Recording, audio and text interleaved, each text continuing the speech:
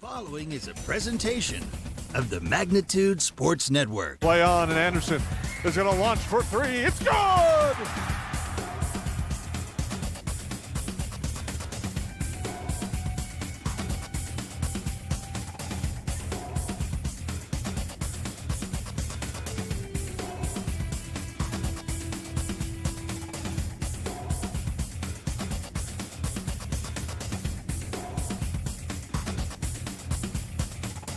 Payoff pitch, swing and a miss. It's a drop third strike. All he has to do is throw him out, and the West Fargo Patriots are your 2022 state champions.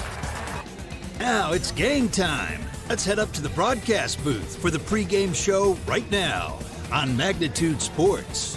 All right, welcome to day two. Bright and early, good morning to you here from the Hive at Pregame High School as we get ready for the Barnesville Trojans and the Waconia Wildcats here on your Barnesville Senex pregame show. That starts in 30 seconds. Barnesville Senex is your one-stop shop in Barnesville for gas, snacks, beverages, and more, including fresh Sandy's Donuts each day of the week. Barnesville Senex has the Caribou Coffee Kiosk open daily as well. Don't forget, you can pick up automobile supplies, and Barnesville Senex is your hunting and fishing license headquarters. Barnesville Senex. Call 218-354-2139 or stop in at 619 Front Street North in Barnesville. Barnesville Senex wishes the Trojans the best of luck in today's game. All right, welcome back. Your Barnesville Senex pregame show starts now. There you see the Trojans warming up, and on the flip side of the court there, you got the Waconia Wildcats. That'll be the Trojans' opponents today. Barnesville, after a 10-point loss to Sauk Center in yesterday's day one portion of the Grand8 holiday tournament, comes into this matchup with Waconia with an overall record of 3-3. The Barnesville Trojans, for the Waconia fans tuning in, have had a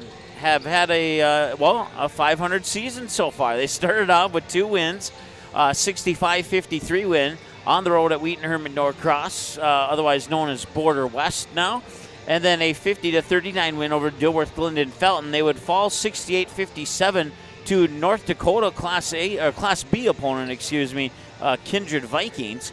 And then a 61-46 win on the road at the Holly Nuggets, and then a 71-53 win loss right here at the Hive in Perham against the Yellow Jackets. Their game on December 22nd that was scheduled on the road against the Frazee Hornets was postponed, and then that brought them into yesterday's game against Sauk Center, where they would lose 58-48. Now they got Waconia. After today, they're on the road at East Grand Forks, home against Crookston, at Pelican Rapids, and home against Minnewaska area. And then they get the rematch with the Perham Yellow Jackets on January 19th. For the Waconia Wildcats, they are 1 and let me look at it again. 1-8 on the year. For the Barnesville fans, here's what Waconia has done so far this season: a 65-46 loss to White Bear Lake to start the season on Friday, November 25th, the day after Thanksgiving.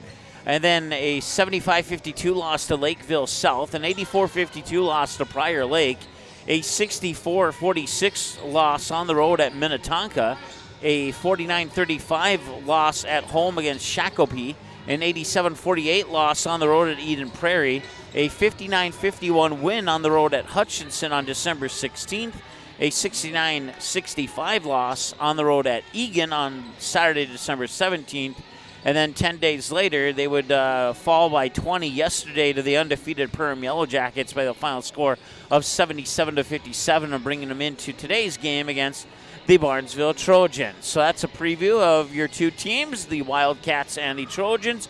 Both of them wear primary purple. Today, the Wildcats will be in their white jerseys with yellow shoulders and purple numbers, while the Barnesville Trojans will be in purple jerseys with white lettering and numbers across their front and back of their jerseys. We'll take another timeout. We'll be back in a moment here on Magnitude Sports.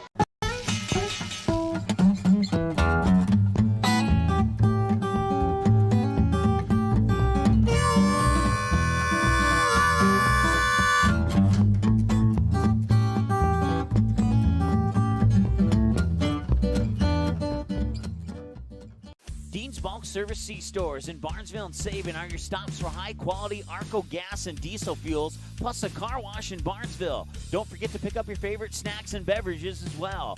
Dean's Bulk Service is your preferred choice for your propane, fuel, diesel, exhaust fluid, and ISOClean certified lubricants for your home, farm, and business. Call them 1-800-548-2799 or visit dbsoil.com to see what they can do for you. Auto owners, because, well, somebody should. That's simple human sense. Call, text, email Jack, Rhonda, or Terry with questions and get a quote today.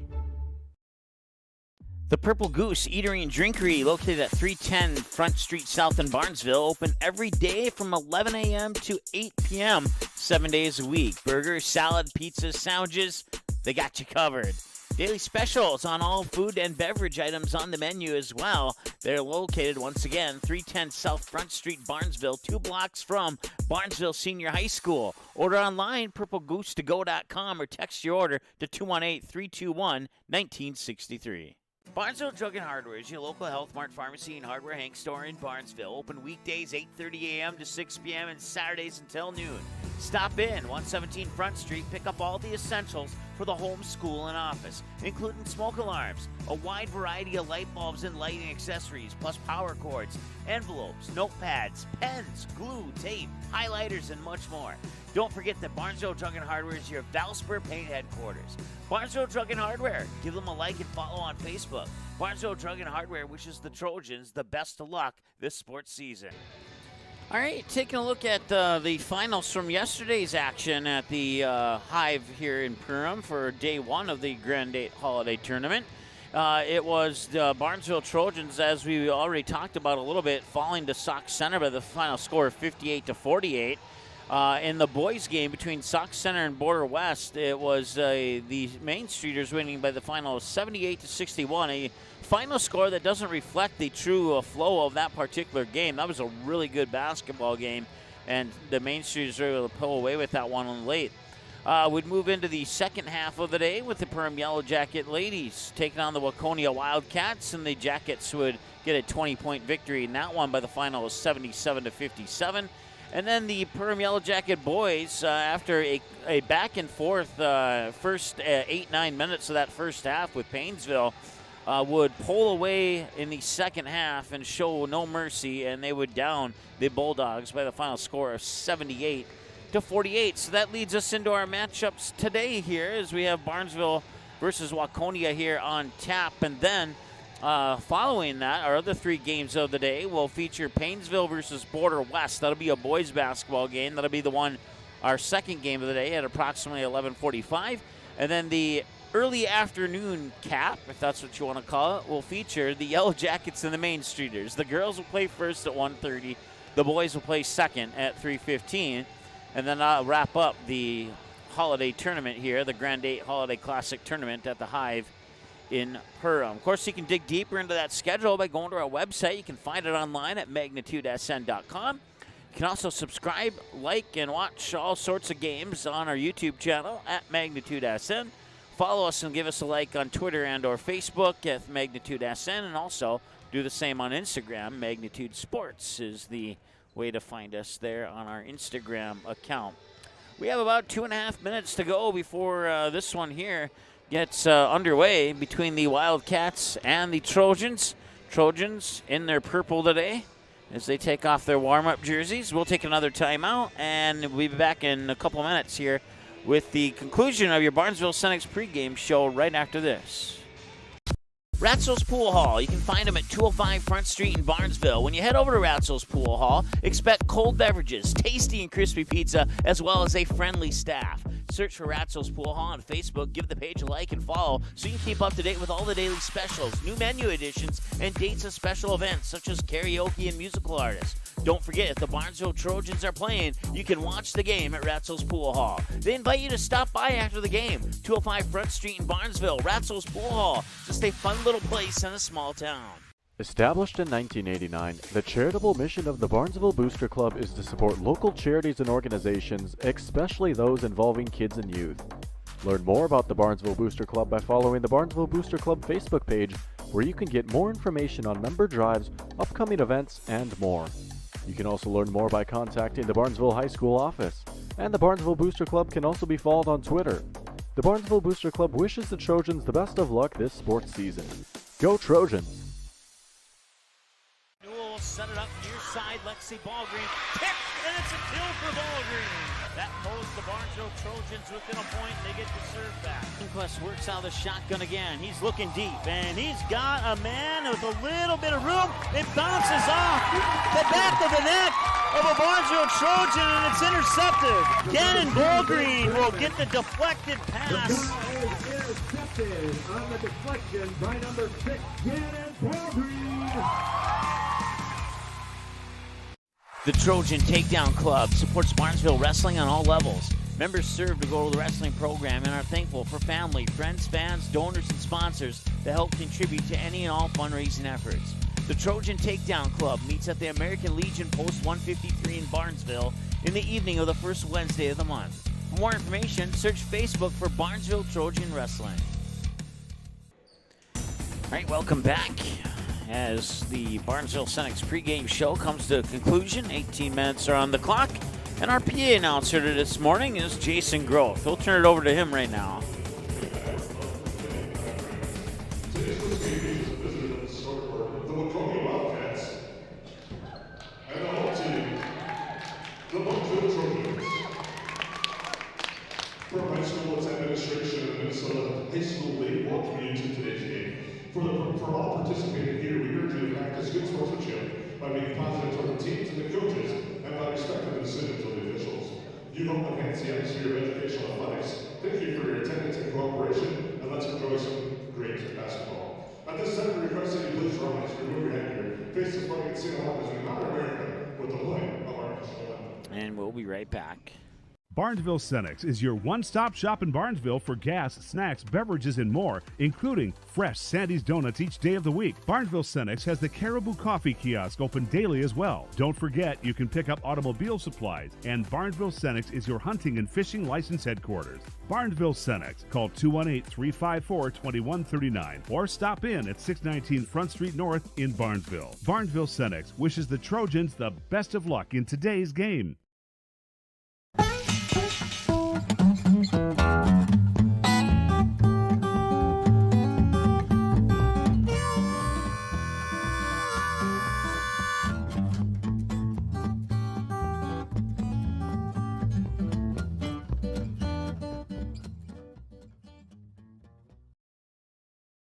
Auto Owners protects your home.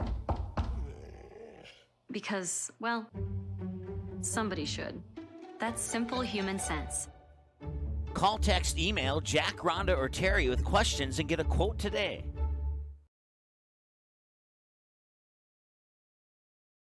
All right, welcome back to the Hive and Perm as we get ready for the starting lineups between the Barnesville Trojans and the Waconia Wildcats.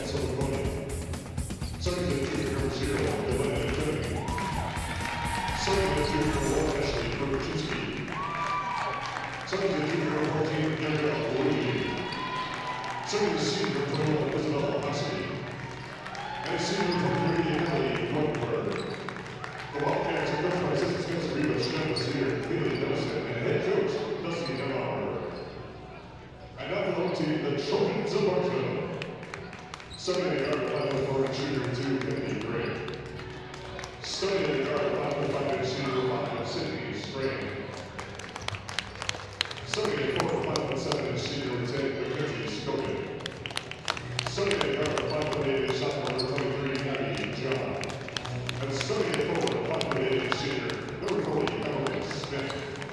The Trojans are coached by assistant Taylor Hunter, Nicole Horton, and head coach Brian Bonstead. Go purple. The official sign was indicated for Mr. Dave Gibson, Mr. Dylan Severy, and Mr. Mark Joseph. Let's take a second to thank our officials. Everyone, without them, we do not play today. I have to behave myself.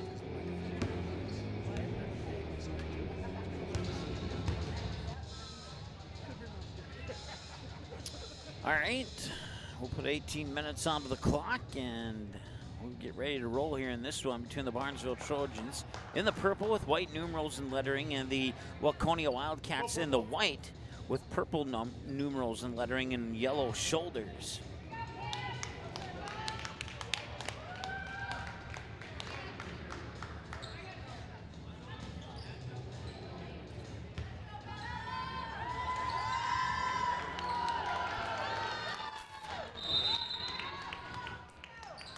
And we're underway, and Barnesville will control the tip here as we get underway here. Once again, a 35-second shot clock will be used today, just like it was in yesterday's 4 games.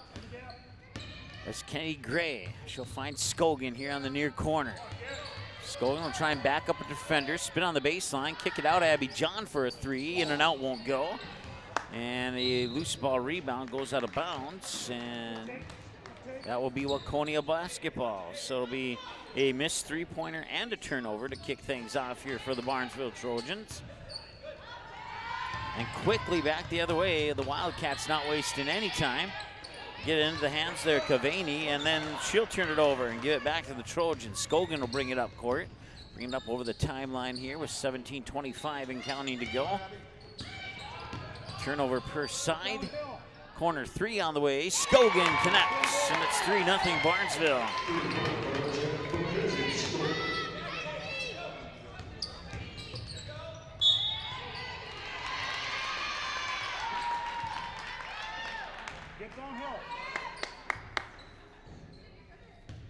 Barnesville fouls number 5, Sydney Strand.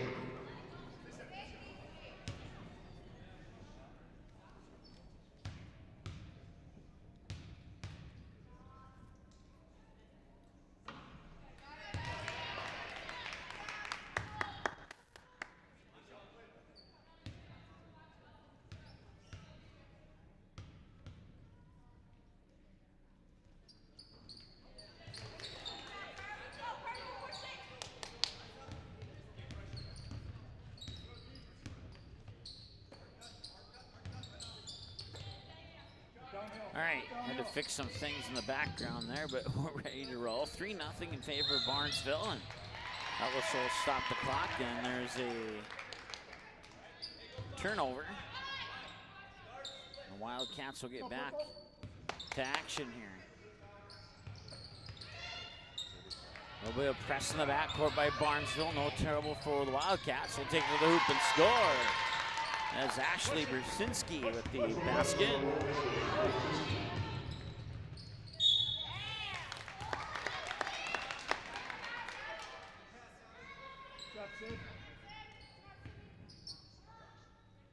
Waconia fouls number 23, Helen Rick.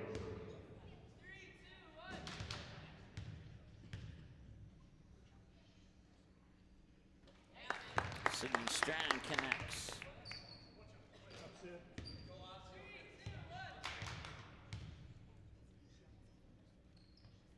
And she'll connect on both of them. Gives Barnesville a 5-2 lead, and Waconia quickly gets his 2 free throws right back, and it's a 5-4 game now. This game moving almost as fast as a boys basketball game. Sydney Strand with a missed 3, but an offensive rebound, and that shot is off the mark as well. And a loose ball is turned over back to the Wildcats. And that one's off the mark.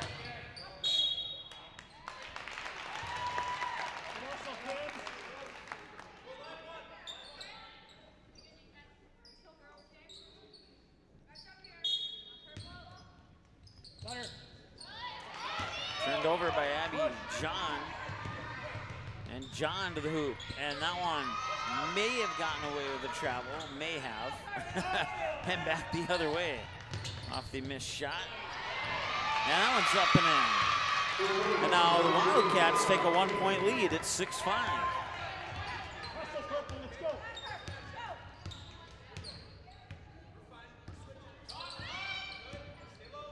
Abby John will dribble, and this time she will travel.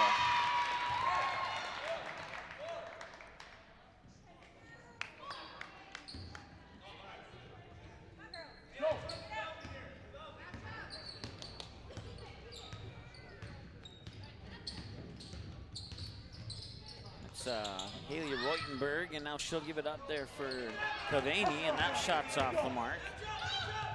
Back the other way, Abby John has it. Tries to drive baseline. And the loose ball, it's turned over. And the Wildcats will pick it up, and in transition, they'll make a move to the basket. It counts and one.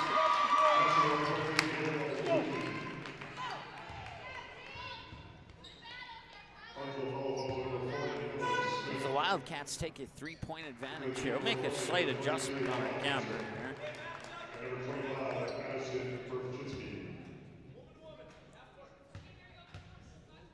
Gabrielle Luigi at the free throw line here.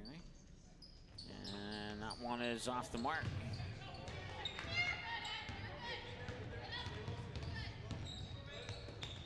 That one's tipped out of bounds, and that will stop the shot clock with, well, it should stop the clock. Now they stop the clock. They stopped it about 10 seconds too late. Out of bounds, and now we'll get our clock caught up to the one that wasn't stopped on the gym floor. 14:49 to go here in the Be more aggressive, let's go. Almost right on. Only about a second and a half off. There's Luigi with it. Luigi up top now for Brzezinski, and that three is partially blocked, and it ends up in the hands of Kennedy Gray.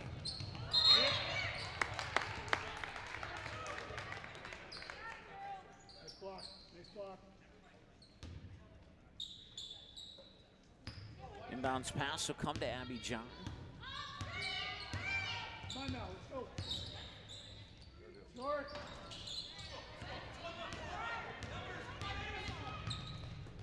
And that's blocked by Abby John, and the shot is missed. Had to take a look to the left, and a carry is called. That's going to be a turnover on the Wildcats. Had to look to my left to make sure that Wildcat player was okay, as Abby John blocked her shot, and that kind of threw her off balance a little bit, and she went crashing into the seats on the beyond the baseline, and it's a carry and another turnover. And a timeout is called. We'll take a timeout with them. We'll be back in a moment here on Magnitude Sports. Dean's Bulk Service C-Stores in Barnesville and Sabin are your stops for high-quality Arco gas and diesel fuels, plus a car wash in Barnesville. Don't forget to pick up your favorite snacks and beverages as well. Dean's Bulk Service is your preferred choice for your propane, fuel, diesel, exhaust fluid, and IsoClean certified lubricants for your home, farm, and business. Call them 1-800-548-2799 or visit dbsoil.com to see what they can do for you.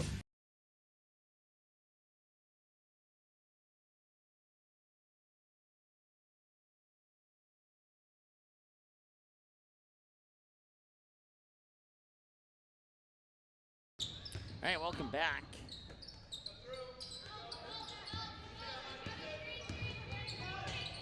And that one's intercepted.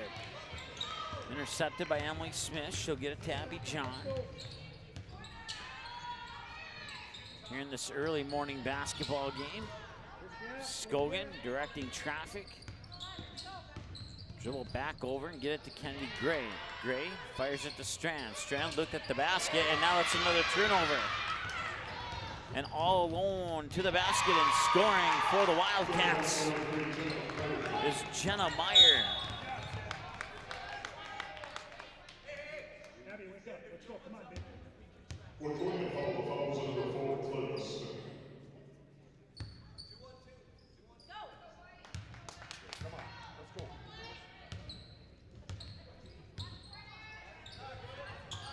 Over here to Strand. Now Smith back up top for Gray. Back to Strand.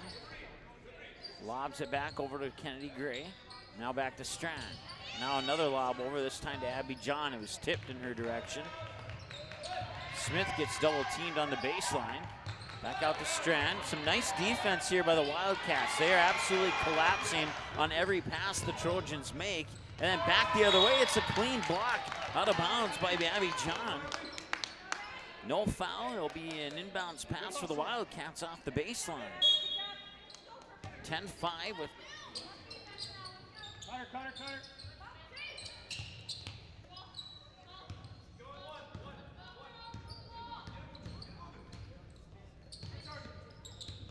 nearly lost it, but maintained control. That is the other Brzezinski, and that shot's off the mark. And now back the other way. Barnesville looking to get a little bit closer, and Scogan cannot connect on that three, and the rebound comes down to the Wildcats. And then a near turnover by Abby John, but able to keep control of it there was Jenna Meyer. Meyer will get to the baseline there for Addison Brzezinski, and it's out of bounds. And who's it going to go to? It's going to go to the Barnesville Trojans.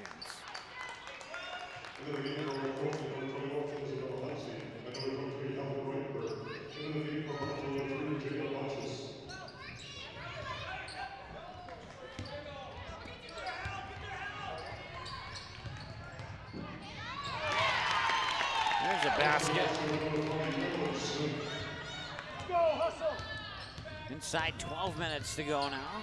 Straightaway three on the way. That one won't go. Emily Smith will get the rebound.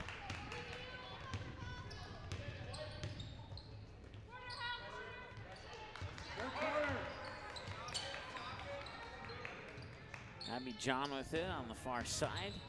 Now Scogan tees it up for a three. That one's off the mark. And the rebound, and Emily Smith will battle for it, and it will be a jump ball. Possession arrow goes to Waconia.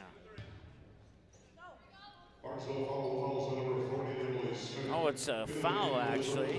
So no jump ball. I thought I saw him put two hands in the air. Maybe it's still early for me. It's a foul on Barnesville. Clara Smith with the basketball now. She'll work it up top. That is Hallie Reutenberg. Reutenberg gets it over to Meyer. Meyer up top there for Ashley Brzezinski, and she connects on the three-pointer. And it's 13-7 in favor of the Wildcats as we approach 11 minutes to go.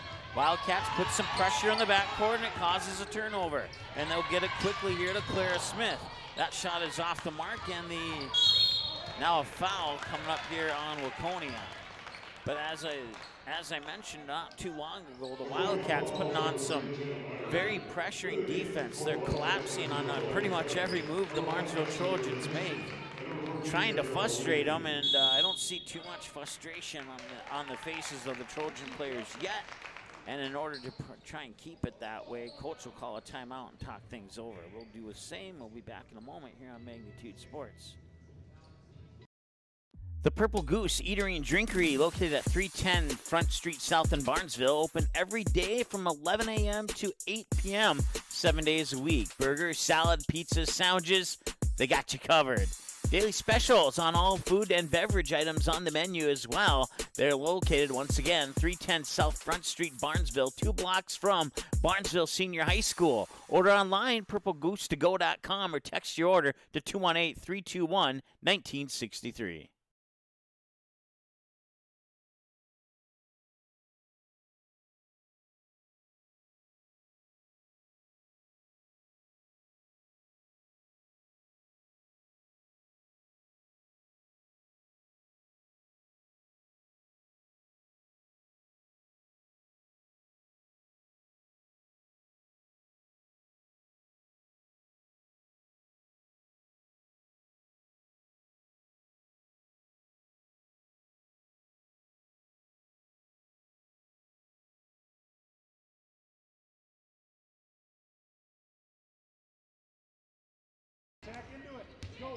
All right, welcome back. 13-7 as Abby John brings it up court out of the Barnesville timeout. And now Scogan back over to Strand. Strand pushes into the corner here for number 30. That is Ava Fallingstad.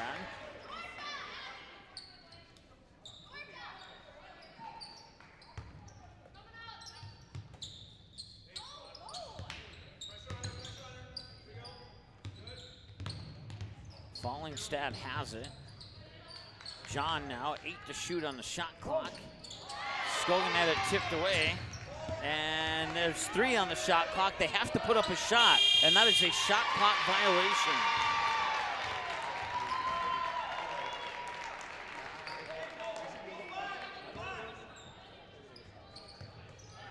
Once again, shot clock, something these teams aren't necessarily used to, and Barnesville has committed one shot clock violation in each of their games now so far. They had one yesterday early in the first half, and now they have one here about not quite midway through the first half, about a minute shy of the halfway point of the first half. That one's stolen away by Abby John. Out of the hands there of Cavani. Now Scogan will tee it up for a three. That one missed everything. That one, had it been an offensive rebound, would not have reset the shot clock.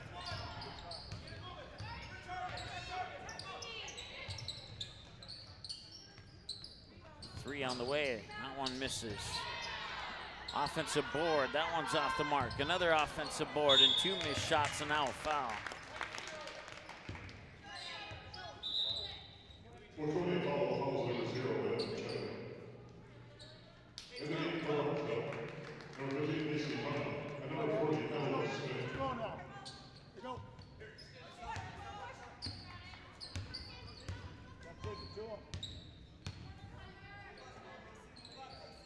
Should be one more foul for each team. There we go, that is correct. And that shot's up and in. 13-9 now, as Barnesville stays close. Get it up top here for Brzezinski. A long three is up and in. Inside 9 minutes to go now here, 16-9. This is kind of how the game went for Barnesville yesterday against Sauk Center. They were able to get within 4 or 5 points, but then Sauk Center would hit a big shot to give them a 7-8 point lead, and that's kind of what's happening here with the Wildcats. That one's up and in, and a foul to go with it. She'll go to the free throw line to try and put one more on the board. As the Wildcats have now doubled up on the Trojans, it's 18-9.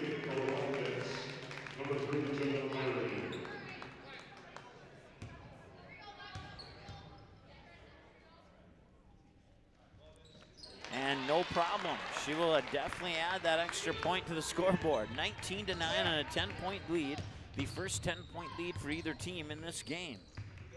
Macy Pana with the basketball, gives it up for John. John's short a little bit, shot a little bit short.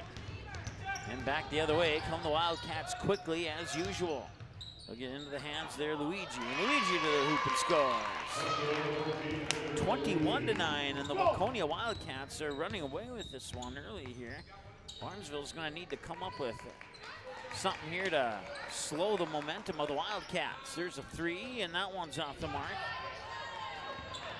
That's another thing that I've noticed with the Trojan team here is they like to shoot threes when they get down, and sometimes that hurts them, especially when the other team comes back and hits on three. And a timeout on the floor.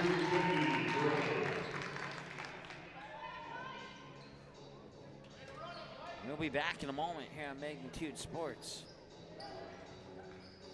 Barnesville Cenex is your one-stop shop in Barnesville for gas, snacks, beverages, and more, including fresh Sandy's Donuts each day of the week. Barnesville Cenex has the Caribou Coffee Kiosk open daily as well. Don't forget, you can pick up automobile supplies, and Barnesville Cenex is your hunting and fishing license headquarters. Barnesville Cenex. Call 218-354-2139 or stop in at 619 Front Street North in Barnesville. Barnesville Cenex wishes the Trojans the best of luck in today's game.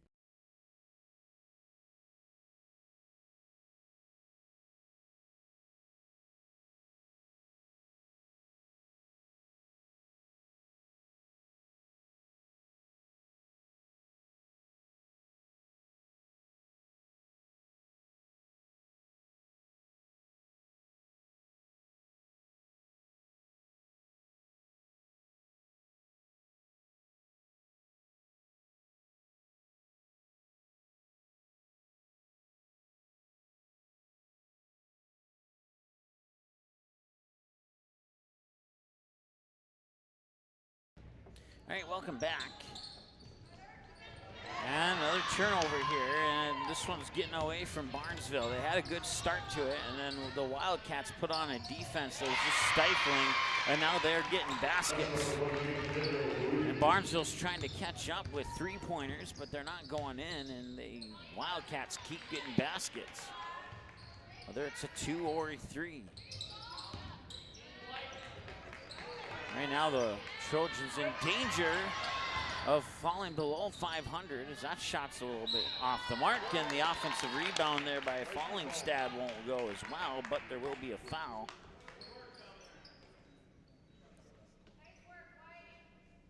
Waconia foul calls on 23, Ellie Ritter.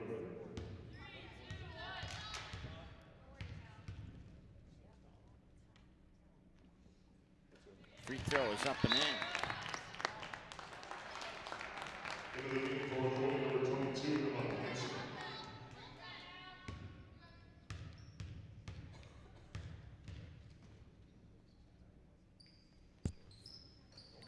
Nicely done there. Getting those free throws and getting a couple points on the board. It seems like it's been a while since they've scored a couple points, and Fallingstad will get the rebound off the missed shot. Barnesville will bring it back the other way. That one's tipped out of bounds. He'll stay with Barnesville. In the game for Barnesville, number 4, Sophie Frederick.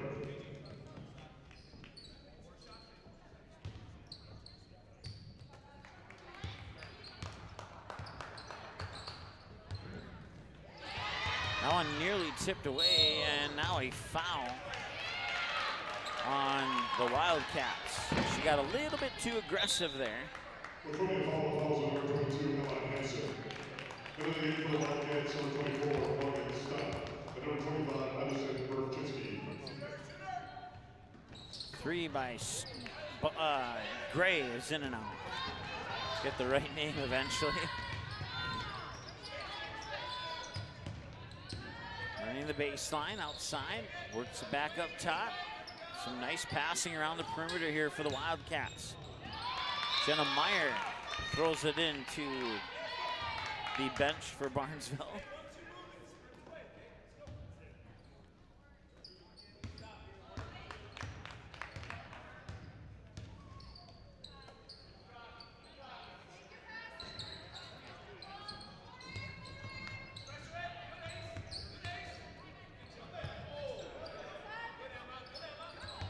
Nice job there by Macy Pana for not moving her pivot foot. And it's taken away, and back the other way comes Ashley Brzezinski, and now a whistle down low as they'll go out of bounds, and it'll be another turnover here for the Waconia Wildcats.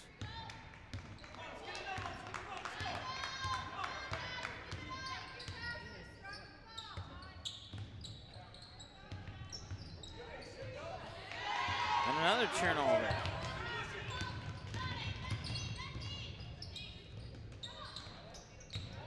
Threw a triple team, and she couldn't get it to go, and I couldn't quite see who got the rebound. It was Emily Smith who got the rebound.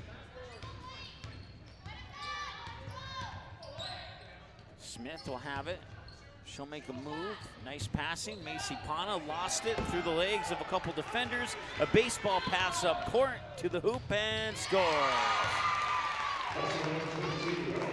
And the turnovers are just of plenty right now here. Not in favor of the Barnesville Trojans, we'll put it that way. Three on the way, that's gonna miss everything. And another pass up court and another breakaway to the basket. That one didn't quite go in, but an offensive rebound and another opportunity, and that one doesn't go in. And another offensive rebound, nearly lost it. It's picked up in the hands there by Jenna Meyer. Meyer will give it back to Brzezinski. Now Meyer gets it back, cuts into the paint, a floater up too strong, and the rebound comes to Barnesville. 4.5 to go. As Kennedy Gray brings it back. And she's out of bounds. Kenzie Scogan will check in. Fallingstad, I believe that's Fallingstad going out. And it is. She'll get a breather.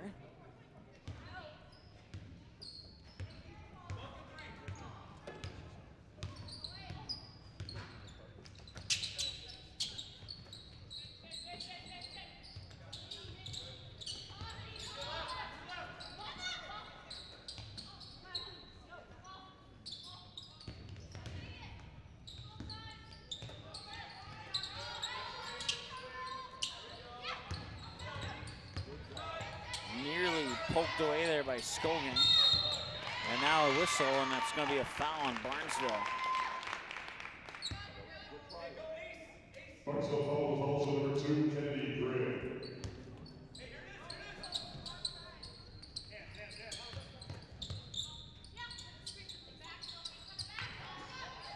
Nice pass down low. Couldn't get the shot to go, and now a wrestling match for the rebound. Kenzie Scogan comes away with it. Scogan gets it to John. John looking inside. Nobody home at the moment. Pops in the corner here for Sophie Frederick. Frederick had a couple threes yesterday. Now John's left wide open. That one's off the mark. And quickly up court again, and once again, Waconia is beating the Barnesville defense on nearly every trip down the floor. And they are just having their way right now with the Barnesville Trojans.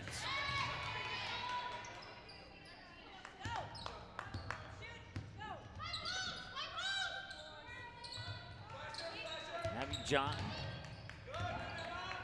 Frederick for a three. That one's off the front of the rim. Scogan will wrestle for the rebound. They'll call a jump ball, and that'll favor the Wildcats.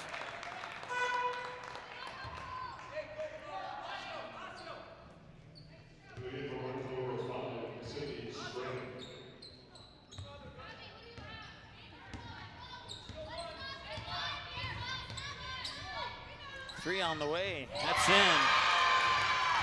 And they are just hitting everything. Everything is going the Wildcats' way right now. 33-11. Frederick has it. Gets it to Scogan. Scogan has Strand on the other side. She'll give it to her. Strand looking inside. Cross-court pass. Abby John will try and drive the baseline, and there's a foul. And Abby John will go to the free throw line.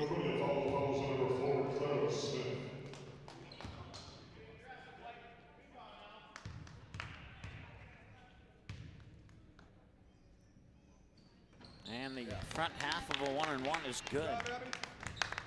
Makes it 33-12.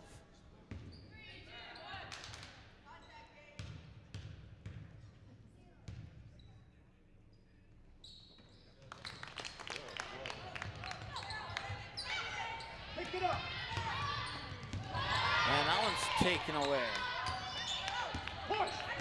Can the Barnesville Trojans get a couple more baskets off takeaways? Not on that trip down the floor. And it's stripped away right back. Back-to-back turnovers. And now a foul on Waconia, and that'll send Barnesville to the free throw line with 2 minutes to go. Trojans actually only have 5 fouls. We'll take one away.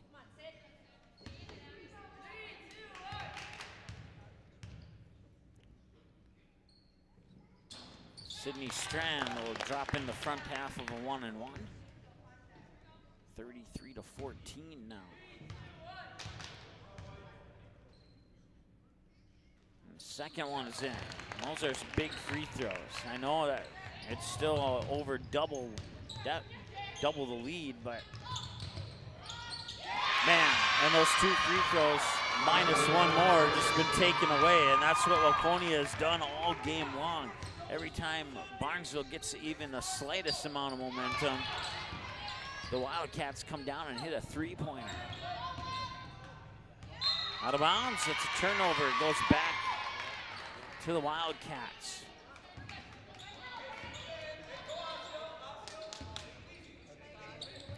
Barnesville put on some full court pressure. Now we saw a game like this a couple seasons ago in the playoffs. It was a story of 2 different halves. We'll see if Barnesville comes up with a plan of attack at halftime here. They need to come up with a plan for sure. And a nice swat from behind by Abby John. And it results in a turnover and now possibly a reach-in foul. Yup, it is a reach-in foul.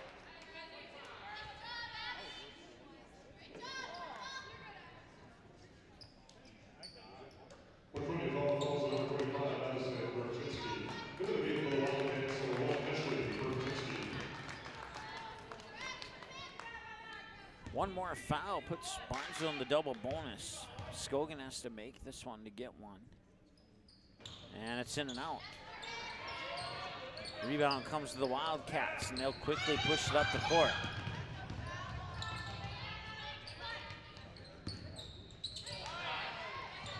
And just a lot of quick passing. Missed shot goes into the hands of Skogan on the rebound. Inside a minute to go now here. Abby John will back up.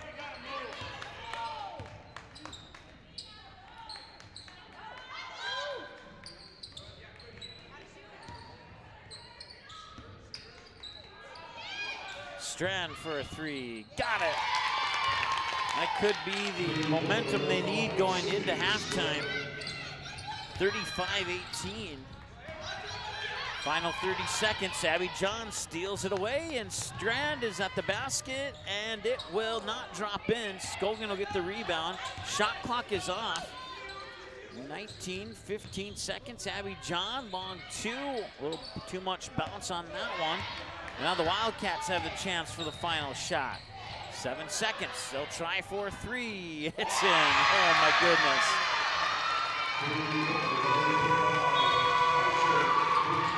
And that'll be halftime.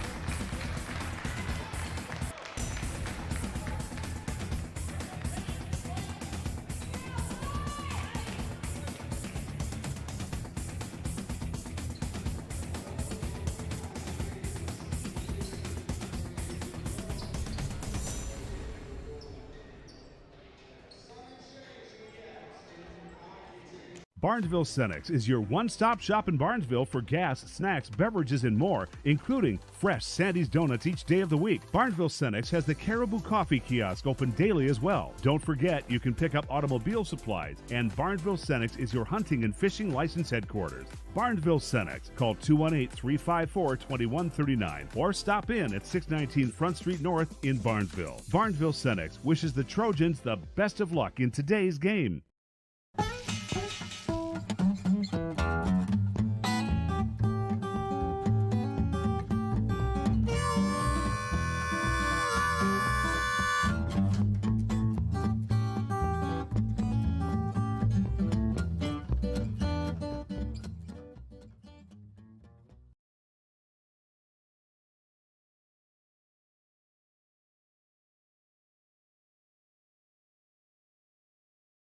Dean's Bulk Service C-Stores in Barnesville and Sabin are your stops for high-quality Arco gas and diesel fuels, plus a car wash in Barnesville. Don't forget to pick up your favorite snacks and beverages as well. Dean's Bulk Service is your preferred choice for your propane, fuel, diesel, exhaust fluid, and ISO-Clean certified lubricants for your home, farm, and business. Call them 1-800-548-2799 or visit dbsoil.com to see what they can do for you. Auto Owners protects your home. Because, well, somebody should. That's simple human sense. Call, text, email Jack, Rhonda, or Terry with questions and get a quote today. The Purple Goose Eatery and Drinkery, located at 310 Front Street South in Barnesville, open every day from 11 a.m. to 8 p.m., 7 days a week. Burgers, salad, pizzas, sandwiches, they got you covered.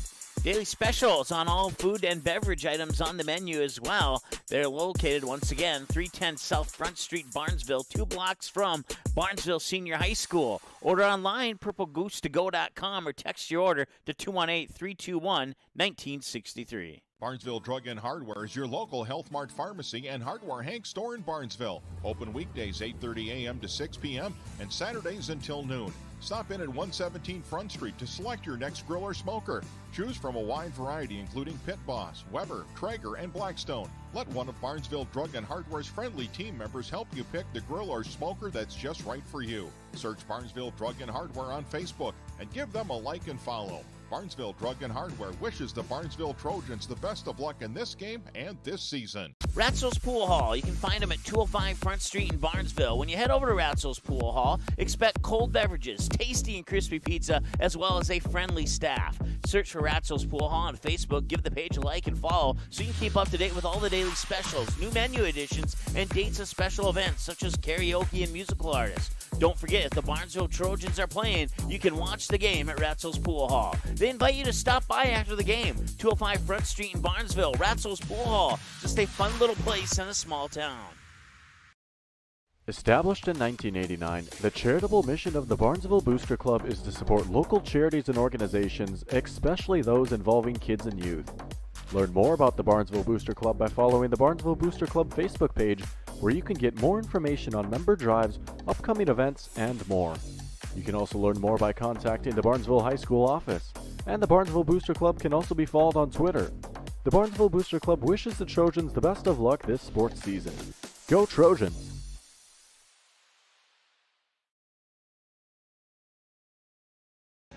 All right, welcome back to your Ratzel's Pool Hall halftime scoreboard stats report. And it should be 38-18. That says 39, and I'm not sure why. We'll take a point away here.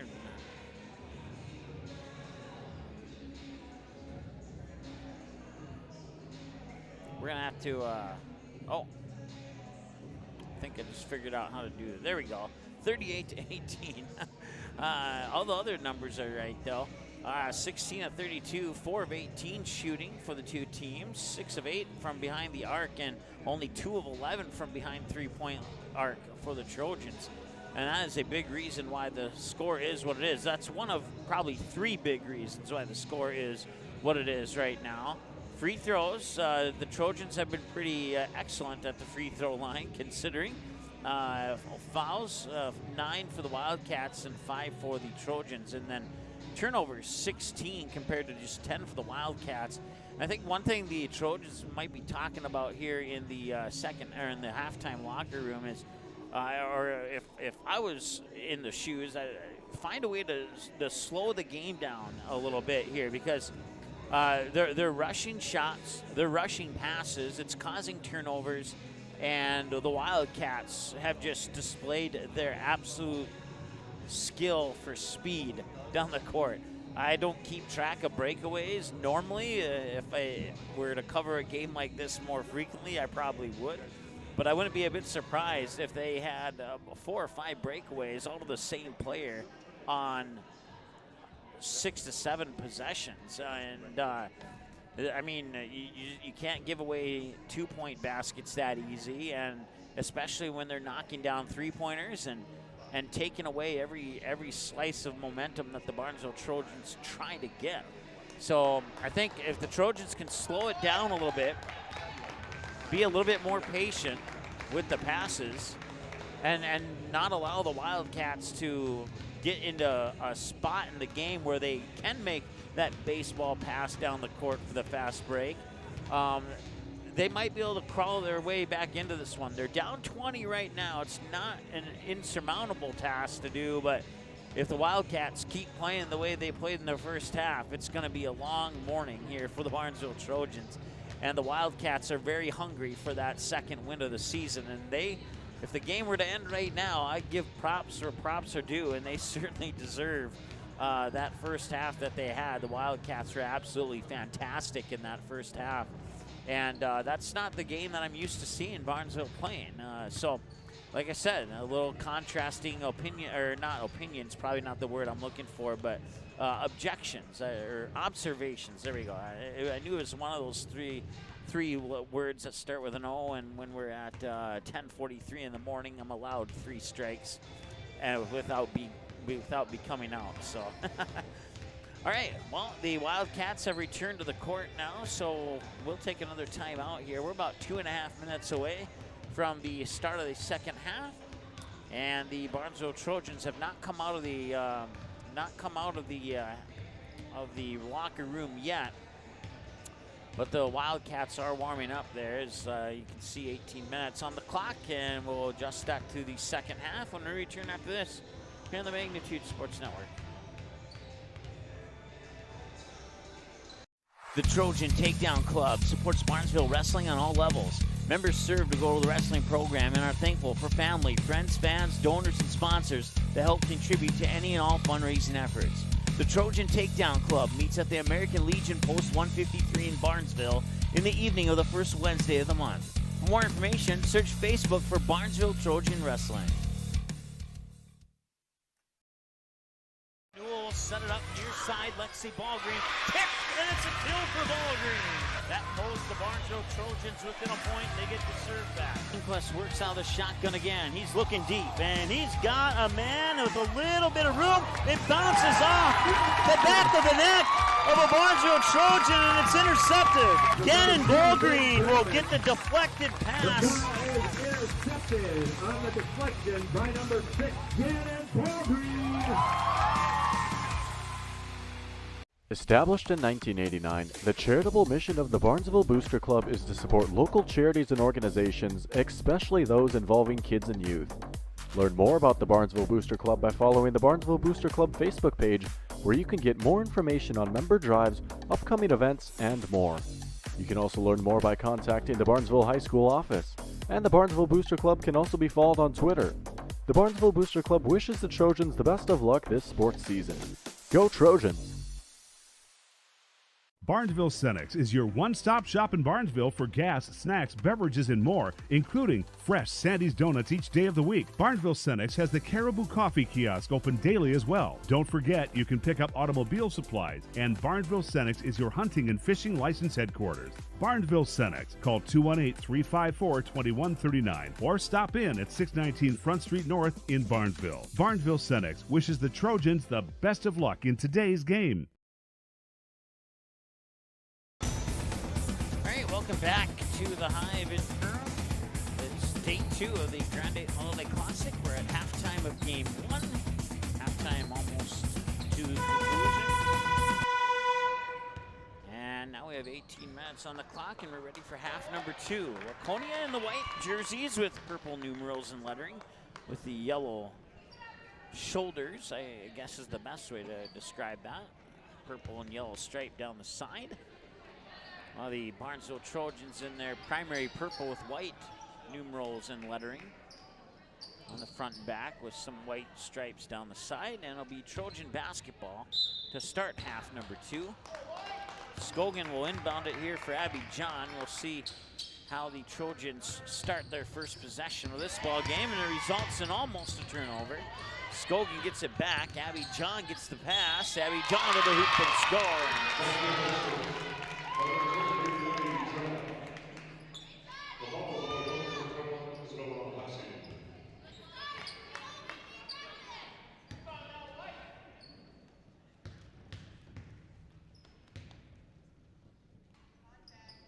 And John puts it up. So it's a 3-0 run for Barnesville coming out of the halftime break. So far, so good. 38-21. Right to the hoop, and they get 2 of them back. So 2 of the 3 back here for the Wildcats. And the Trojans are +1.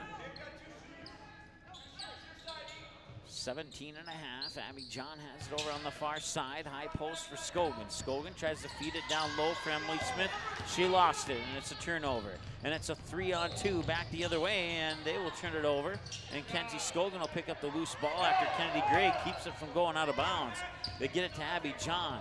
Abby John right down coast to coast through defenders and scores. 40-23, 17 minutes and change to go here in the second half on the Ratzels Pool Hall scoreboard. Border West and Painesville boys basketball will be game number 2 coming up here after the conclusion of this one. And they lost it out of bounds, and it's going to stay with Waconia.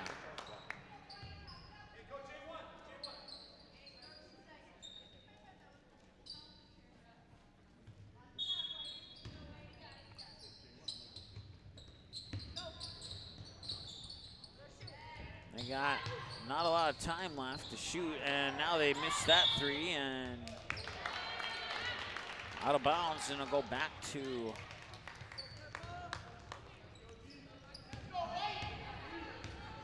the Trojans.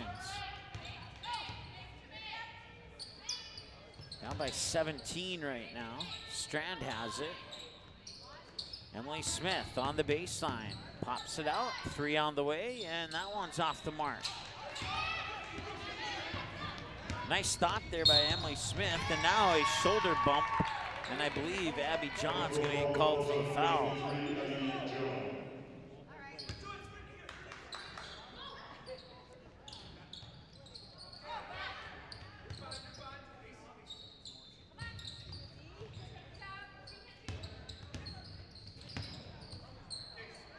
Cavani with it. And now a 3 on the way, and that's in. And Reutenberg strikes with a 3, and that makes it a 20-point lead, just like it was at halftime.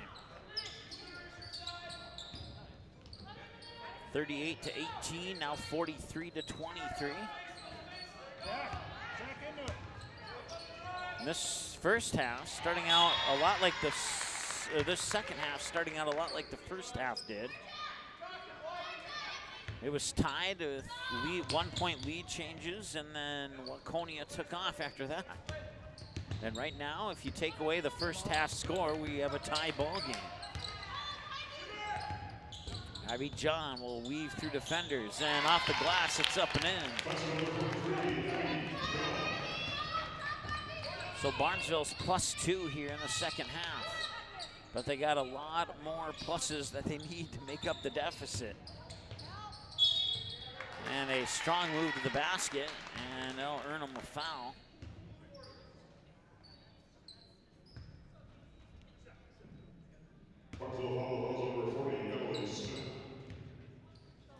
Emily Smith picks up her 3rd personal. Free throws in.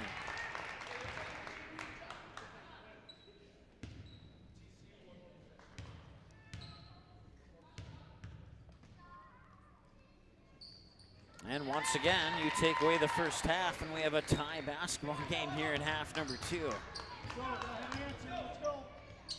Strand has it. High on the far side, has a little bit of room to work with, and they are kind of slowing it down, at least it seems like it. So that's a start. Emily Smith now. Back to Strand, now Scogan. Scogan looked at the hoop, gives it to Kennedy Gray. Back over to Strand. Strand drives the baseline. Abby John now at the high post, kicks it out. Emily Smith for a 3, in and out won't go. And the rebound comes down to the Wildcats. Up the court quickly, and Emily Smith battling, and they'll call a jump ball, and the possession arrow will favor Waconia.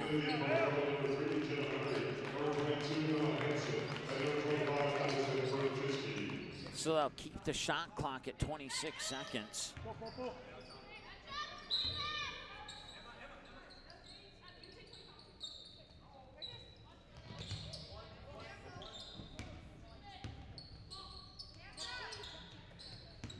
Cavani gets it to Luigi.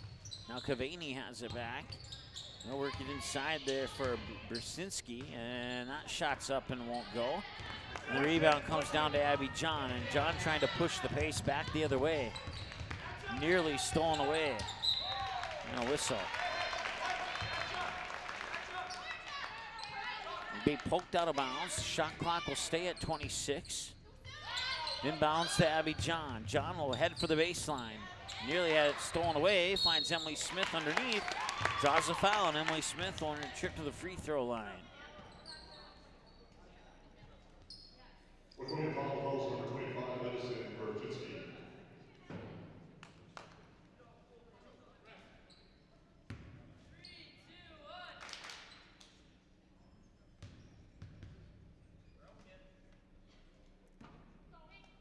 And that one's off the mark.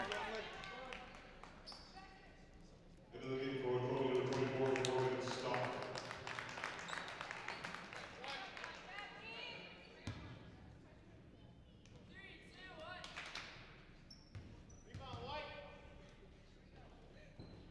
And the free throw's in. Nicely done there by Emily Smith. Inbounds pass will come to Meyer.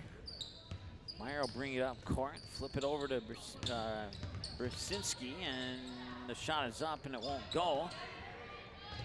Rebound, loose ball, and who's going to get to it? The Wildcats will. And it's another tip. And now a blocked shot by Kenzie Scogan, and the follow-up's up and in.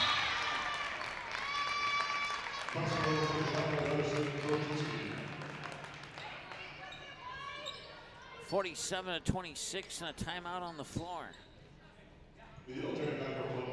Auto Owners protects your home. Because, well, somebody should. That's simple human sense. Call, text, email Jack, Rhonda, or Terry with questions and get a quote today.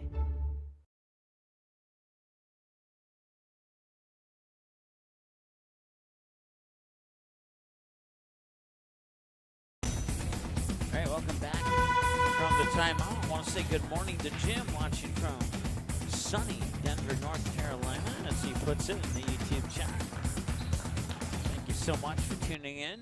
Game 1 of 4 today, or you could say it's game 5 of 8, depending on how you want to look at it. Abby John will bring it up court, get it over to Sydney Strand. Strand, right-handed dribble, spins, lofts it over there to Kennedy Gray. Gray back to Scogan. Scogan now down to Smith. Smith over to Strand. Strand drives the baseline, runs into a double team, and that's a foul on the Wildcats. The third team foul on Waconia. Waconia fouls number 24 for stop. Sydney Strand at the free throw line. And that's in. And once again, if you take away the first half, we have a tie ball game. Just keep that in mind. And that one rolls in and out, or round and out. It's probably the better way to describe that.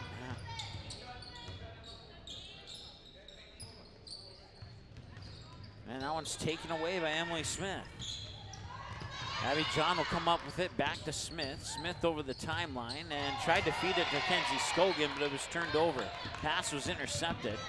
Still 20-point advantage for the Wildcats. Make that a 22-point advantage for the Wildcats. Now the Wildcats are +2 here in the second half. 38-18 was our halftime score. Ooh, and a hard trip and some nice sportsmanship there from Emma Hansen.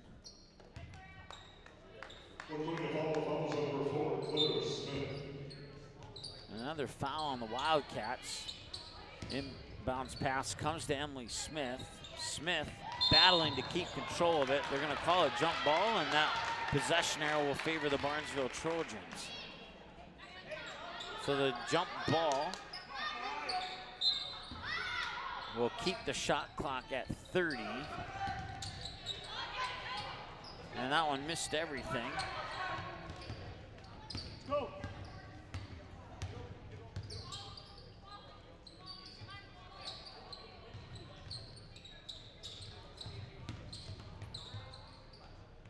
Work it out and around to Hansen, and now driving into the paint is Addison Brzezinski, and nice. Hansen gets the basket. 51-27.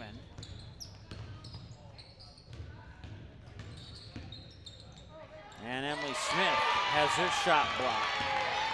And you can see a little bit of frustration on the faces now of the Barnesville Trojans. Especially on that shot by Emily Smith. She was not too thrilled about that. Let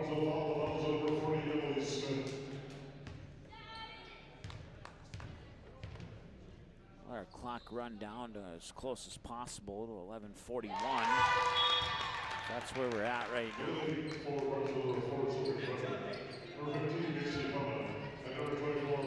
Lexi Haif checks in, as does Macy Pana and Sophie Frederick. Scogan and John remain in as the original members of the Trojans on the floor.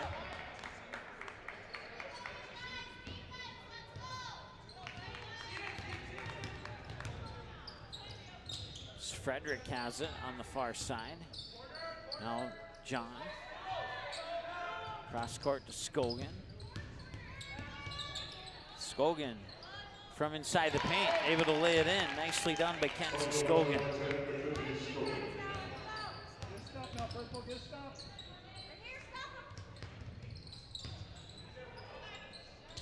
And some nice defense there. Scogan able to chase down the loose ball.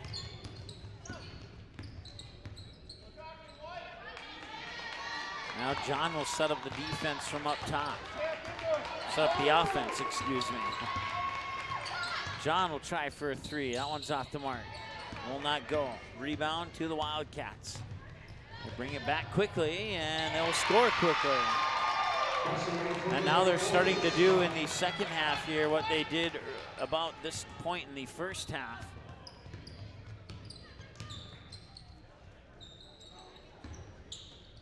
And there's another turnover.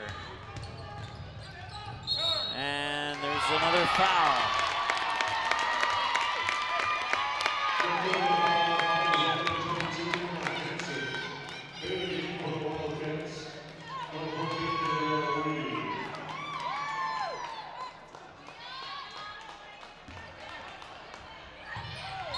Nearly a steal, and now a foul on Waconia.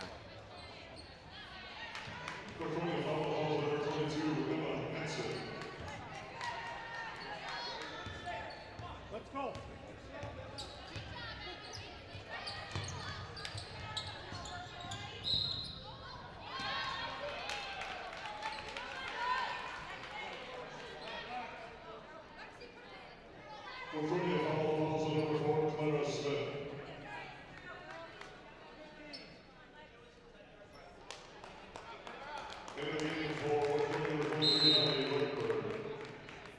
A timeout. We'll take a timeout with them. We'll be back in just a moment here on Magnitude Sports. Ratzo's Pool Hall. You can find them at 205 Front Street in Barnesville. When you head over to Ratzo's Pool Hall, expect cold beverages, tasty and crispy pizza, as well as a friendly staff. Search for Ratzo's Pool Hall on Facebook. Give the page a like and follow so you can keep up to date with all the daily specials, new menu additions, and dates of special events such as karaoke and musical artists. Don't forget, if the Barnesville Trojans are playing, you can watch the game at Ratzo's Pool Hall. They invite you to stop by after the game. 205 Front Street in Barnesville, Ratzo's Pool Hall. Just a fun little place in a small town.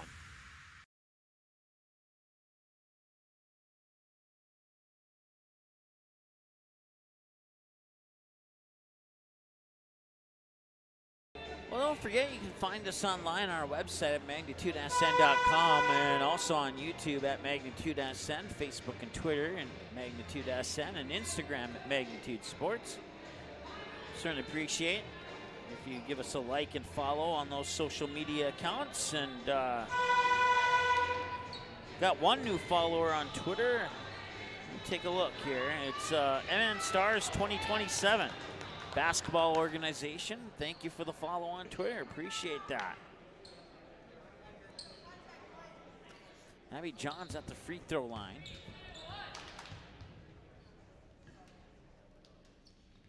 I'm sorry, it's not Abby John. It was, my apologies, it was Lexi Hafe at the free throw line.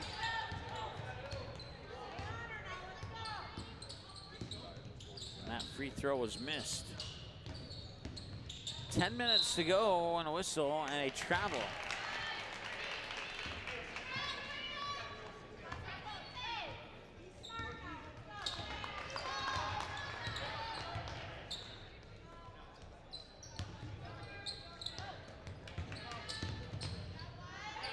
Here's John looking to drive the baseline. And that shot's off the mark. And in an effort to get her own rebound, there's a foul on Waconia.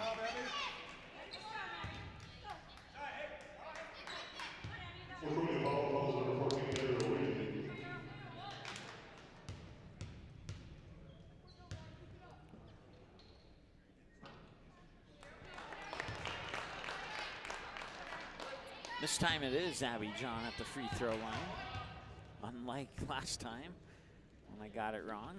And she'll make one of two. Good stuff, no purple.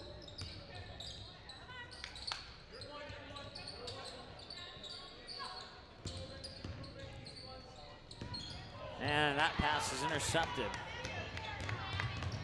Back the other way comes Abby John. Now Scogan will tee it up for a three, and that one's off the mark.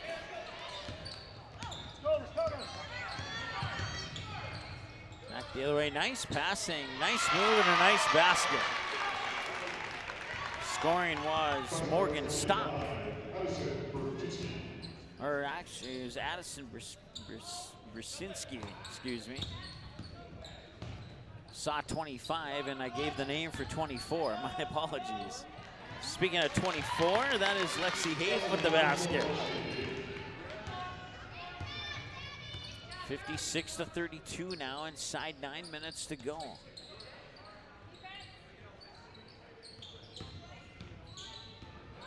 Base feed down to the baseline, and that one's up and in. Jenna Meyer with the basket. And that one's over the head of Scogan, and they cannot do anything about it. Far too many turnovers in this basketball game for Barnesville. And it's going to cost them a win in this ball game here unless they can do some fantastic turnaround in here in the next couple minutes. Waconia continues to pour it on. Missed shot there, and an opportunity for Barnesville to trim that lead down a little bit. Haif gets it to Frederick. Frederick now to Pana. Pana with a right-handed dribble and got tripped up on her way to the hoop, and she was holding her knee momentarily there, but it looks like she's okay.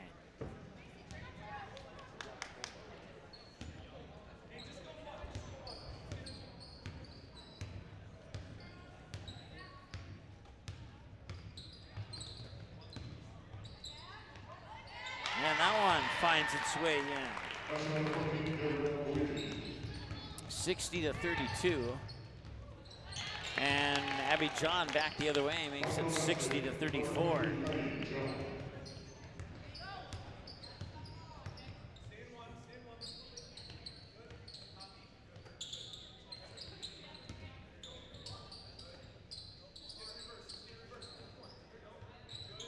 There's Cavani on the far side with it. Works it inside there for Reutenberg.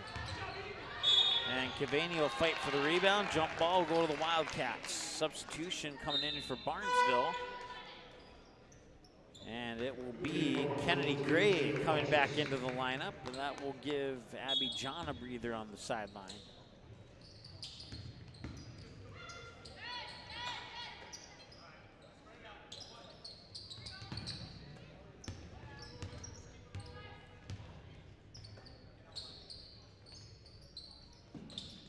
On the shot clock. Cavani with a three. Yes, she got it. Elena Cavani with the three-pointer, and she had a few of those in yesterday's game against Sox Center as well. Or I'm sorry, against it wasn't Sox Center, it was Perham is what I there we go. That was the other team playing.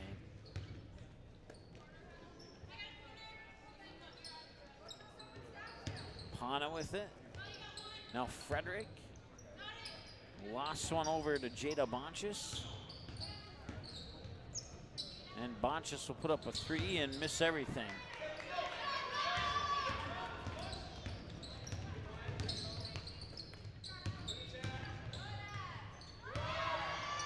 And that shot is up and in.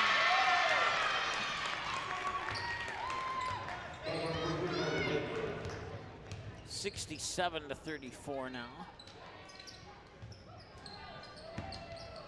Here's Emily Smith. Bonchis for a three. That one's in. Jada Bonchis connects on a dribble. 67-37. It's a 30-point lead now as the Wildcats are plus 10 here in the second half. Led by 20 at halftime. Now they lead by 30.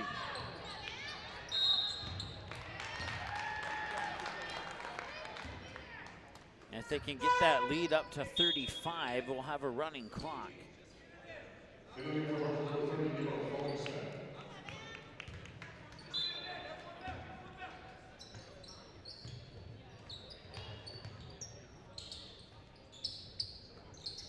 They'll have a little bit of time on the shot clock to work with here, but not much. 5 seconds. Cavani puts it up. I'll reset the shot clock, and it'll be a missed shot, and back the other way come the Barnesville Trojans. Sophie Frederick missed the three there.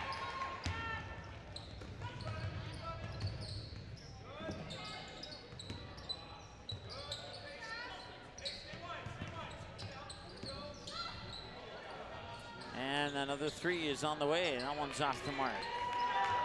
Offensive rebound and a new shot clock, and that one didn't go in, but the follow-up will.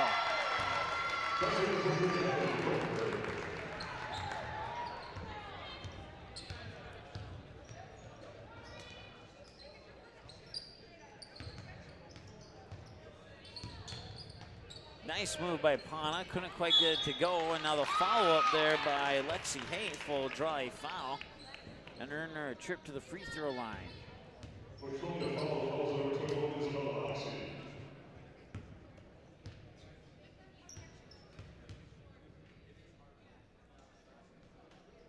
Free throws in.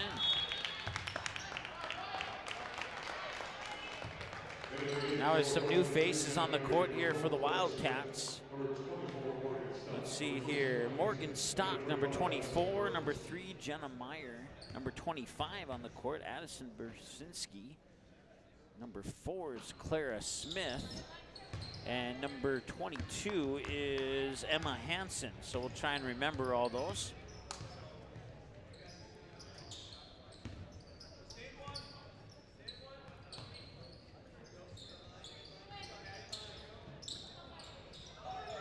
That one's off the mark. Rebound comes to Pana. Pana will bring it up court. Pana to Frederick. Frederick into the corner there for Haif. Haif back to Pana. Pana looking left, now tosses left to Frederick. Now to Bonchis. Bonchis into the corner there for, I believe that's Fallenstad, number 30. Yep. Pana. 5 on the shot clock, missed it all and still missed it, and that will reset it now that the other team's gotten the ball, and 2 easy points down the other direction there for Emma Hansen. 71-38 with 3 minutes to go here.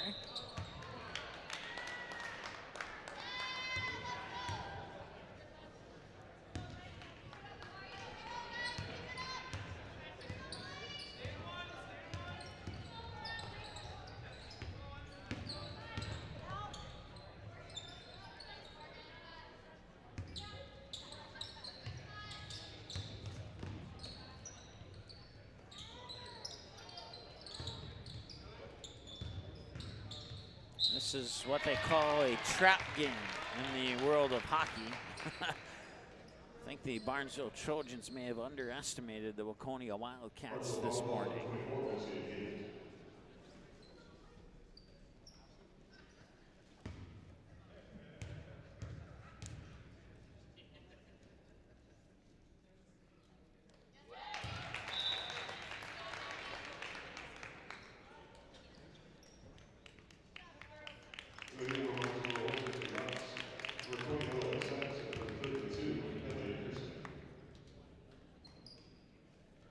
Second one is also in. 73-38. 2.5 to go now here in the game. That shot is up from Hadley Pearson, a 5'6" junior, and it's up and in. From Ava Fallenstad on the rebound. Now a 3 back the other way. That one missed everything.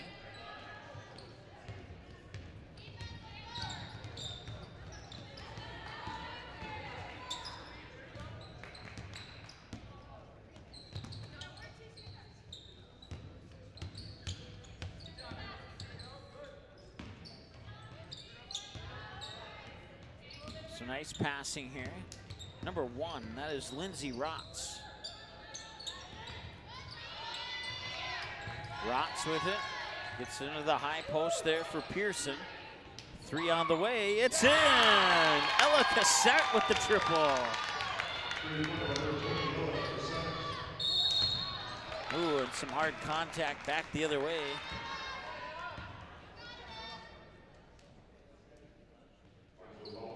And they are doing a running clock now with a 30-point advantage.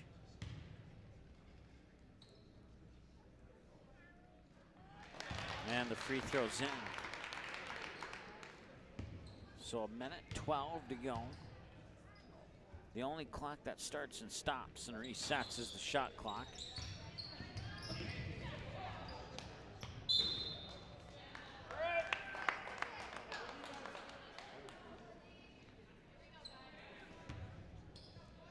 final minute of this one. Coming up next is the boys game between Painesville and Border West, and we'll have that game live for you here on this exact same watch link. You don't have to go anywhere. We'll get things reset for the next game as soon as this one is over with.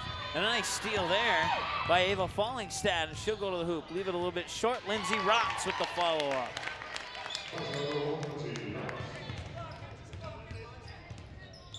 20 seconds to go. And the Wildcats will be content to just pass this one out and drain the clock down to 0, and that'll likely be your final score. 74-45, your final. And the Wildcats will pick up the victory.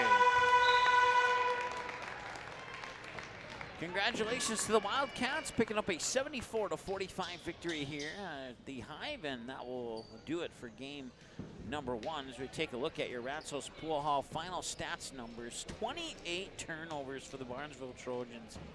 14-36 shooting, 4 of 18. Half of those attempts from behind, half of those 36 shot attempts from behind the arc.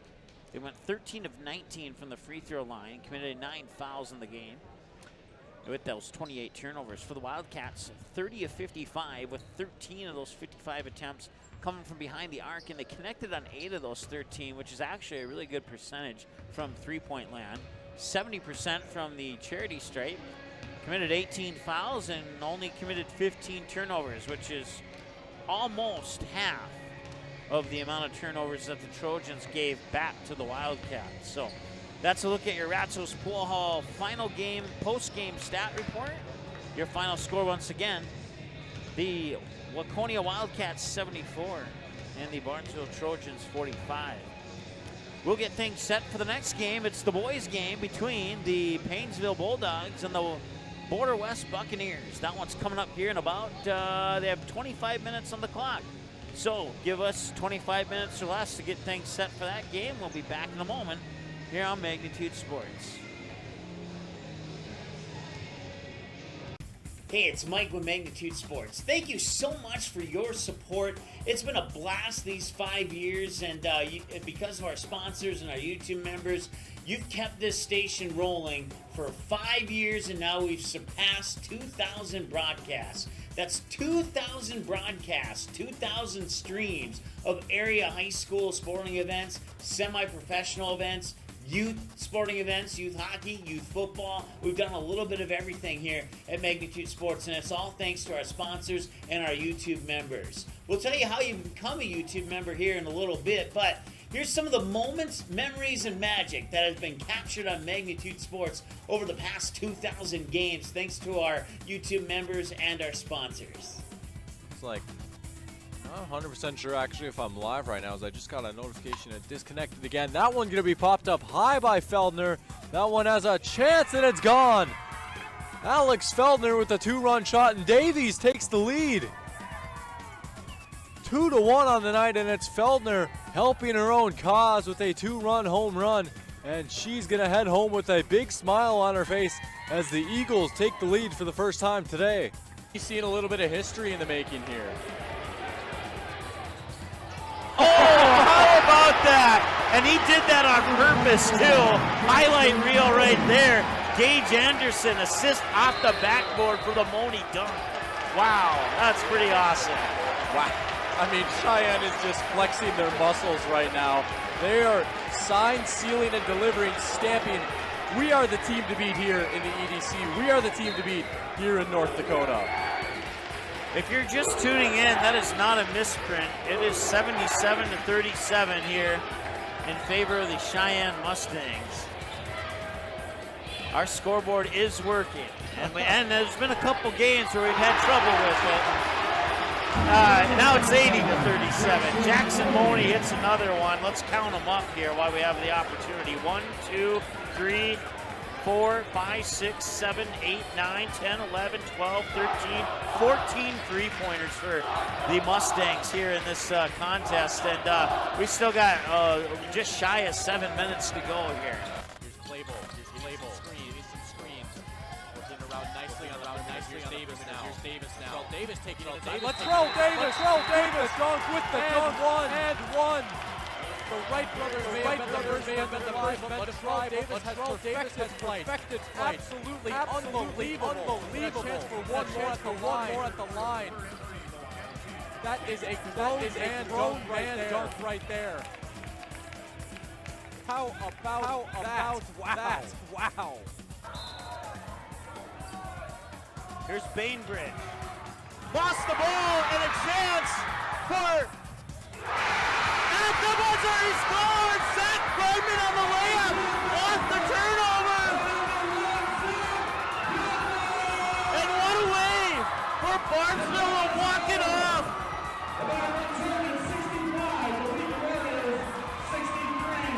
Zach Bregman, the hero of this game! There he is! Nice show of sportsmanship. It's like, hey, we got to go shake the hands of the other team here. At 41, Fergus Falls had the ball. They lost it out of bounds, and now an opportunity here for the Pelican Rapids Vikings. Guler has it. 3 seconds to go. Guler with the ball. 1 second at the buzzer. It's in! And the Pelican Rapids Vikings on a shot. And Matty Guler go to the state tournament undefeated at 29-0. 13 seconds to go. It's last chance here. Anna German. German shot on goal, deflected, and 7 seconds to go. Tatum, and it's in, and we're tied! With 4 seconds to go, we are tied at 4-4. Game about a half a month ago. Now here come the Fusion the other way. Nice ball in towards Kamai. Kamai able to set it down. Kamai beating the keeper. Shot on the way, and Kamai scores. 1-0 for the Fusion, and it's Nozomu Kamai. Opening goal coming in the 11th minute of play. And it's 1-0 for the home team. Satter will collect the rebound. Back the other way quickly. Comes Satter and the Eagles. Satter will pick up his dribble. Hammond now near wing. Kicks it baseline for Cole Hage. Hage back out. Satter catch and shoot three. It rattles in. Satter will try again. And he nails it. Satter thought about the three. Now he steps back, puts it up. In and one. He got it. Cole Hage outside Satter for three. Got it. Looks over at Satter. Now puts the ball on the floor. Gives it to Satter. Satter, step back. Fifth three. Yes! 5 threes for Ty Satter. He has 15 points, all from behind the arc. Satter for another three. You betcha. He got it. Satter for three. Satter will try again. Top of the key. He got it. He's got 7 threes. Satter. Three, number 8. It's in. 3. Ty Satter. He had 7 in the first half. That's his first of the second half. Hage. Satter. Free throw. 3. Number 9. He got it. Ty Satter. Well, it looked like a free throw. At least he made it look like that. Satter for free number 10. He got it! 10 threes, 30 points from behind the line. He has 32 on the night. 3 for Ty Satter. Well, let's just see how many he can get here. Ty Satter wants the ball. He's going to maybe tee it up for 11 3. He got it! 11 3-pointers for Ty Satter. It's unbelievable. 35 points for Satter, and it's 75-37. Grayson Hammond, now Van Dam wants to drive in, kicks it out, Bitts, now Hammond in the corner. Hammond will drive baseline. Outside Satter. Step back 3, number 12. He got it! 3 for Satter! 7 in the first half and 5 so far here in the second half.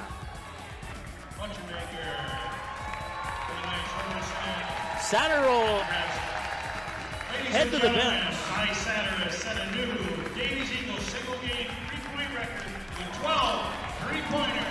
That's pretty awesome. I will admit, that is pretty awesome. Congratulations, Ty Satter. Count will go to a ball and no strikes on Cole Hage. Hage at first base with some pretty good pop in his bat for a number 2 guy in the lineup. And he'll turn things around and bat from the right side. Hoganson out of the line, delivers 1-0. Curveball blasted to left field and deep. Back after it, Carolyn at the wall, it's gone. Cole Hage with a solo home run on the second pitch he sees, and Post 2 will take a 1-0 lead. We had just mentioned that Hage has some pop in his bat for a number 2 guy, and he got a fastball up belt high and just unloaded upon it. He was looking for that pitch, he got it, and all left fielder Zach Carolyn could do was take a couple of steps, look up, and watch it fly over the wall. 1-0 lead for Fargo Post 2 after their second hitter of the game. Kick coming from midfield here. Du Bois, the junior defenseman, will put the right leg on it and send it up right over the head of the goal scorer Kramer. The Packers will try and clear it. Mustangs touch up on it.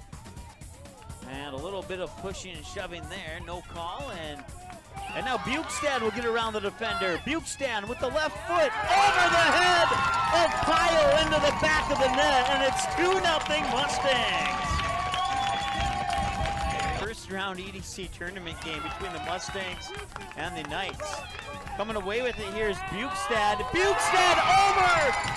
Pyle had her hands on it and it slipped through. And Bukestad scores her second goal of the game. We'll toss it in. Right inside the near corner here. Monger touches up on it, gets it to Bukestad with a shot, and it's into the goal! Bukestad sneaks it into the near post, and it's 4-0 Mustangs.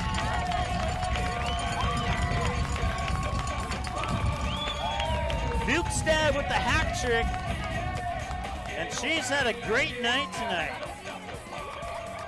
That's a Maya Bukestad hat trick. 20 minutes into the ball game now, and a 3-0 lead for Woodbury. And that one is going up, going back, and it is gone. It is a 3-run home run for Caleb Deere, and this game is tied.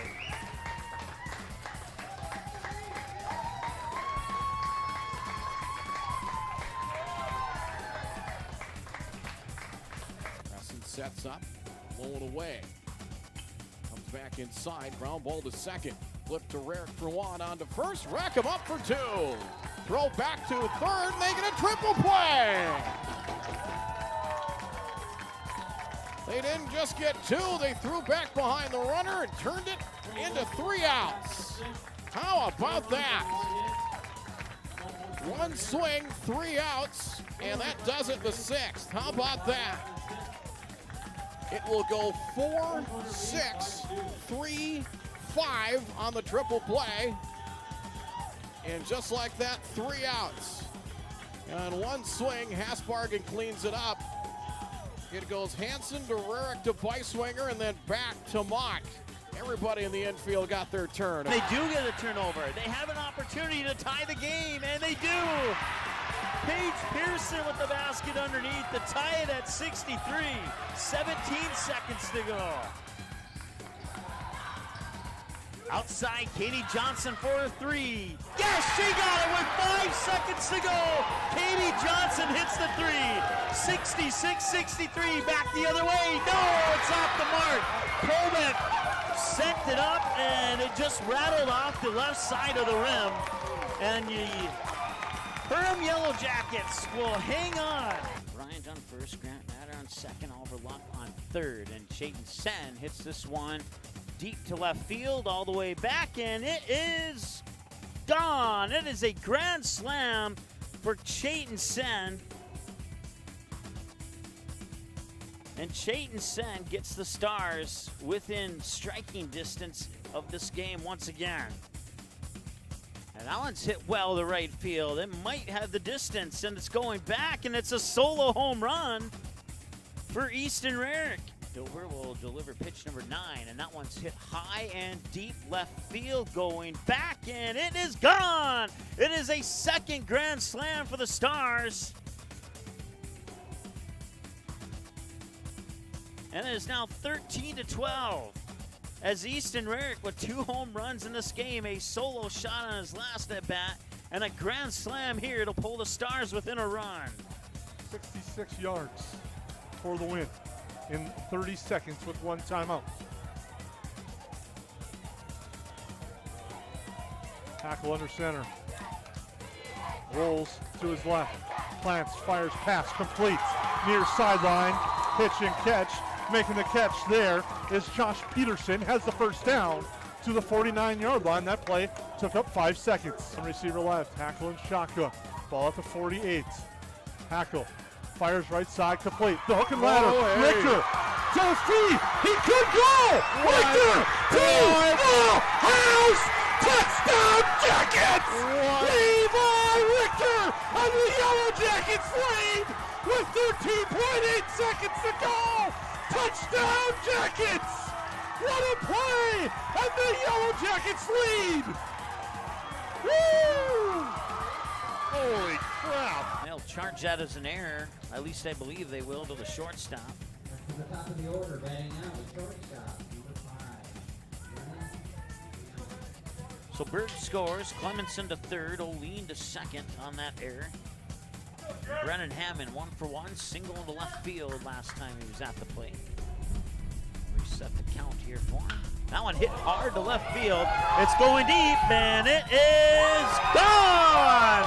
It is a grand slam for Brennan Hammond, and the West Fargo Patriots have busted this one open.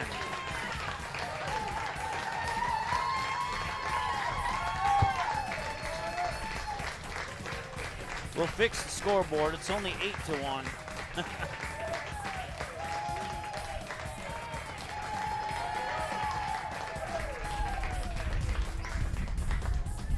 One ball, no strike here to Matt Mollick, who's 0 for 2. A fly out to left, a fly out to right.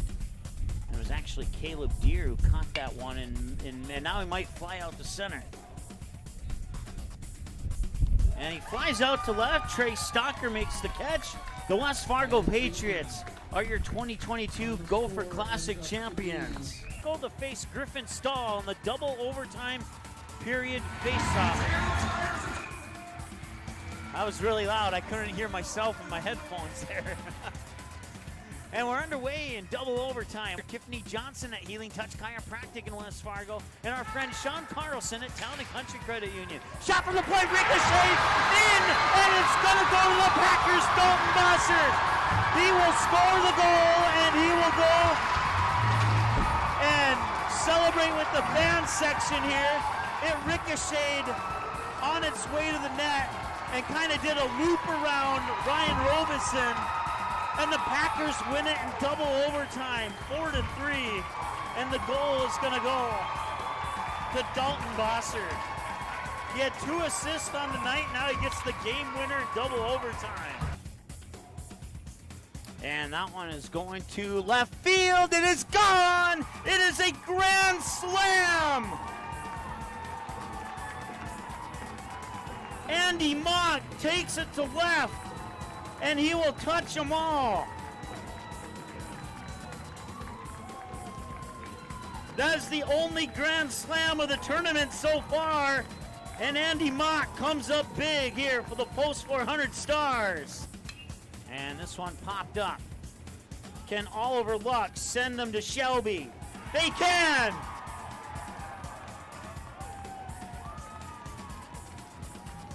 The Post 400 Stars will continue their season in North Carolina, and they will compete in the American Legion World Series with an 11-1 victory over Hopkins. And hi, it's Michael Magnitude Sports. I want to take a moment to thank our current YouTube members.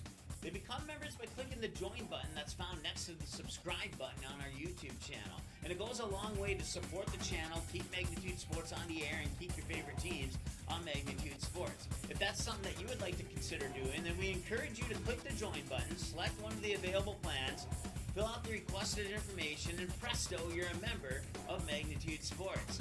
No questions asked, no long-term commitments, and you can cancel at any time. You don't even have to call or email us to cancel. It's just you and your laptop, you and your computer. Good luck to your team here on Magnitude Sports. The domestic dog, a relative of the wild wolf, now a gentle, loyal member of your family.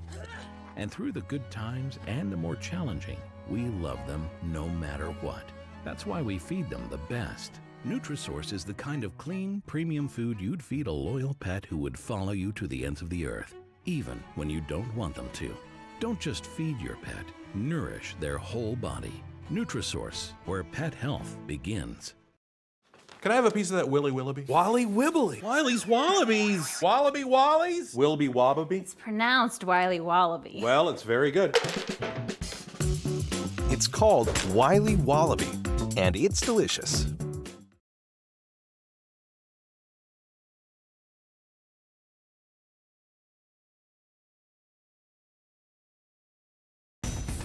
All right, welcome back to the Hive and Perham here as we get ready for game number 6 of 8. Had to stop and think there for a moment. Game 2 of day 2 of the Grand8 Holiday Tournament here at the Hive in Perham. The teams were on the floor just a little bit ago, but they just went back to the locker rooms as we were coming out of the commercial break there. The Border West Buccaneers would fall yesterday to Sauk Center, and Painesville would fall yesterday to Perham. So that sets up this matchup here. And now the Perham Yellow Jackets will have the nightcap against Sauk Center for the Grand8 Holiday Classic Championship game, which will be the 4th and final game of the day as the Painesville Bulldogs now come back out onto the court. Or I'm sorry, that's the Border West Buccaneers. My apologies. I thought I saw some green on there, but I was mistaken. So the Border West Buccaneers are on the floor warming up right now. In our first game today, it was the Barnesville Trojans falling to the Waconia Wildcats by the final score of 78 to 48 was the final score in that one. And there you see the final scores from the previous game. If you want to see that sheet, if you missed any of the final scores from any game on Magnitude Sports, all you got to do is go to our website at magnitudesn.com and then click on the schedule button. And then you'll come to this screen right here, and you scroll all the way to the bottom of that screen. You'll see a little tab that says final scores. You click on that tab, and you'll come to this screen right here. I think that made, if that made sense to you, then it made sense to me. We'll put it that way. We are about 5 minutes away from the start of this one now as the Painesville Bulldogs now have come out onto the court from the locker room to start warming up. Your starting lineups are going to look like this for the Painesville Bulldogs. It'll be number 4, Braden Pung. Number 10, Eli Nelson. Number 2, Grayson Fuchs. Number 22, Max Othman. Number 32, Bryce Vanderbeek. And for the Border West Buccaneers, your starters will be number 0, Dylan Brain. Let's try that again. Number 0, Dylan Bainbridge. Number 2, Cole Gilsdorf. Number 23, Andrew Walker-Hanneman. Number 24, Grant Dawson. And number 35, Clint Dieterman. And that's how these two teams will start this game. We'll take another timeout, and in 4 minutes, we'll have the opening tip for you here on Magnitude Sports. Be right back.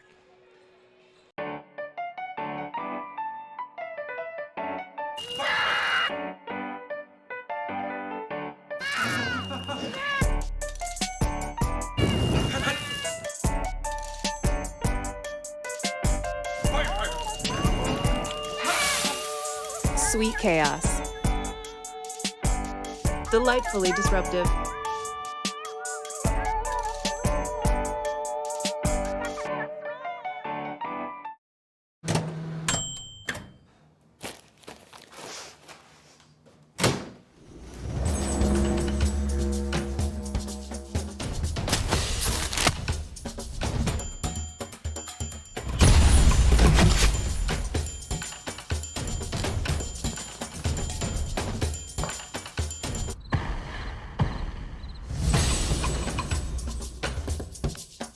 Something with your hair?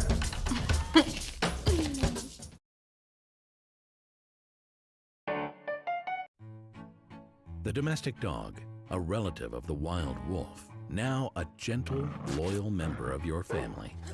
And through the good times and the more challenging, we love them no matter what.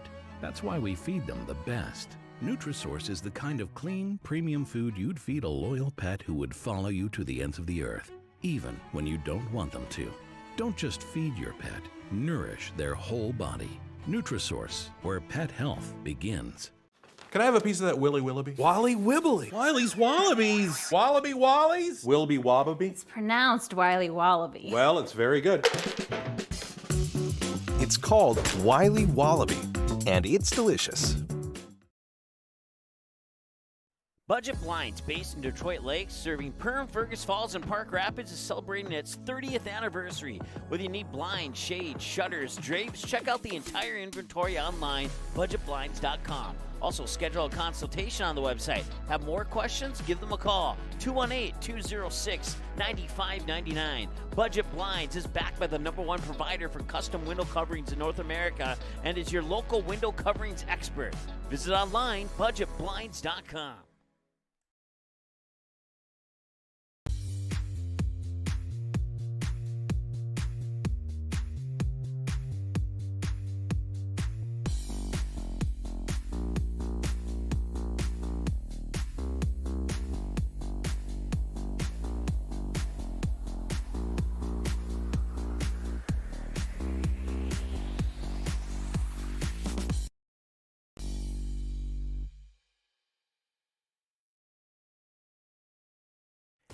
New Horizons Realty has a beautiful home available on Devil's Lake.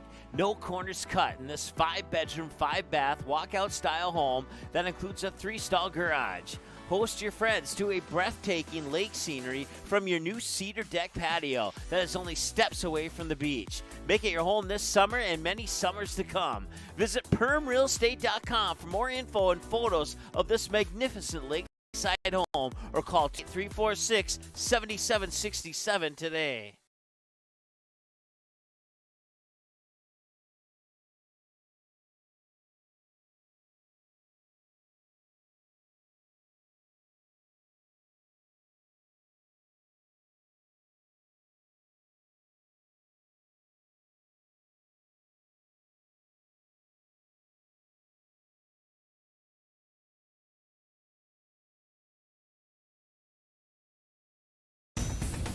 All right, welcome back to the Hive in Perham.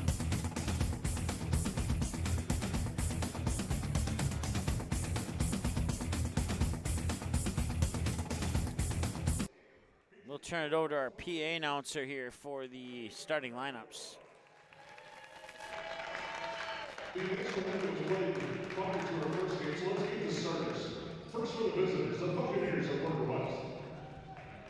Sunday night, Waconia senior number 0, Dylan Paper. Sunday night, senior 2, Cole Gilstone. Sunday night, senior number 23, Andrew Walker Benman. Sunday night, senior 24, Frank Johnson. And Sunday night, senior 35, Clint Dinnerman. The Buccaneers coach and assistant for Gilstone, Peter Christie, Taylor Mitchell, and Joe Shirley Ruse.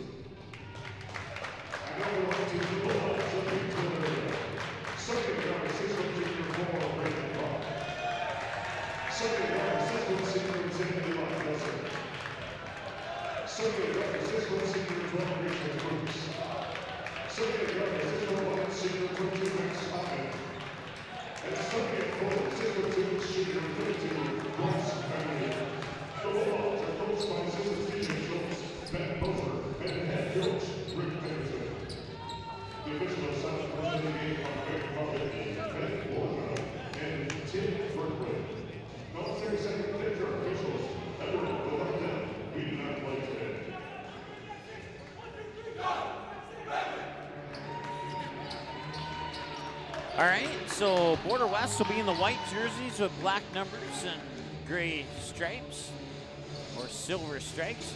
And then the the Painesville Bulldogs will be in their green with white numerals and white lettering. Kind of a cursive style Painesville across the front on top of the jersey numbers. And for some reason, they look black on my screen. So let me see something here really quick. There, now they're green.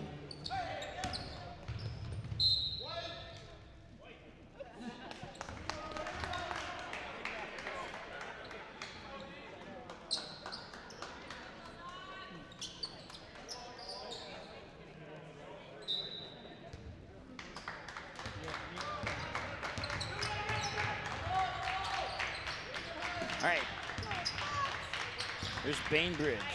Works it inside. Detterman scores.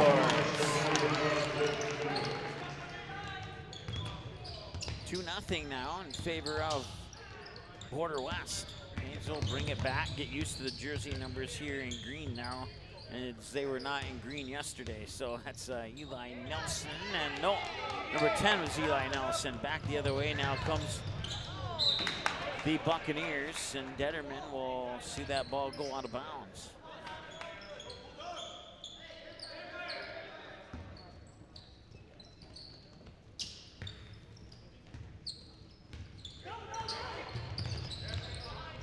Looking for that half-court trap, and it's turned over.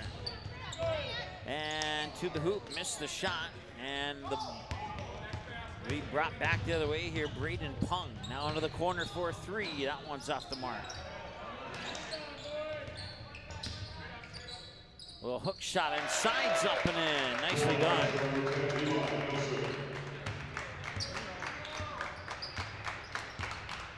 Eli Nelson with the basket. Here's Dylan Bainbridge with the basketball now as he brings it back the other way. Gets it to Grant Dawson.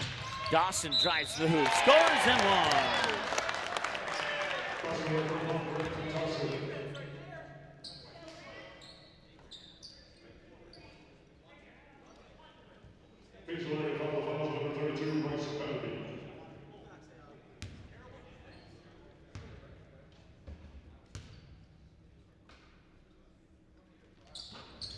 And the free throw's off. Quickly the other way, Eli Nelson has it. Or Braden Pung, wrong number 4, wrong team.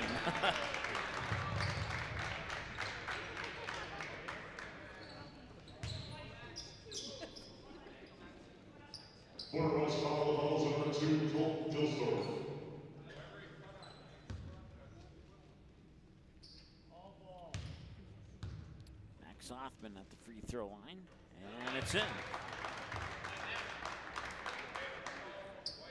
4-3. Should be 4-3 in favor of Painesville.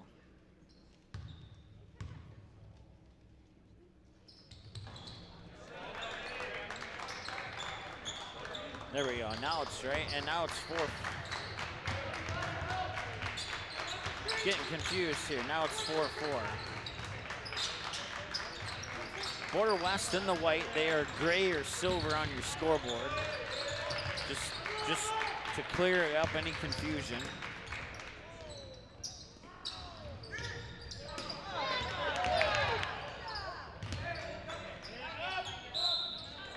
Basket will not count. A travel is called.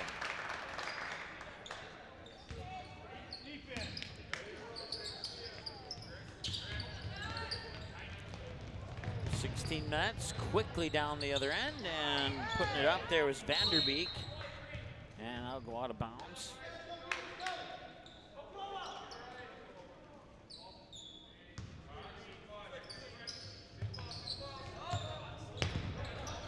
Three-pointer straight away, that one rattles off. And the follow-up's up and in.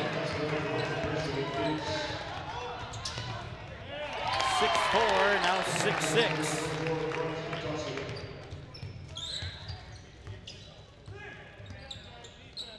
Nelson, and it's taken away. Detterman saves it, gives it right back to the Bulldogs. This is Grayson Fuchs. He'll hand it off, and getting the basket is Braden Pung. Quickly back the other way. With it is Grant Dawson, and that's taken away. Travel is the call.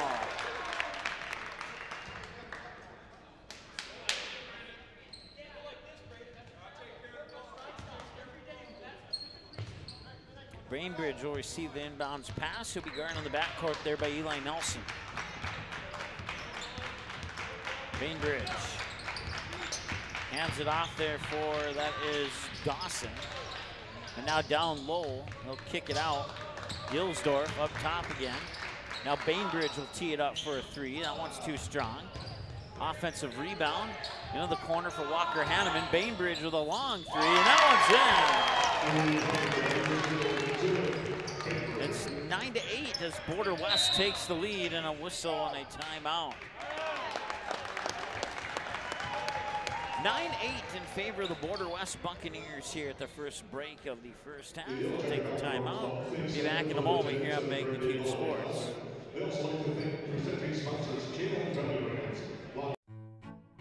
The domestic dog, a relative of the wild wolf, now a gentle, loyal member of your family. And through the good times and the more challenging, we love them no matter what. That's why we feed them the best. Nutrisource is the kind of clean, premium food you'd feed a loyal pet who would follow you to the ends of the earth, even when you don't want them to. Don't just feed your pet, nourish their whole body. Nutrisource, where pet health begins.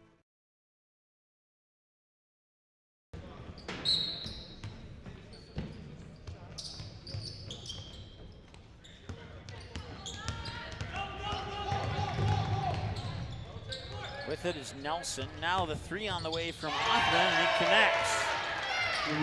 11-9 as Painesville takes the lead on a three-pointer by Max Hoffman.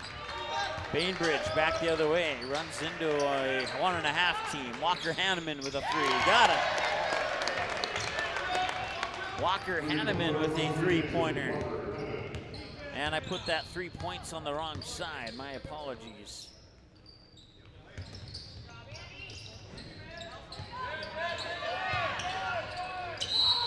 And a whistle and I didn't see what happened there. It was just kind of under my monitor and I was kind of covering it up.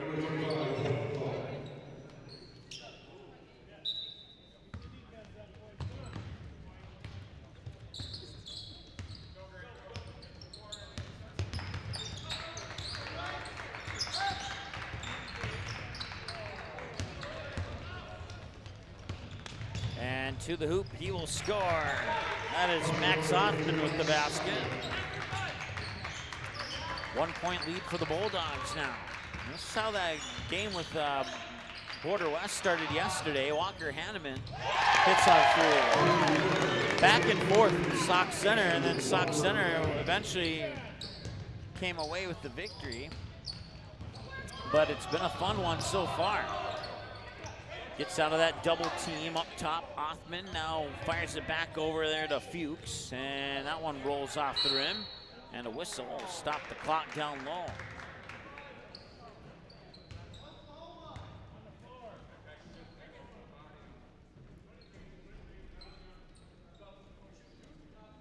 Border West fouls number 23, Andrew Walker Hanneman.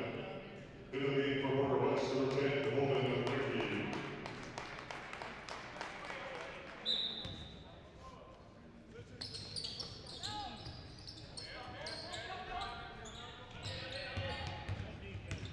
Othman gets it over there to Fuchs. Fuchs cross-court pass here into the hands of Vanderbeek, or check that, Pong. And Pong lost it. Bainbridge goes after it. The ball's kicked around. Back to Bainbridge. Alley-oop is up and in. Bainbridge on the assist for the alley-oop there to Clint Detterman. 17-13 and a 4-point advantage for the Bucks. Three-pointer, 20-footer, in and out, won't go. Out of bounds.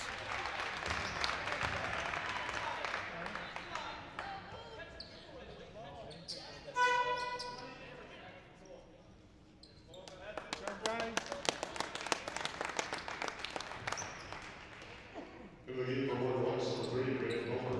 And into the game for 54, Jason Spilby. Ooh. That was dangerously close to a walk there. Into the lineup now, Caden Spildy, number 54. Walker Hanneman has it. Outside, that three was partially blocked. Holden Rinke on the attempt. Back the other way now.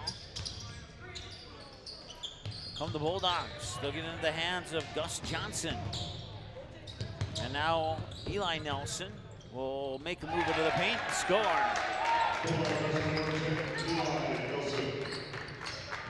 17-15, the Bulldogs within 2.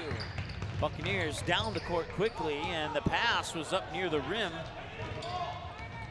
Spildy was there but couldn't control it. Back the other way, a 3 for the lead. No, it's off the mark.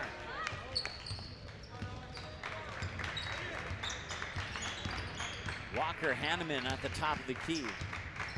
Shuffles it off to Isaac Schultz. And now on the far side, oh, check, wrong roster. Caden Spildy has it. Number 3 is actually Braden Hoffer, excuse me. And missed shot there, and back the other way the Bulldogs will come. This is Eli Nelson all the way to the hoop, coast to coast, scores.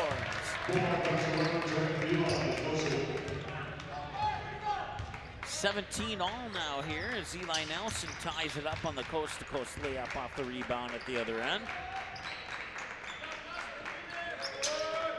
Braden Hofer into the lineup. He'll get the ball right now. Hofer had it kicked away, and it's off his foot. Goes back to Painesville. Into the game for the Bulldogs, number 3, Isaac Schultz. Into the game for the Buccaneers, number 0, Dylan Bainbridge. And number 24, Greg Dawson. Also in for the Bulldogs, number 32, Bryson Bentley.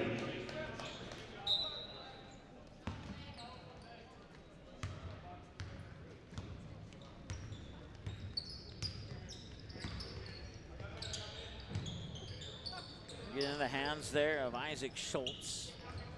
Schultz drives down to the baseline, looking for some help, and feeds it into the Border West bench for a turnover. We remain knotted up at 17 here with 10:25 to go.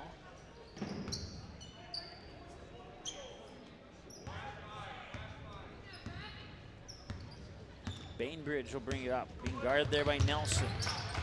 Bainbridge will get it to Hofer. Now Spildy. Back to Bainbridge.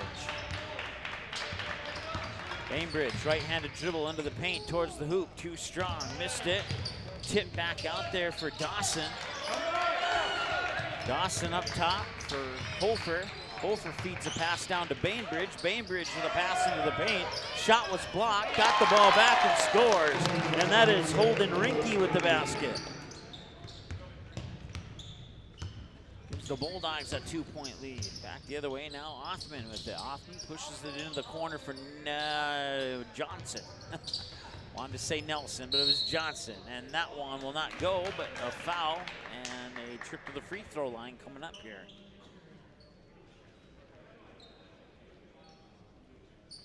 Border West foul balls over 10, Holden Rinke.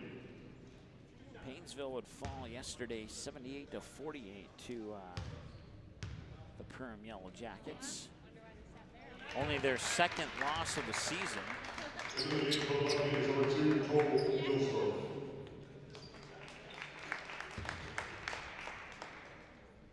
Chance to tie it here at the free throw line. And Offman will do just that. Tied at 19 in here. And we have some substitutions.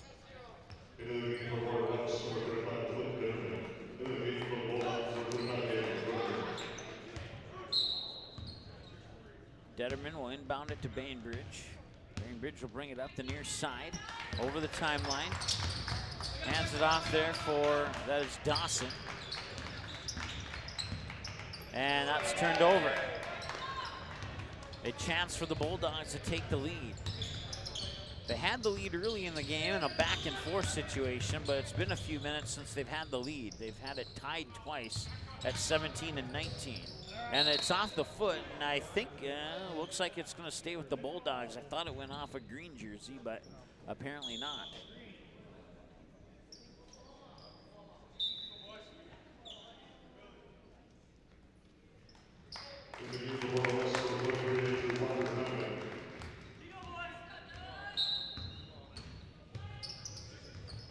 Catch and shoot off the inbounds pass, too strong.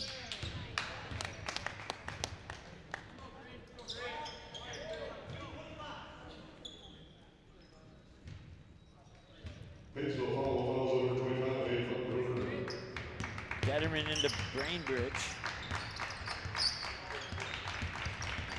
Bainbridge takes it to the baseline, kicks out to the corner for Detterman. Now Walker Hanneman has it. He'll find Gilsdorf. Gilsdorf with a nice move to the hoop and scores.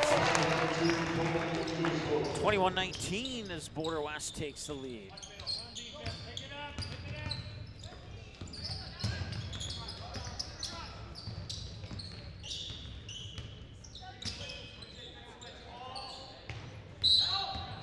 And a travel.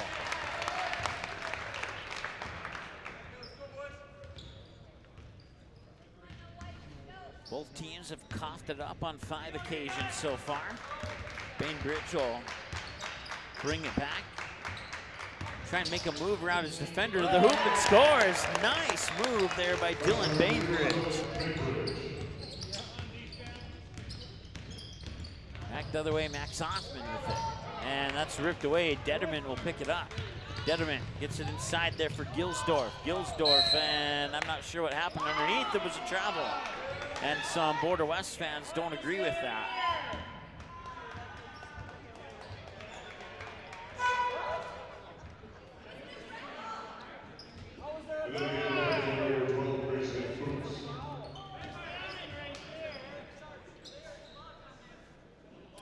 Fuchs will trigger the inbounds pass from the baseline here.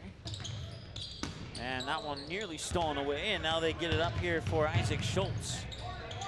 Schultz being guarded by Walker Hanneman will feed it up here to, that was Fuchs. Back over to Fuchs. Fuchs with the right-handed dribble, makes a move to the basket and lays it in off the glass. Nicely done. 23-21. 2-point basketball game here between the Bulldogs and Buccaneers. Bulldogs in the green, Buccaneers in the white. Walker Hanneman, step back 3 on the way. You betcha!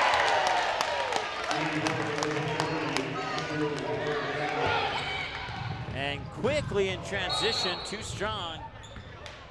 Walker Hanneman gets the rebound, but there was a foul on somebody else in white.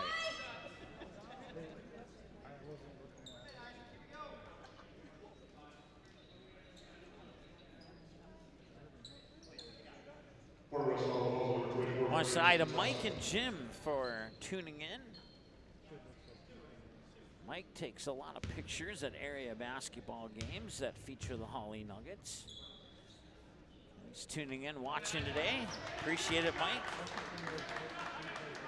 Jim, as always, watching from Denver, North Carolina. Appreciate you tuning in as well. He's enjoying this game so far as well. I can't talk. I'm still transitioning from morning to afternoon, we'll put it that way. 26-22.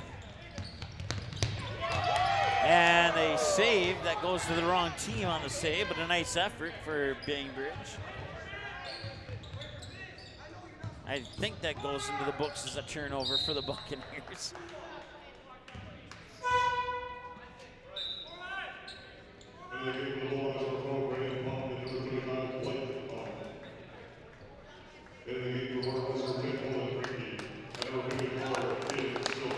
So off the inbounds pass, the Bulldogs in green will have 19 to shoot on the shot clock. And they'll be turned over. And they'll get it into the hands there, Detterman. Detterman down to the baseline, works it back up top. The ball's tipped on the pass, ends up in the hands of Grant Dawson. Dawson gets it to Spildy, now up top for Detterman. Detterman will drive into the paint. That one's off the mark. Loose ball chased into the corner, and I'm not sure who it's gonna be off. The silver bar to my left kind of blocked my view on that. It appears that it went out on the Border West Buccaneers, so.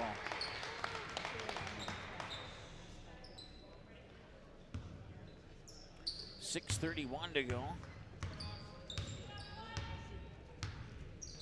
26-22 in a 4-point basketball game here between these two squads. Up top now in green is Gus Johnson for a 3. No, it's off the mark. Braden Horman will grab the rebound. Walker Hanneman for 3. Oh, just a little bit short. Offensive rebound by Detterman. Detterman Fakes right, tries to go to the baseline. Now Walker Hanneman will have it again. He wanted to tee it up. If he gives a little more space, he will tee it up. That one's from the free throw line. It's a little short. And now the Bulldogs will have a chance to cut into that deficit. 3 is off, and the rebound comes down to Horman. Braden Horman, a 5'10" senior guard for the Buccaneers. Walker Hanneman pushes it to Spildy. Back to Walker Hanneman, looks inside, fires it over far side for Holden Rinke. Rinke now to Detterman. Detterman with a turnaround off the baseline, won't go, and the rebound comes down to Grayson Fuchs. Back the other way quickly, it's Abe Runner with the basket. Back to a 2-point basketball game. Other way, it's Rinke. Rinke with a little floater off the front of the rim, won't go, and the Bulldogs pull down the rebound. They have a chance to tie or take the lead on this possession. And they'll go for the lead, and that'll bounce off, and an offensive rebound, and now they'll go for the tie. And we're knotted up at 26, and we have a timeout on the floor with exactly 5 minutes to go here in the first half. We'll take a timeout with them. It's a fun one. Don't go anywhere. We'll be back in a moment.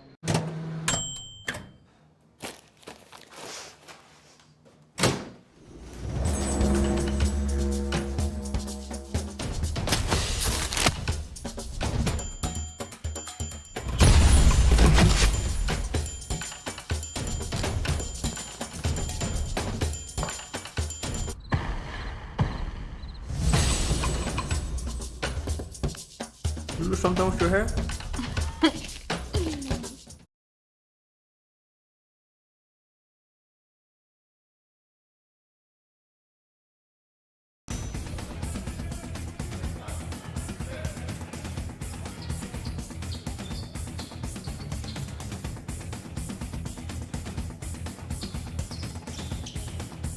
All right, 4:52 to go here.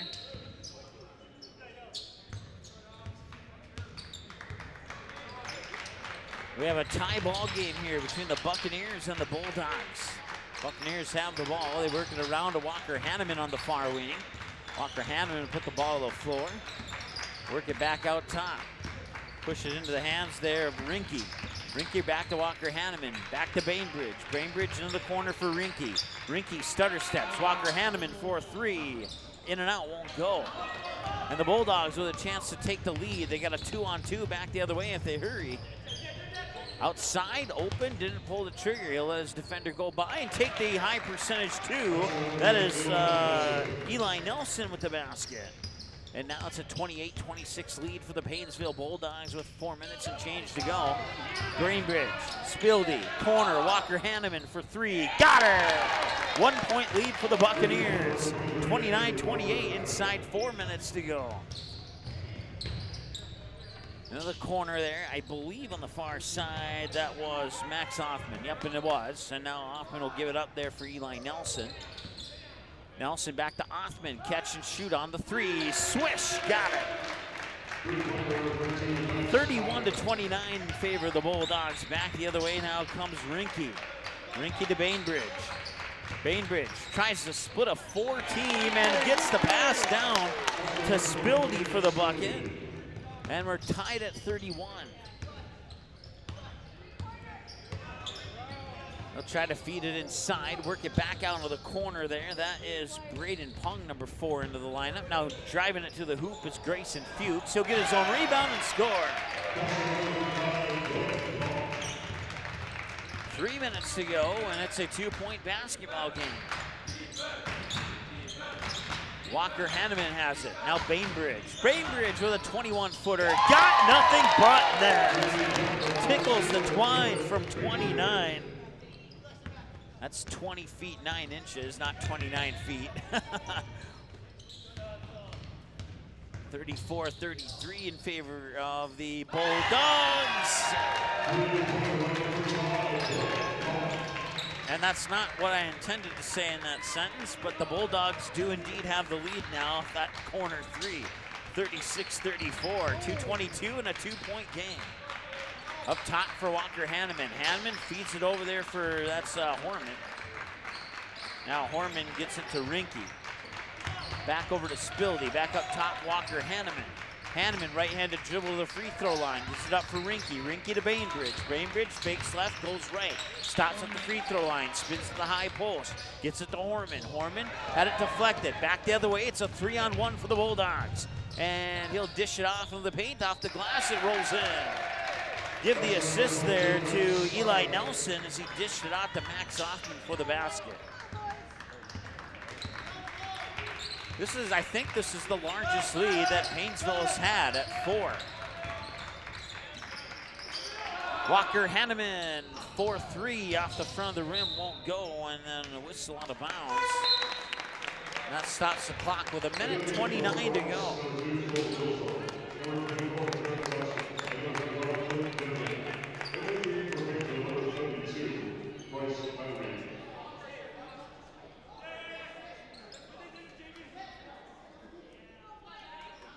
So Bainbridge will trigger the inbounds pass into Gilsdorf. And that is, couldn't see who that was. That was Grant Dawson with the basket. 38-36, Painesville up by 2 as we approach the final minute of play here in the first half. They're working around the perimeter, now inside to let his defender go by, and he waits patiently and gets the 2 points. Nice job there by Bryce Vanderbeek. Back to a 4-point advantage.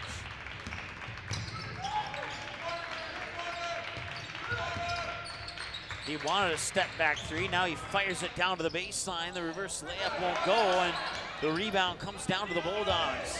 45 seconds to go. Grayson Fuchs with the basketball. Fuchs up top, Othman thought about it. Number 2 is Cole Gilsdorf, I'll remember that one. Long 3, oh my goodness. 43-36 and the lead is 7. 15 seconds to go, shot clock is off.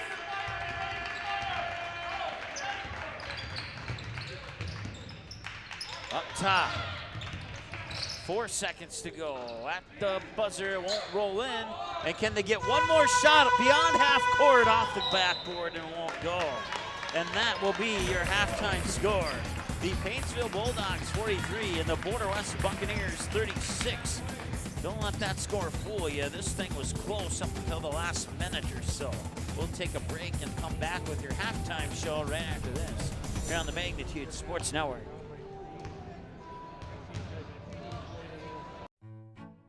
The domestic dog, a relative of the wild wolf, now a gentle, loyal member of your family. And through the good times and the more challenging, we love them no matter what. That's why we feed them the best. Nutrisource is the kind of clean, premium food you'd feed a loyal pet who would follow you to the ends of the earth, even when you don't want them to. Don't just feed your pet, nourish their whole body. Nutrisource, where pet health begins.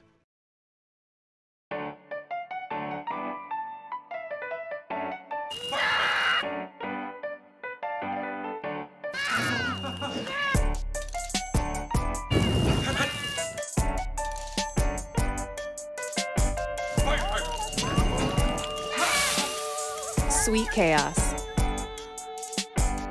Delightfully disruptive.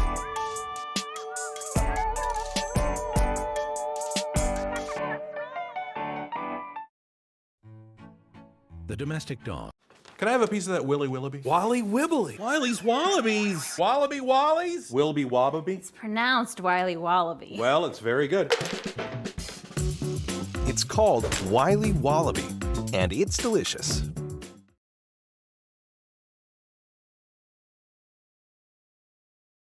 All right, welcome back. Halftime as we got some random shooting entertainment going on here between the boys on the right and the ladies on the left. It is a 43-36 ball game here between the Painesville Bulldogs in front of the Border West Buccaneers at the moment here at halftime. Let's go take a look at your KLN Family Brand Scoreboard halftime stat report. The Buccaneers shooting 14 of 25 with 10 of those 25 shot attempts coming from behind the arc. and they are 50% shooting from three-point land. The Bulldogs, 17 of 26, 12 of the 26 behind the arc. They've connected on 4 of them so far. Free throws, 5 of 6 for the Bulldogs, 0 for 1 for the Buccaneers. Fouls, 3 to 1, and turnovers about even as well in favor of the Bulldogs by 1, 7 to 6 right now. And man, what a game it's been. This game, when the Buccaneers played Sauk Center yesterday, they had a similar first half to as they had against the Painesville Bulldogs right now. But Sauk Center would kind of run away with it late in that first half, and then there was no mercy in the second half. And that's the reason why the Buccaneers are playing now and not in the I don't want to say the nightcap, but the afternoon cap. Let's put it that way. We are in game 2 of 4 of day 2 of the Grand8 Holiday Classic here at the Hive in Pregame. 1.5 games down, 2.5 to go. We'll be back in a moment here on the Magnitude Sports Network.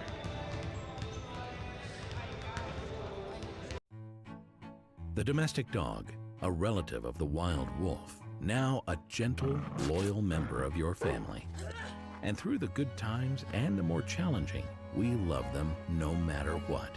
That's why we feed them the best. Nutrisource is the kind of clean, premium food you'd feed a loyal pet who would follow you to the ends of the earth, even when you don't want them to. Don't just feed your pet, nourish their whole body. Nutrisource, where pet health begins.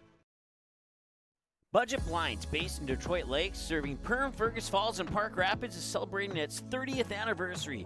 Whether you need blinds, shades, shutters, drapes, check out the entire inventory online, budgetblinds.com. Also, schedule a consultation on the website. Have more questions? Give them a call, 218-206-9599. Budget Blinds is backed by the #1 provider for custom window coverings in North America and is your local window coverings expert. Visit online, budgetblinds.com.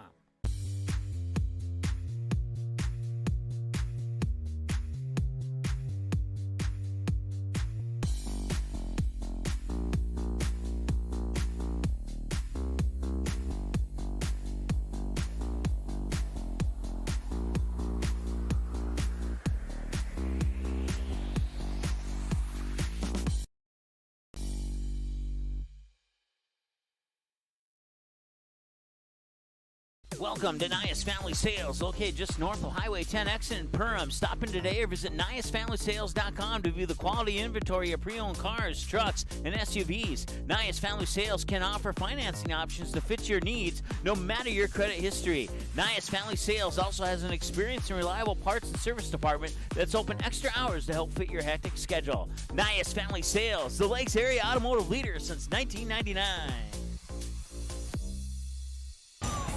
All right, welcome back. Halftime here of Game 2 of the Day 2 of the Grand8 Holiday Tournament. The Painesville Bulldogs 43 and the Border West Buccaneers 36 here at the halftime break. The Painesville Bulldogs come into this one with a record of 6-2, I believe, or 4-2, excuse me. Their 2 losses this year, 62-50 to the Osaka Silver Streaks back on December 8th. And then they didn't lose again until yesterday when they would fall 78-48 to the Perham Yellow Jackets. And for the Border West Buccaneers, they are 3-1 on the season. Picked up 3 wins over Benson, the Tri-State Tigers, and the Parker's Prairie. They had their game against Hillcrest Lutheran Academy postponed. And their only loss came against Sauk Center yesterday here in the Perham Grand8 Holiday Classic Tournament. 78-61 loss yesterday. So both the Border West undefeated until yesterday, and Painesville a 1-loss team until yesterday. So like I said, this has been a fun basketball game up to this point, and I expect that to continue here in half number 2, now that you know a little bit more about the Bulldogs and the Buccaneers. Once again, you can find us online. Our website is magnitudesn.com. You can get us on Twitter, Facebook, Instagram, and YouTube as well. Come check the upcoming schedule at Magnitude SN by clicking on the schedule button. You'll come to this one here.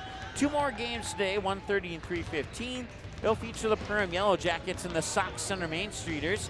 The girls will play first, the boys will follow for the afternoon cap. And then we'll wrap up, have a couple days off, and we'll have one more broadcast for you on New Year's Eve, starting at 3 o'clock. At least we think we will. And and as long as the car starts, I've been having some car issues recently. And then the new year kicks off with the Yellow Jackets in a girls-boys doubleheader against the Crookston Pirates and the Detroit Lake Lakers. And then I'll be in Glendon for the Dilworth Glendon Fountain Rebels boys basketball game with Browerville Eagle Valley. There we go. Try and say that 3 times fast. You can dig deeper into that schedule at magnitudesn.com. The Paynesville Bulldogs are all back on the court, and they are ready to go for half number 2. So we're about 2 minutes away. We'll take one more timeout. We'll come back with the second half opening right after this here on Magnitude Sports. The domestic dog, a relative of the wild wolf, now a gentle, loyal member of your family. And through the good times and the more challenging, we love them no matter what. That's why we feed them the best. Nutrisource is the kind of clean, premium food you'd feed a loyal pet who would follow you to the ends of the earth, even when you don't want them to. Don't just feed your pet, nourish their whole body. Nutrisource, where pet health begins.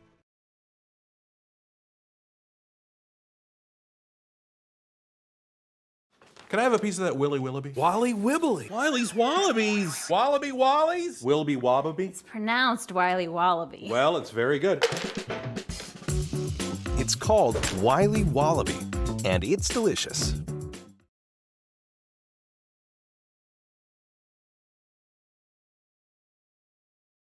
Budget Blinds, based in Detroit Lakes, serving Perham, Fergus Falls, and Park Rapids, is celebrating its 30th anniversary. Whether you need blinds, shades, shutters, drapes, check out the entire inventory online, budgetblinds.com. Also, schedule a consultation on the website. Have more questions? Give them a call, 218-206-9599. Budget Blinds is backed by the #1 provider for custom window coverings in North America and is your local window coverings expert.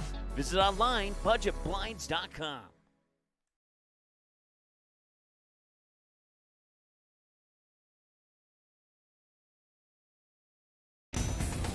Hey, welcome back. Second half, just some moments away from getting underway. We're about 8 seconds from the buzzer.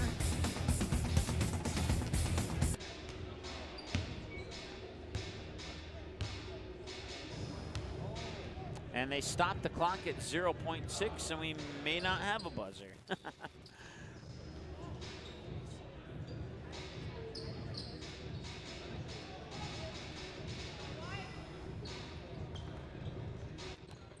Once again, Paynesville in the green, Border West in the white. And it'll be Bulldog basketball to start half number 2. And we are underway with half number 2. 43-36 on the KLN Family Brand scoreboard here. They'll work it here to Brady Pung. Pung lost it out of bounds.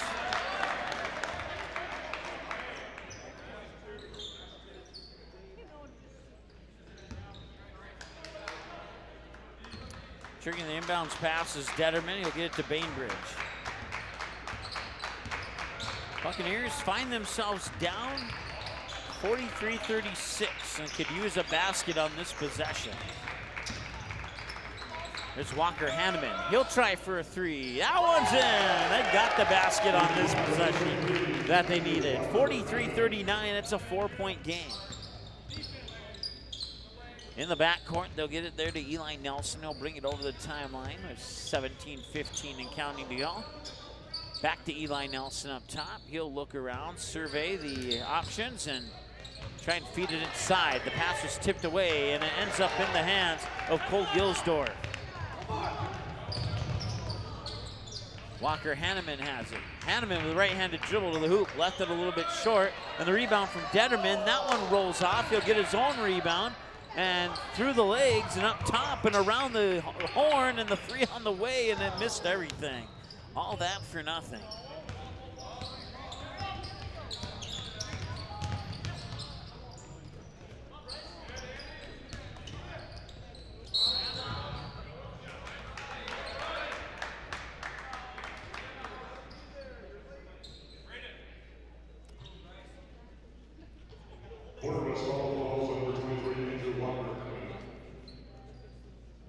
So I forget that the teams are going the wrong direction, and I assigned the points to the wrong team, so the missed shots to the wrong team, so my apologies for that.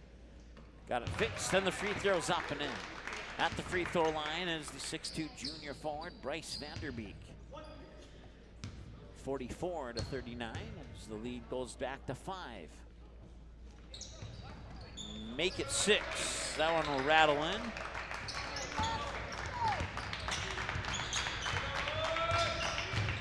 Bainbridge.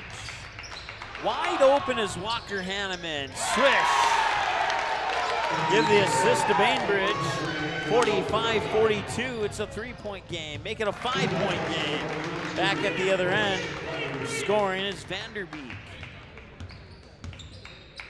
16 minutes to go here in this one. Bainbridge back up his defender. He lost the ball. Back the other way come the Bulldogs. 3 on the way, that's in. It's an 8-point lead. Right as the Buccaneers got close, Painesville made them pay. No pun intended with the initials on the scoreboard. There's Detterman with a 3 off the front of the rim, and the rebound will come down to Nelson. And there's a whistle from the near side official. And there must have been a foul on Painesville, I'm thinking.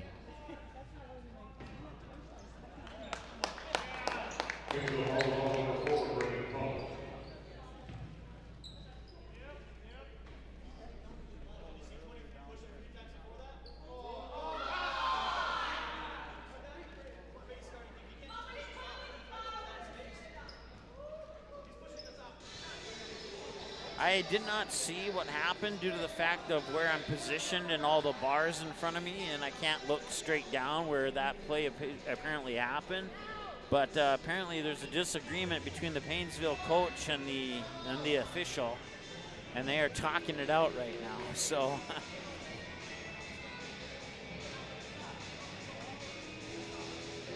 and I think we got Border West fans down in, right in front of us. As I look across the room, the gym, I see more green over there than I do below me. So we'll go with that.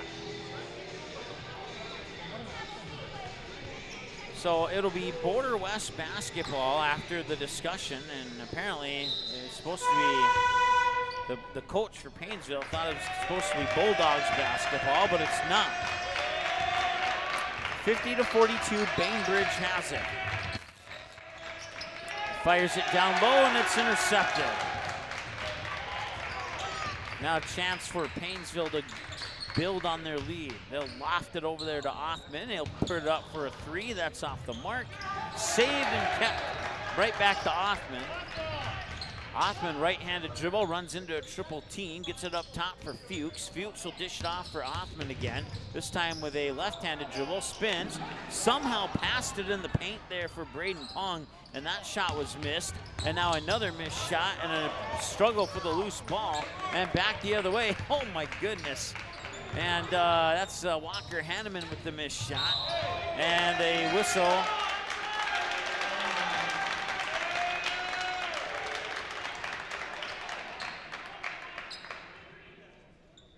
Border West foul calls on number 23, injured Walker Hanneman.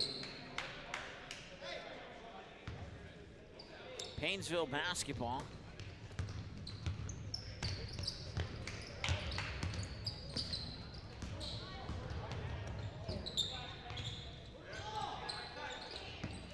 And it's going to be a reach-in foul on Border West. Border West foul on number 23, Walker Hanneman. Good game for Border West, number 11, Derek Wilkie.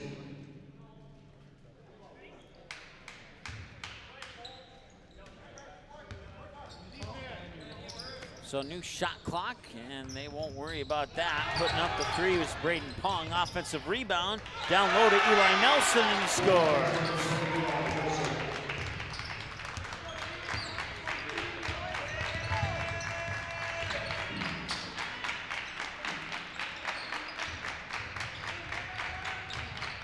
10-point lead, the largest lead of the game for either team. That one's in and out, and the rebound comes down to the Vanderbeek, and the Bulldogs will take over. And they're starting to pull away with this one here. Here's Eli Nelson. Nelson with that right-handed dribble, still with the ball down to the baseline, and he'll feed it out for Othman. And now he'll pull the trigger on a three, and that one's a brick.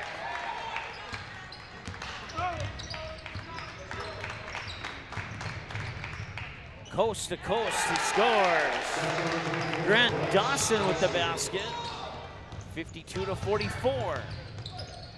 Back the other way, it's 2 points and back to a 10-point lead, courtesy of Vanderbeek again. Substitution for the Buccaneers at the next break in action. Detterman, the pass was intended for him, but it went behind him, and the Bulldogs will pick it up. Ockman with a three, off the front of the rim, won't go. Eli Nelson with the rebound, won't go, and that will be two missed shots. And back the other way now comes Dawson and company. Bainbridge up top. Bainbridge into the hoop, and he draws the offensive foul. It's a charge.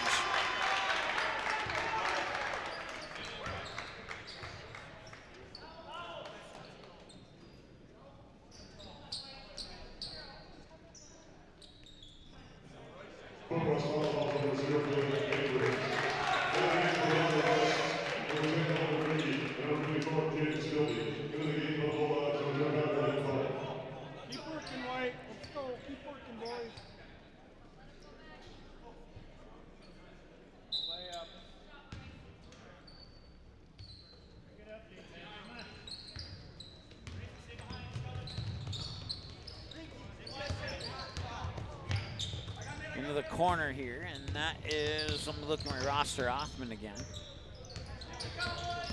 Othman looking around, picks up his dribble, catch and shoot three on the way, off the front of the rim, won't go. Rebound, and now a turnover. And now a three on the way, and that one rattles in and out. And that one's up and in.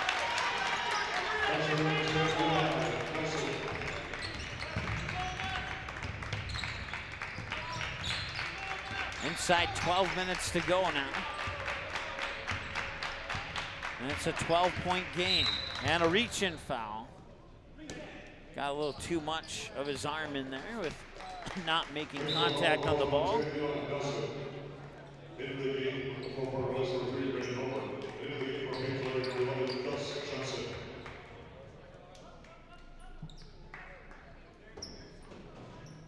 Also in the game for Waconia, number 24, Grant Dawson.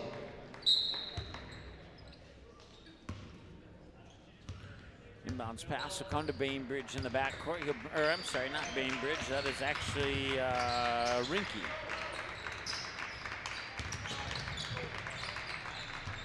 And now Dawson has it. Dawson stops in the paint, hands it off. Detterman. Detterman with a little hook shot up and in.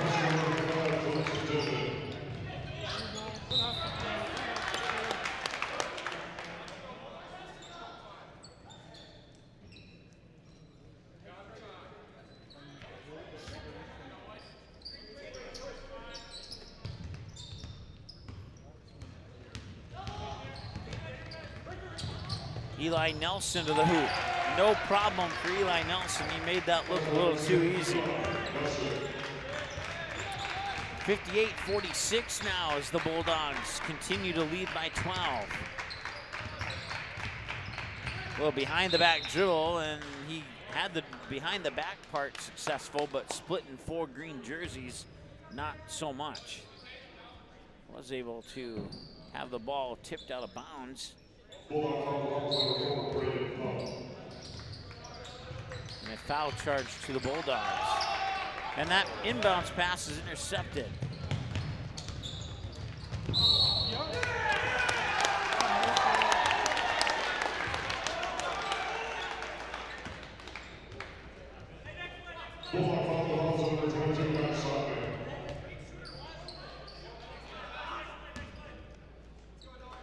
inbounds pass will come to Rinke, and he'll give it right back to Detterman.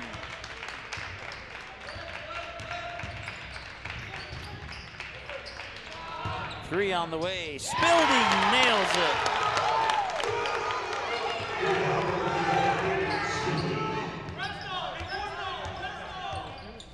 58 to 49, 10 and a half to go here. We get into the hands there of Gus Johnson. Johnson doubles up his pass to his teammate number 22, 11 to 22. Braden Pung with it now. Back to Osman, back to Pung. Now they feed it inside, and the shot is short.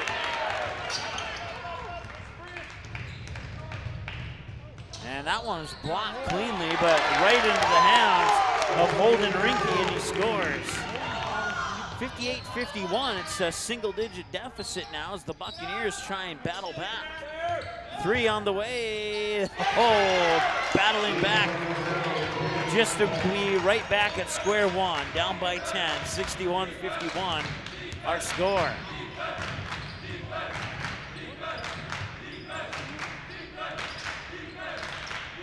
Bulldog fans chanting defense,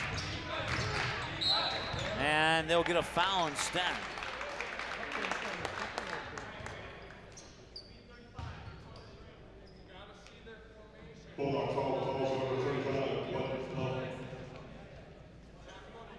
So a trip to the free throw line coming up here for Grant Dawson.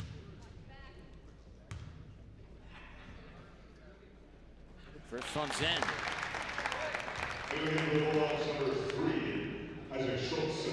So it's back to a single-digit deficit. The Bulldog lead is 9. Possibly cut down to 8 if he can connect on this free throw here. And he can. And it's back to an 8-point deficit here for the Buccaneers. Eli Nelson up top with the basketball. He'll back up in between the circles. He'll get a screen. Now pass it off on that screen there to Isaac Schultz. Down low, shot is off the mark. And it'll be the Buccaneers who get it back. Detterman will spin it off there to Dawson. Dawson to the free throw line. Detterman catch and shoot. Three, got it! 61-56. Inside 9 minutes to go.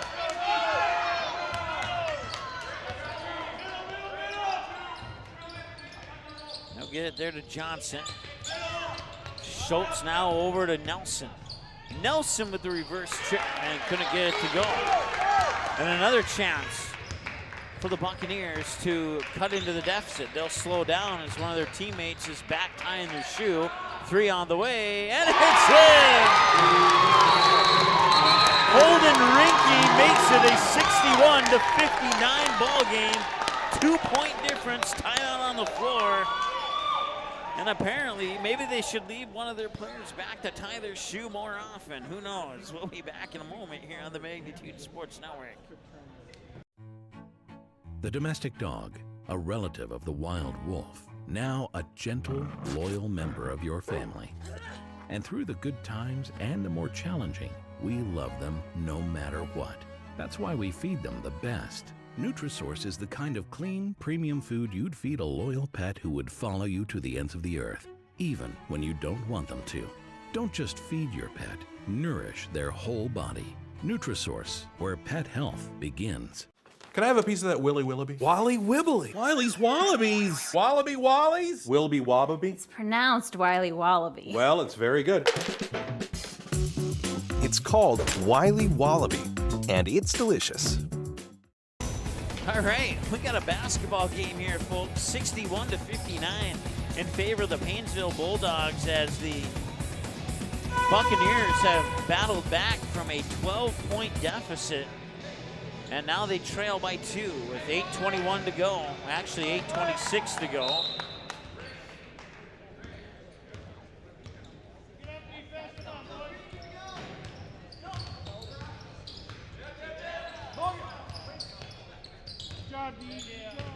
Nelson with it. Nelson fires it over to Gus Johnson. Johnson nearly stolen away, but Schultz able to keep it. Gets it to Nelson. Nelson back over near side here for Pong. Back up top for Nelson now. Nelson in a little bit of trouble. Corner 3 on the way. That one's a little bit short. And an offensive rebound and then a takeaway.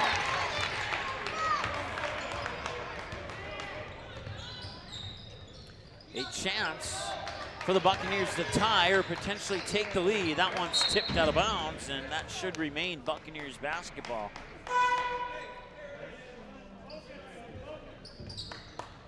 In the game for Angela 12, Grayson Fuchs.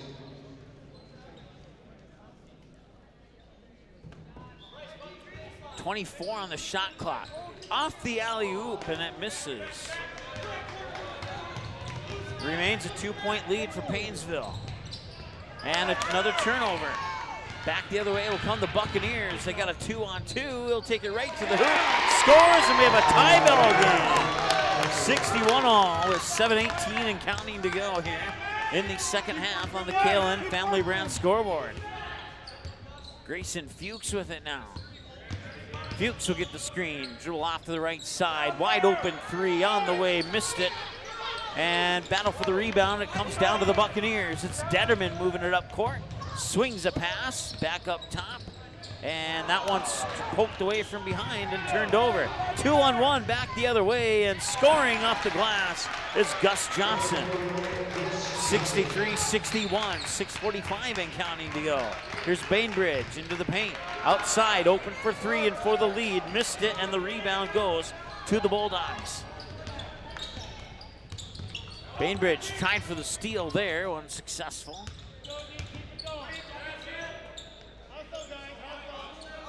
They'll work it up top for Gus Johnson. Johnson fires it over there for Fuchs. Back to Johnson. Johnson now near side for Schultz. Schultz back to Johnson. Johnson high post, triggers it out there. Braden Pung for a 3 that won't go. And now the Bulldogs are missing 3-point attempts. And they missed everything on that shot. Now going to the books as a turnover on a shot clock violation.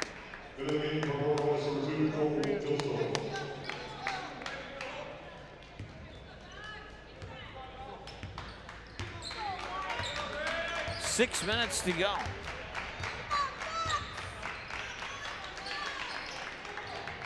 Spildy to Detterman. Detterman drives to the hoop, rolls off the rim. Buccaneers still down by 2, and that one skips around. Offensive rebound, follow-ups up and in. Bryce Vanderbeek makes it a 4-point game.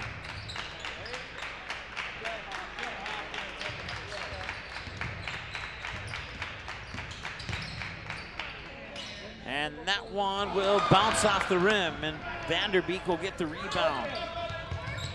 Back the other way come the Bulldogs. Vanderbeek pops it out, 3 on the way. Gus Johnson connects.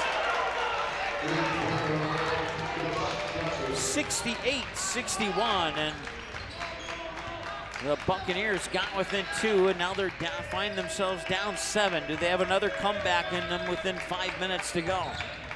Bainbridge on the baseline to Detterman, and he gets fouled.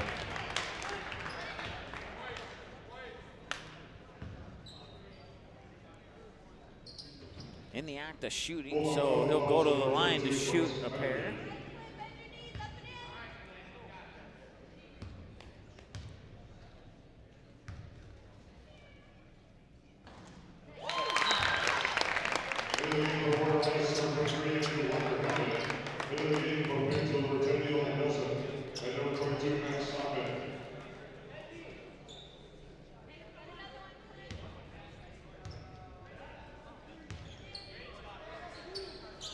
And the second one is in as well.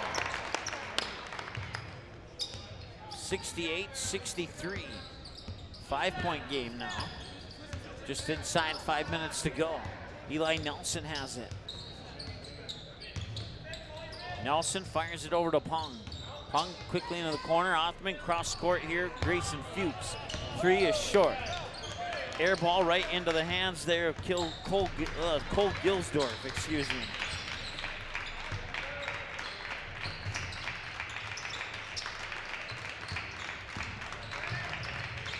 Baseline, Detterman, and nobody there, and that'll be over and back. It'll be out of bounds. It would have been over and back had he touched it.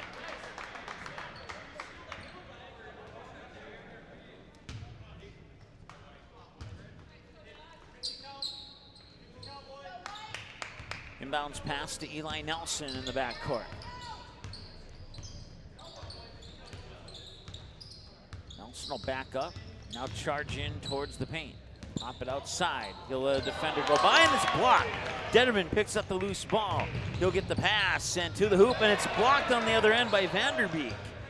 So 2 blocked shots on back-to-back shot attempts. He'll let his defender fly by, and it was enough to miss the 3, and there's a whistle underneath.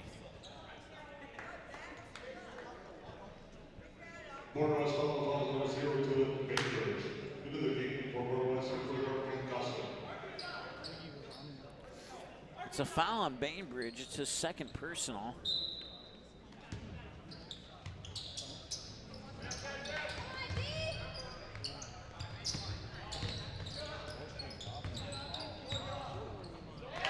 That shot's up and in.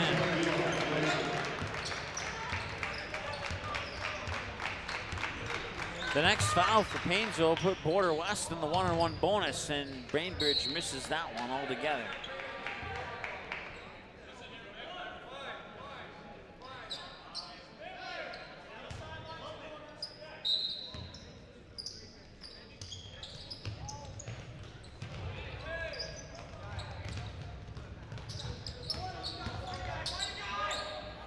And in the corner for 3, oh, he got it.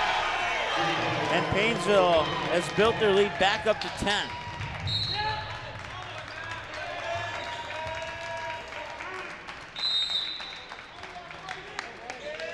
And we have a timeout on the floor.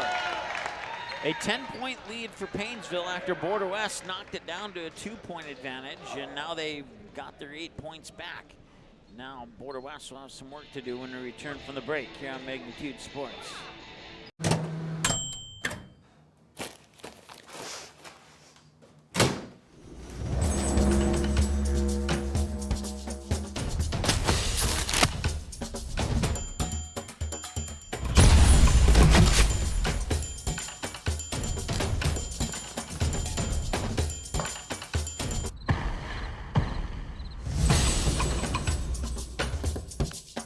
You do something with your hair? Can I have a piece of that Willy Willoughby? Wally Wibbly. Wiley's Wallabies. Wallaby Wallies? Wilby Wobbaby? It's pronounced Wiley Wallaby. Well, it's very good. It's called Wiley Wallaby, and it's delicious.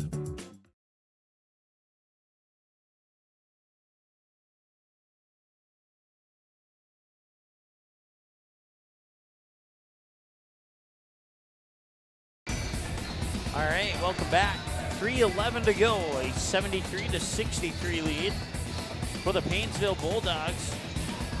But the Border West Buccaneers have proven that they have what it takes to come back from this 10-point deficit.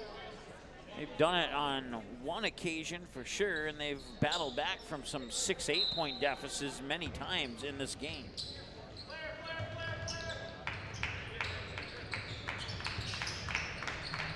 That's Walker Hanneman, I believe, and that one fell a little bit short.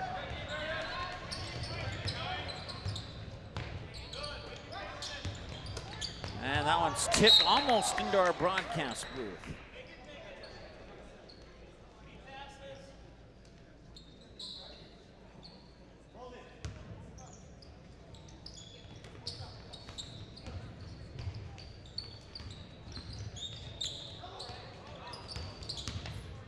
Vanderbeek tries to make a move, and there's a whistle on the foul.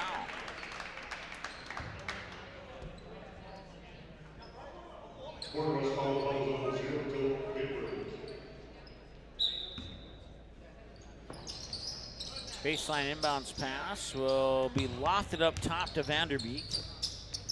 Vanderbeek will get it out to Othman. Othman right-handed dribble, pops it outside, Fuchs for 3, rattles in and out.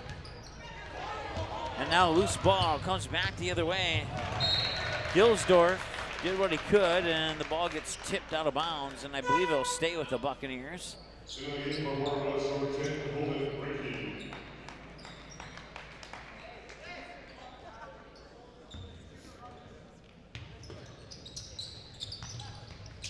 Full court pressure now here from Border West. Othman gives it up for Nelson. Nelson stutters left, goes right, dishes it off in the corner for Hung. 2 passes later, it's back to Othman. Bounce pass there to Fuchs. Fuchs high on the far side, 15 on the shot clock. 10 on the shot clock, and Eli Nelson drives to the hoop. Missed it. Back the other way, the Buccaneers have an opportunity to cut into that 10-point deficit. Detterman feeds it down low into the paint, runs into a triple team, needs some help, and a foul is going to be called on Vanderbeek. That is the 7th foul now, I believe. It should be anyway.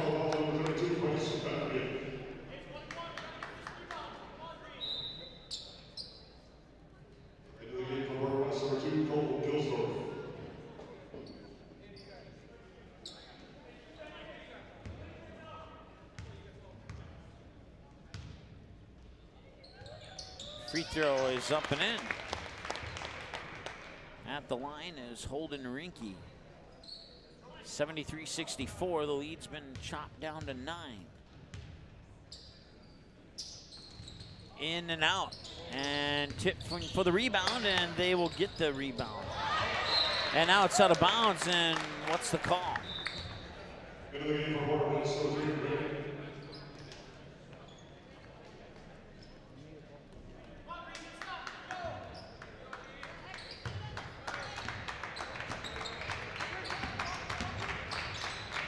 Border West, 3 on the way. That one's too high, had the arc. Offensive rebound up and in. Nicely gone by Holden Rinke. 90 seconds to go here in the ball game. The next foul by Border West will put Painesville in the 1-and-1 bonus. Working at the top of the key. That's Vanderbeek. Drives to the basket, lays it in and scores. From the top of the key to the right side of the lane, off the glass, and that was a beautiful layup right there for Vanderbeek. Back to a 75-66 game. That 3 is off the mark, and a tip out to the top of the key will result in a foul. And now that will bring us down for free throws for the Bulldogs. Stops the clock with 59.5 seconds to go. 75-66 our score, and Eli Nelson for Painesville goes to the line. First free throw is up, and it's off the front of the rim, and it won't go.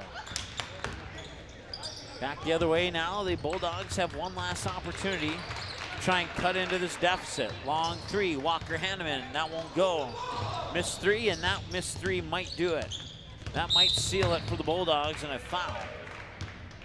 And that will send Painesville and Eli Nelson back to the line, stopping the clock with 43.5 seconds to go.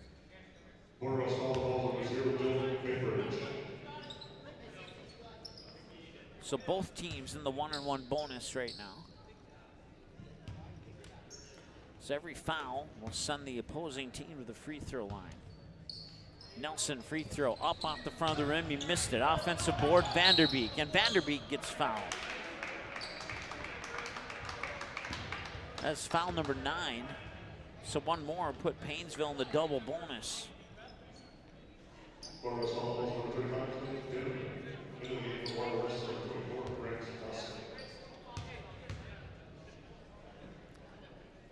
Vanderbeek free throw missed.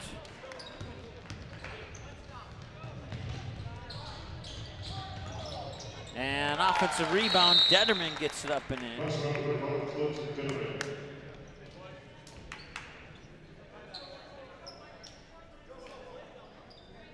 Timeout on the floor for some substitutions here. 32.6 seconds to go. 75-68 in favor of the Painesville Bulldogs, and it appears that the Bulldogs will find their way to a victory here in this one. But the Buccaneers certainly gave it everything that they got.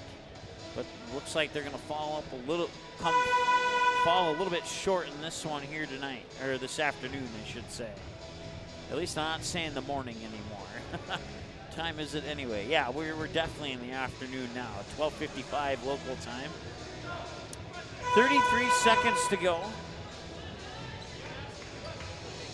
Shot clock is off, so they can hold for the final shot here if they choose to do so. The next foul by Border West will put Painesville in a double bonus. Not that it's going to matter too much, I don't believe. Baseball pass down the end of the court. Max Ockman is fouled from behind, and it's double bonus time.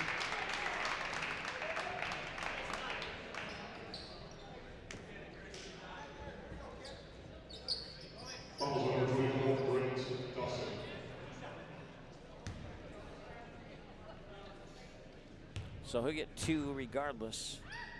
First one's up, and it's in and out.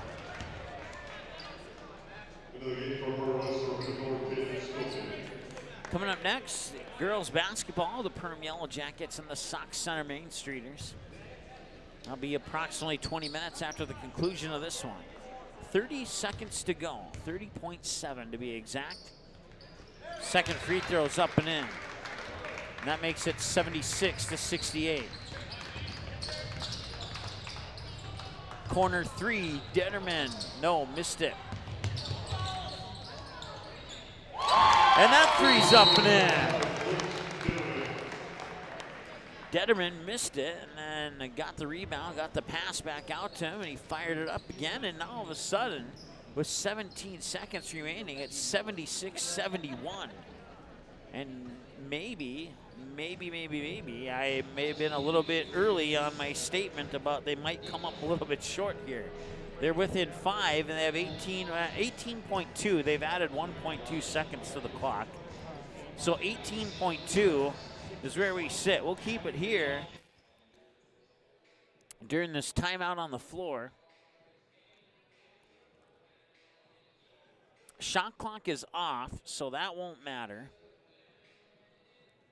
They simply have 18.2 seconds to try and come up. Let's see, they're down 5, so they need you could get a 2-point basket and then get another 2-point basket, get fouled on it, go to the free throw line to try and tie it up. Or if you're confident in your 3-point shooting right now, you could go for a couple of threes. So we'll see what the plan is here coming out of the timeout. 18.2, Painesville basketball. Full court press here, and it's going to be a foul. And I'll stop the clock with 17.3.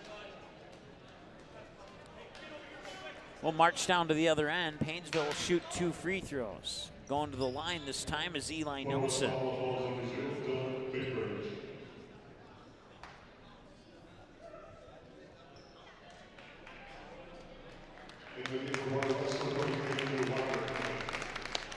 Walker Hanneman will check in for Border West.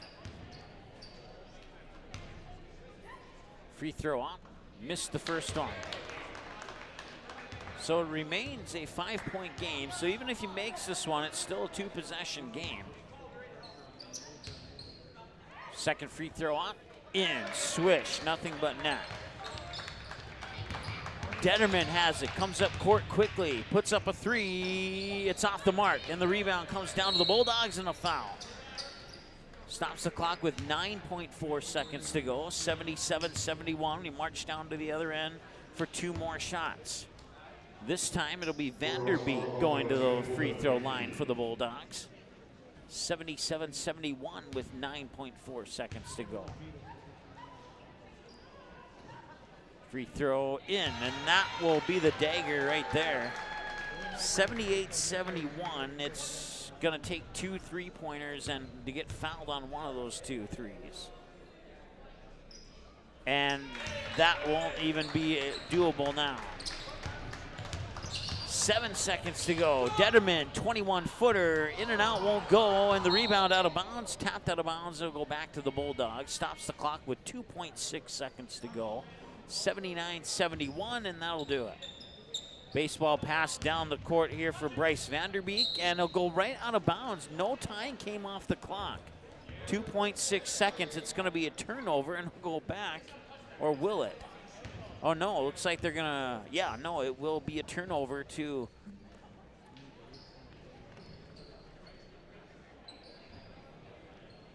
so 2.6 seconds, and now underneath their own hoop, Border West will have an opportunity. Into Walker Hanneman, the inbounds pass is intercepted, and that'll do it. That is your final score. The Painesville Bulldogs 79 and the Border West Buccaneers 71. Great matchup here between these two teams. Buccaneers come up a little bit short. We'll get things set for the third game of the day. It'll be the Perham Yellow Jackets and the Sauk Center Main Streeters coming up here in about 25 minutes on the Magnitude Sports Network.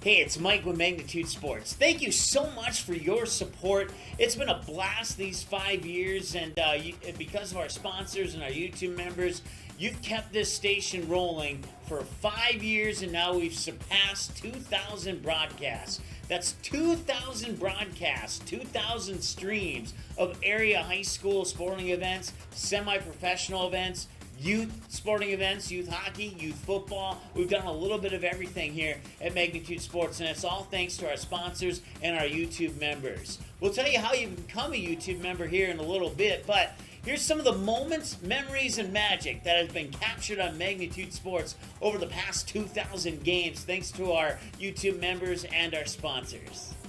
It's like, not 100% sure actually if I'm live right now, as I just got a notification it disconnected again. That one going to be popped up high by Feldner. That one has a chance, and it's gone. Alex Feldner with a 2-run shot, and Davies takes the lead. 2-1 on the night, and it's Feldner helping her own cause with a 2-run home run, and she's going to head home with a big smile on her face as the Eagles take the lead for the first time today. He's seeing a little bit of history in the making here. Oh, how about that? And he did that on purpose, too. Highlight reel right there.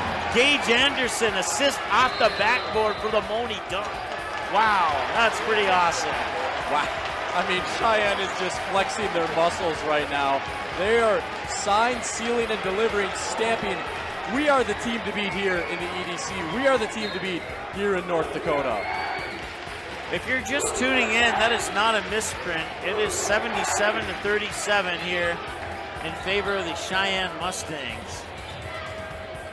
Our scoreboard is working, and there's been a couple games where we've had trouble with it.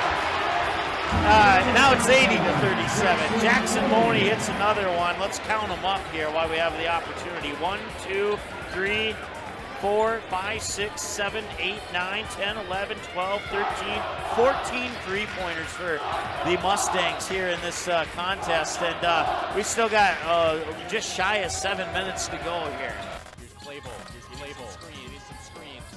Working around nicely on Davis now. Here's Davis now. Well, Davis taking it. Let's throw Davis. Dunk with the dunk. One. The Wright brothers may have been the first men to try. Davis has perfected flight. Absolutely unbelievable. Chance for one more at the line. That is a grown man dunk right there. How about that? Wow. Here's Bainbridge. Lost the ball and a chance for... At the buzzer, he scored! Zach Bregman on the layup! Off the turnover! And what a way for Barnesville to walk it off!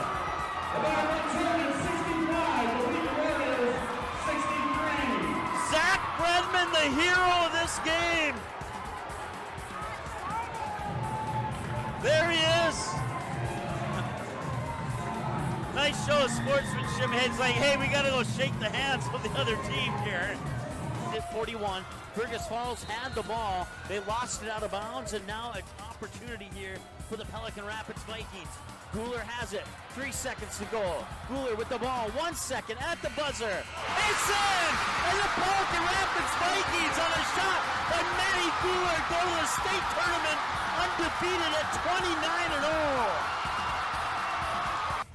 13 seconds to go. It's last chance here. Anna German. German shot on goal deflected and 7 seconds to go. Tatum. And it's in and we're tied! With 4 seconds to go, we are tied at 4-4. Game about a half a month ago. Now here come the Fusion the other way. Nice ball in towards Kamai. Kamai able to set it down. Kamai beating the keeper. Shot on the way and Kamai scores. 1-0 for the Fusion and it's Nozomu Kamai. Opening goal coming in the 11th minute of play. And it's 1-0 for the home team. Satter will collect the rebound. Back the other way quickly. Comes Satter and the Eagles. Satter will pick up his dribble. Hammond now near wing. Kicks it baseline for Cole Hage. Hage back out. Satter catch and shoot 3. It rattles in. Satter will try again. And he nails it. Satter thought about the 3. Now he steps back. Puts it up. In and 1. He got it. Cole Hage outside Satter for 3. Got it. Looks over at Satter. Now puts the ball on the floor. Gives it to Satter. Satter, step back. 5th 3. Yes! 5 threes for Ty Satter. He has 15 points, all from behind the arc. Satter for another 3. You betcha, he got it. Satter for 3. Satter will try again. Top of the key. He got it. He's got 7 threes. Satter, 3 number 8. It's in. 3. Ty Satter. He had 7 in the first half. That's his first of the second half. Hage, Satter, free throw. 3. Number 9. He got it. Ty Satter. Well, it looked like a free throw. At least he made it look like that. Satter for 3 number 10. He got it. 10 threes, 30 points from behind the line. He has 32 on the night. 3 for Ty Satter. Well, let's just see how many he can get here. Ty Satter wants the ball. He's going to maybe tee it up for 11th 3. He got it! 11 3-pointers for Ty Satter. It's unbelievable. 35 points for Satter, and it's 75-37. Grayson Hammond. Now Van Dam wants to drive in. Kicks it out. Bitts. Now Hammond in the corner. Hammond will drive baseline. Outside Satter. Step back 3, number 12. He got it! 7 in the first half and 5 so far here in the second half. Satter will head to the bench. Ty Satter has set a new Davies Eagles single game 3-point record with 12 3-pointers. That's pretty awesome. I will admit, that is pretty awesome. Congratulations, Ty Satter. Count will go to a ball and no strikes on Cole Hage. Hage at first base with some pretty good pop in his bat for a number 2 guy in the lineup. And he'll turn things around and bat from the right side. Hoganson out of the line, delivers 1-0. Curveball blasted to left field and deep. Back after it, Carolyn at the wall, it's gone.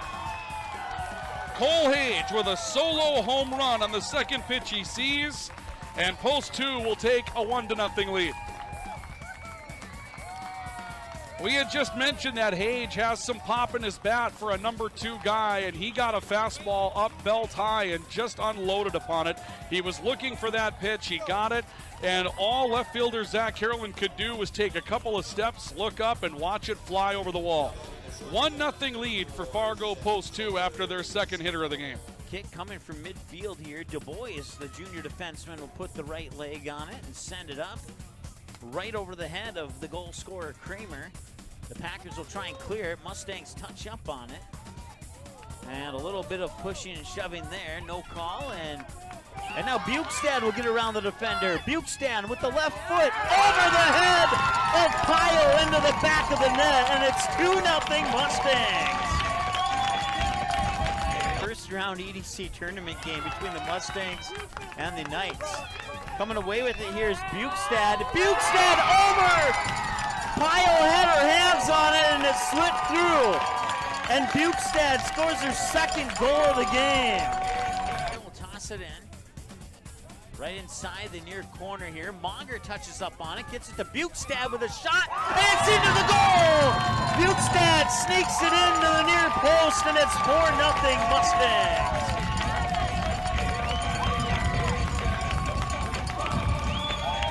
Bukestad with the hat trick, and she's had a great night tonight.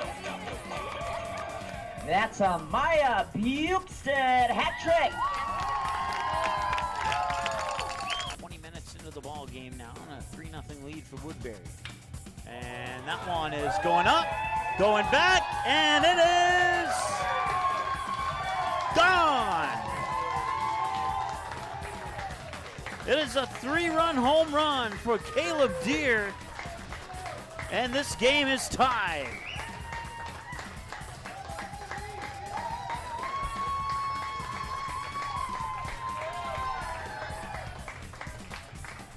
Preston sets up, low and away. Comes back inside, ground ball to second. Flip to Rarick for one, on to first, rack him up for two. Throw back to third, making a triple play. They didn't just get two, they threw back behind the runner and turned it into 3 outs. How about that? One swing, 3 outs, and that does it the 6th. How about that? It will go 4-6-3-5 on the triple play. And just like that, 3 outs. And one swing, Hasbargen cleans it up. It goes Hansen to Rarick to Beiswinger, and then back to Mock. Everybody in the infield got their turn. They do get a turnover. They have an opportunity to tie the game, and they do. Paige Pearson with the basket underneath to tie it at 63. 17 seconds to go. Outside, Katie Johnson for a 3. Yes, she got it with 5 seconds to go. Katie Johnson hits the 3. 66-63, back the other way. No, it's off the mark. Colbeck sent it up, and it just rattled off the left side of the rim. And the Durham Yellow Jackets will hang on. Bryant on first, Grant Matter on second, Oliver Luck on third, and Chayton Sen hits this one deep to left field, all the way back, and it is gone. It is a grand slam for Chayton Sen. And Chayton Sen gets the Stars within striking distance of this game once again. And that one's hit well to right field. It might have the distance, and it's going back, and it's a solo home run for Easton Rarick. Dover will deliver pitch number 9, and that one's hit high and deep left field, going back, and it is gone. It is a second grand slam for the Stars. And it is now 13-12 as Easton Rarick with 2 home runs in this game, a solo shot on his last at bat, and a grand slam here to pull the Stars within a run. 66 yards for the win in 30 seconds with 1 timeout. Hackle under center. Rolls to his left. Plants, fires, pass, complete. Near sideline, pitch and catch. Making the catch there is Josh Peterson, has the first down to the 49-yard line. That play took up 5 seconds. Receiver left, Hackle and shotgun. Ball at the 48.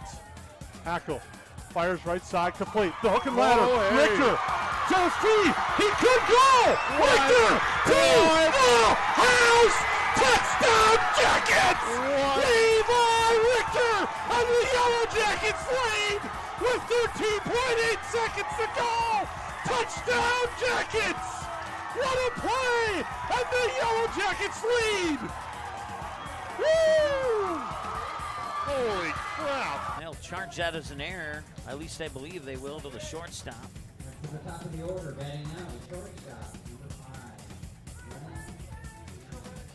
5. So Bird scores, Clemenson to third, Oline to second on that error. Brennan Hammond 1 for 1, single into left field last time he was at the plate. set the count here for him. That one hit hard to left field. It's going deep, and it is gone! It is a grand slam for Brennan Hammond, and the West Fargo Patriots have busted this one open.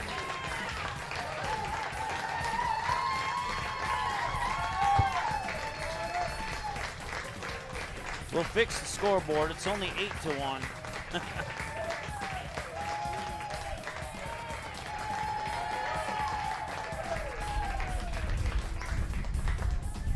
One ball, no strike here to Matt Mollett, who's 0 for 2. A fly out to left, a fly out to right.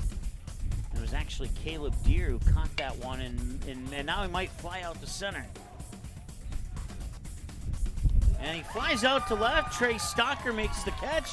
The West Fargo Patriots are your 2022 Gopher Classic champions. Go to face Griffin Stahl in the double overtime period faceoff.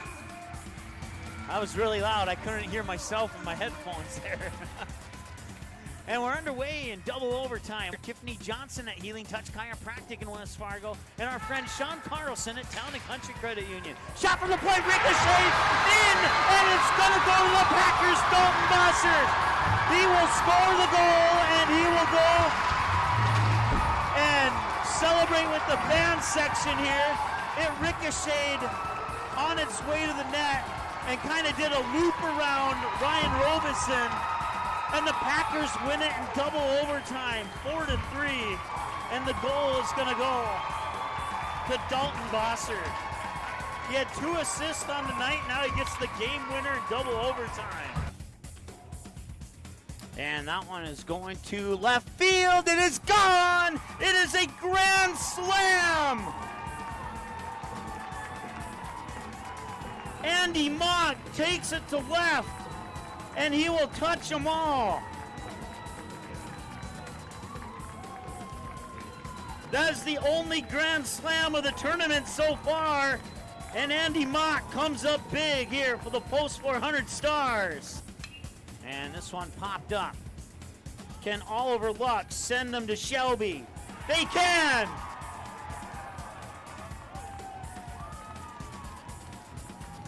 The Post 400 Stars will continue their season in North Carolina, and they will compete in the American Legion World Series with an 11-1 victory over Hopkins. And Hi, it's Mike from Magnitude Sports. I want to take a moment to thank our current YouTube members.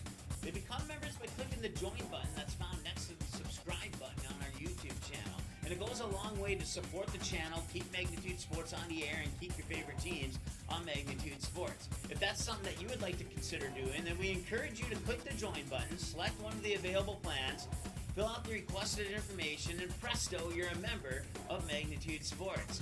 No questions asked, no long-term commitments, and you can cancel at any time. You don't even have to call or email us to cancel. It's just you and your laptop, you and your computer. Good luck to your team here on Magnitude Sports.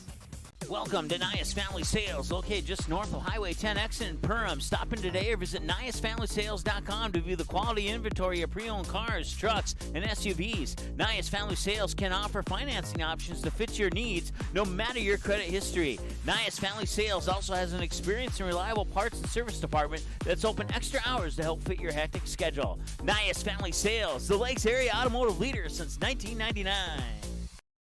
Welcome to Gene Sports Shop, located right on Main Street in Perham, Minnesota. We are your Lakes area archery headquarters. We are an authorized dealer for Matthews, Hoyt, Bowtech, Elite, Bear, and PSC bows, as well as a full line of crossbows. Our friendly, skilled bow technicians will go the extra mile with great customer service to ensure your bow and gear are ready for the woods this fall. Whatever your archery needs are, trust Gene Sports Shop this fall, located in Perham. New Horizons Realty has a beautiful home available on Devil's Lake.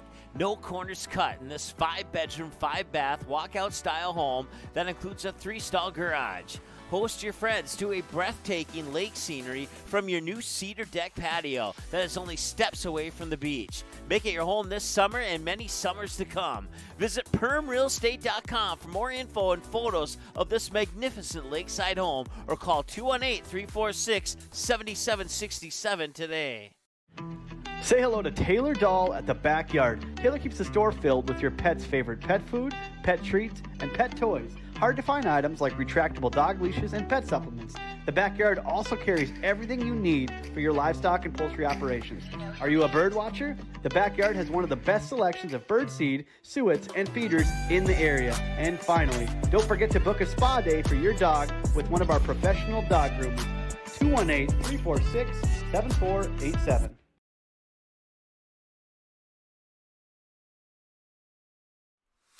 Hansen's Plumbing and Heating provides the highest quality products and services to ensure the comfort and safety of all their customers. It's what they do. Henry Hansen, later known as Hardware Hank, first opened the family hardware store in the early 1930s in Burgess, Minnesota. Today, they are proud to carry on his legacy of hard work and honesty through teamwork, fellowship, cutting-edge technology, and forward thinking. 218-346-2422 or make a visit in Perham, Burgess, or Detroit Lakes today. Hansen's Plumbing and Heating, proudly serving Minnesota families for over 80 years.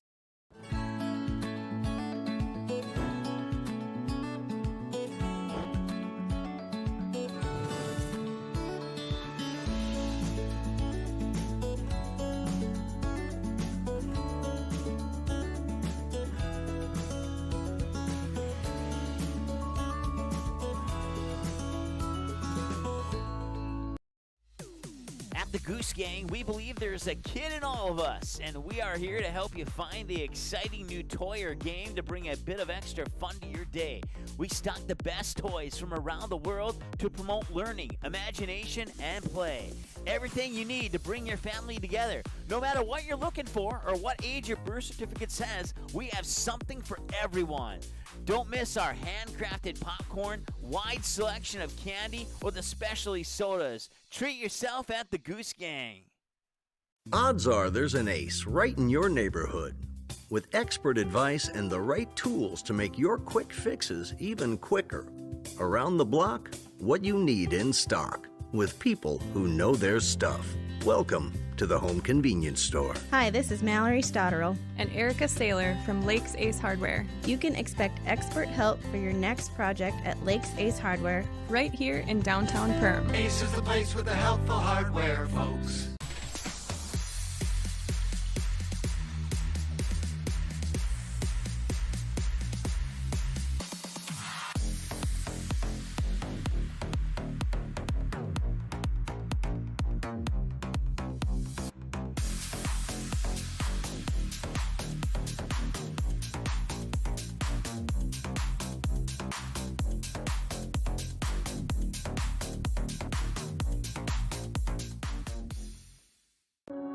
There is a voice inside of you. Do you hear it? An ember burning deep within, calling you to gather your tribe, beckoning you deep into the wild, and instilling in you the courage of 10 Wolverines. You know that voice. Yep, it's me, your Inner Otter, and I want you to visit findyourinnerotter.com to explore all that Ottertail Lakes Country, Minnesota has in store for you. See you soon. Reuter Family Dentistry, with locations in Perham and Wadena, welcomes new patients. Come meet the friendly and professional team and experience for yourself what it is patients love about Reuter Family Dentistry. You know, Dr. Reuter is just so kind and inviting, and she's very proactive, and she has instilled it in her staff to be so friendly and inviting also, and that just makes it a wonderful experience.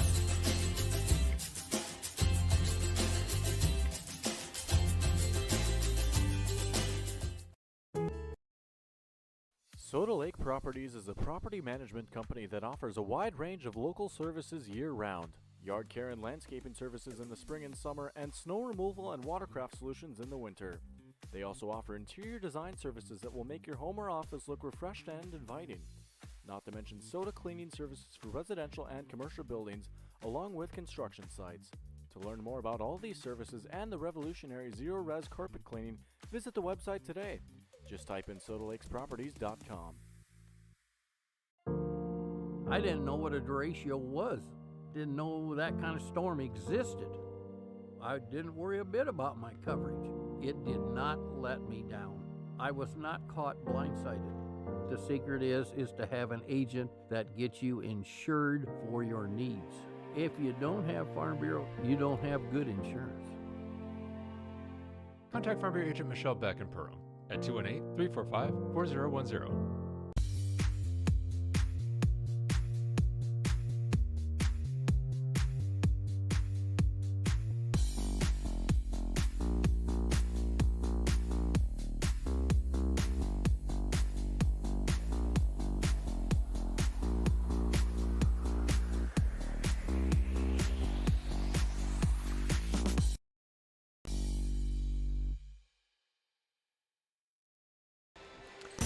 All right, welcome back, and we are ready for Game 3 of the day and Game 7 of 8 of the Grand8 Holiday Classic Tournament here at the Hive in Perham at Perham High School. I want to say thanks to Activities Director Aaron Anderson, along with the other activity staff, assistant activity staff, for providing us with rosters and for all the PA duties from all the other guys and stuff here at Perham High School. So I want to say thanks to everybody who watched their first 6 games, and we're on Game 7 now.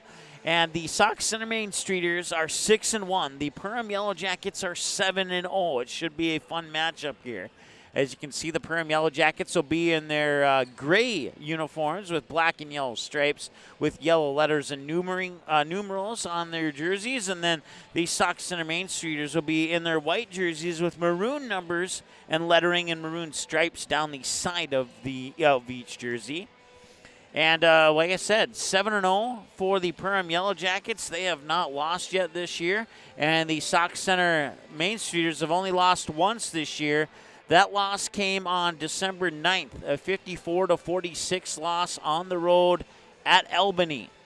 And Albany is usually a pretty good team. Matter of fact, this year, Albany is also 6-1 this year. And their only loss was the New London Spicer, also a road loss. So so the Sauk Center Main Streeters have only lost on the road. And all their opponents who have lost have only lost on the road. Let's put it that way. So, like I said, this should be a fun one here, and we certainly look forward to see if the Main Streeters can hand the Yellow Jackets their first loss of the season, or if the Yellow Jackets will extend their win streak to 8 and improve to 8-0 on the season. We'll find out here. We're about 30 seconds away from the opening announcements. We will take a quick timeout. We'll come back in a moment here with those opening announcements right after this. Can I have a piece of that Willy Willoughby? Wally Wibbly. Wiley's Wallabies. Wallaby Wallies? Wilby Wobbaby? It's pronounced Wiley Wallaby. Well, it's very good. It's called Wiley Wallaby, and it's delicious. All right, welcome back. Our PA announcer, Jason Groth, is on the mic, and we'll turn it over to him now.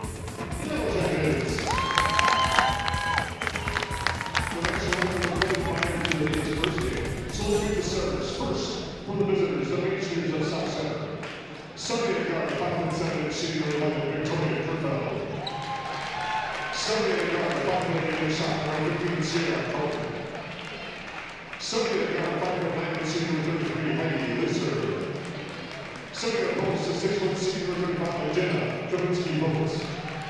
And Sunday opposed to 6'3" sophomore 25 Victoria Johnson. The Main Streeters are coached by assistants Kenny Gustafson, Drew Mahler, and head coach Jackson Berman. And now for your Perham Yellow Jackets. Sunday guard senior 1, Kyle Morris. Sunday guard senior 3, Olivia Rosenthal. Sunday guard senior 3, Kennedy Duncan. Sunday guard senior 14, Olivia Pilgrim. And Sunday guard senior 21, Will Zeal. Sunday coach by assistants Brian Cox, Michelle Boyd, and head coach T.J. Super. The officials of Sunday's game was Mr. Brooks Martin and Mr. Steve Burns. Let's take a second to thank our officials. Everyone, without them, we do not play today. All right, we'll put 18 minutes on the clock, 35 seconds on the shot clock, and zeros on the scoreboard here as the Sauk Center Main Streeters in white will start the same ones they did yesterday with one change. And Victoria Kerfeld will start today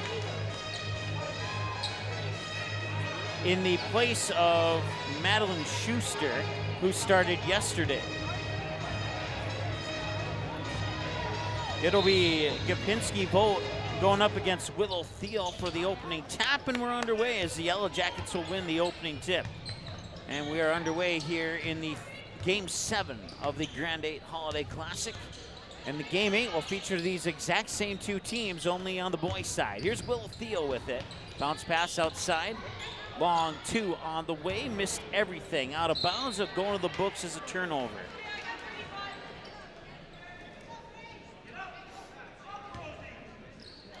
Inbounds pass will come to Sierra Corton. Corton being guarded closely there by Olivia Rosenthal. Now they'll work it over here for Gapinski Vogt. Now they get it over to Kerfeld. Kerfeld tosses it up top for Corton. Corton with a three. That was in and out. That was a long, deep three. And now Kerfield for a three. That one's off the mark as well. But another offensive rebound. Back out to Kerfeld. Kerfeld will dish it off there for Leeser. And now back to Kerfeld. And that one's tipped away. It's turned over. A turnover per side, remain at 0-0 here. And back the other way, Pilgrim will try for a three, and she connects. Olivia Pilgrim makes it 3-0 in favor of the Perham Yellow Jackets here.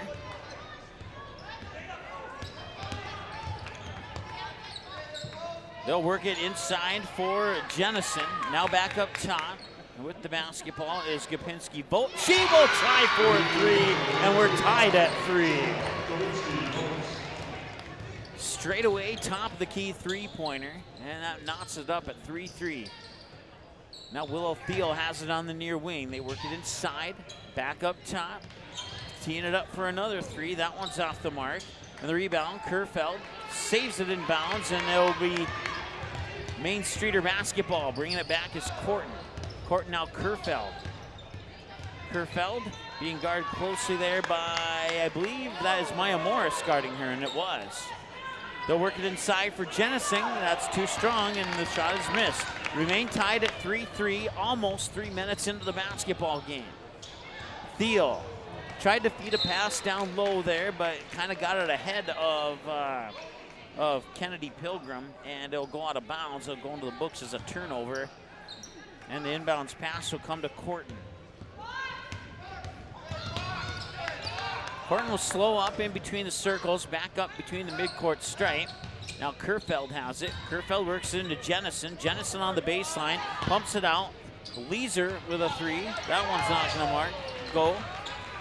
Now Kerfeld has it over on the far wing. 30 on the shot clock. And driving the lane and getting it off or driving the baseline, I should say, is Corton, and she'll put up 2 points, and Sauk Center takes a 2-point lead. It's 5-3. Pilgrim has it. Pilgrim flips it over there for, that is Rosenthal. And now Morris has it. Morris back over to Willow Thiel. Willow Thiel will drive the baseline and feed the pass back out to Pilgrim. Kennedy Pilgrim gets it from Olivia Pilgrim, and now it's tipped away. Kerfeld on a breakaway to the hoops. No, it rolls off the front of the rim. Back the other way now comes Maya Morris. Morris whips it out to Pilgrim. Pilgrim back to Morris in the corner. Morris with the right-handed dribble in between the legs, back at the Pilgrim. Now Willow Thiel has it. Thiel to Pilgrim. There's two Pilgrims. Kennedy Pilgrim 13, Olivia Pilgrim 14. Here's Willow Thiel. Thiel drives into the lane, lost it off her foot, goes to Morris. 2 passes later, it's Pilgrim in the corner. 2 on the shot clock, long three, hits the rim. It's no shot clock violation, and a new 35-second shot clock, and now a timeout.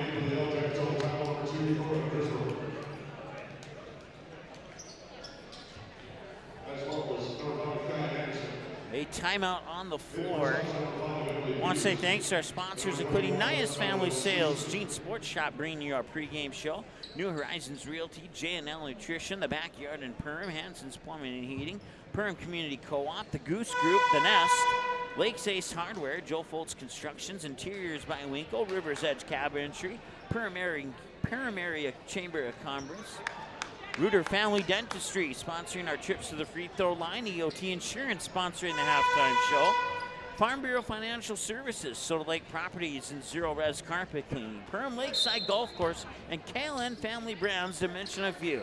Inbounds pass will come to Maya Morris. Morris will dump it off for Pilgrim. Pilgrim on the near wing up top there, and now into the game is Cora Grismer. Grismer, now Pilgrim. Pilgrim back to Grismer. Grismer, one dribble out to the top of the key for Maya Morris. Morris kicks it out for Anderson, who lost it, and they'll go back to the Main Streeters.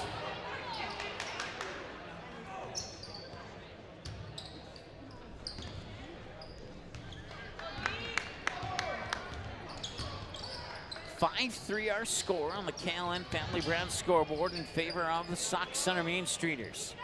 6-1 on the season, going up against the 7-0 Perham Yellow Jackets. That shot is missed, and the rebound comes down to Willow Thiel, and she'll bring it up court to the near wing. Fired over, Pilgrim, catch and shoot three. In and out, it will not go.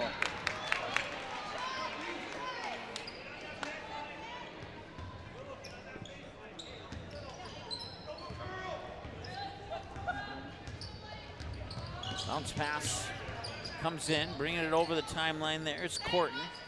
Corton gets it to Jennison. Jennison inside, now back out, and the pass is intercepted. Back the other way comes Grismer. Grismer gives it to Pilgrim. Pilgrim up top for Willow Thiel. Thiel looks, she'll pull the trigger.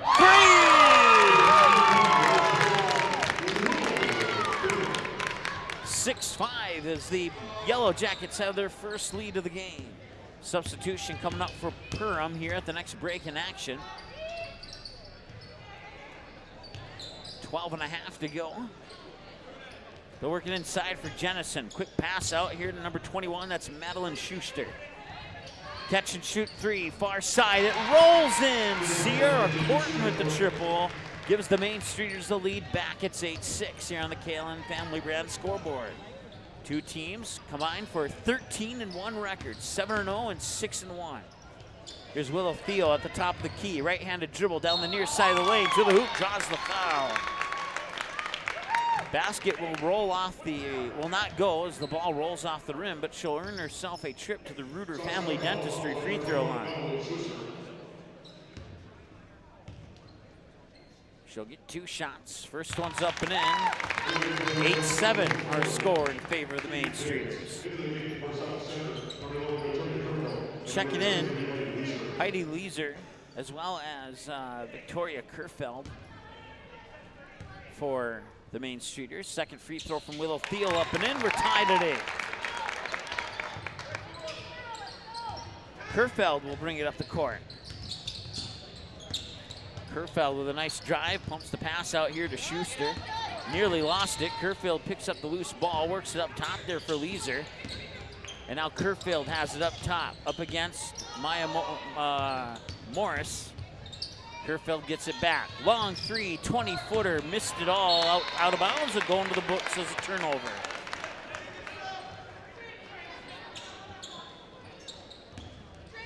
Remain tied at 8.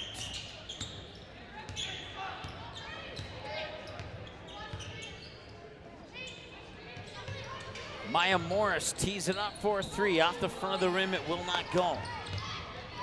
Kerfeld with the loose ball rebound, chases it down to the near sideline, now brings it over the timeline to the top of the key. Hands it off. Quick pass, wide open for three is Emily Peters. That one's off the mark. And the ball goes out of bounds.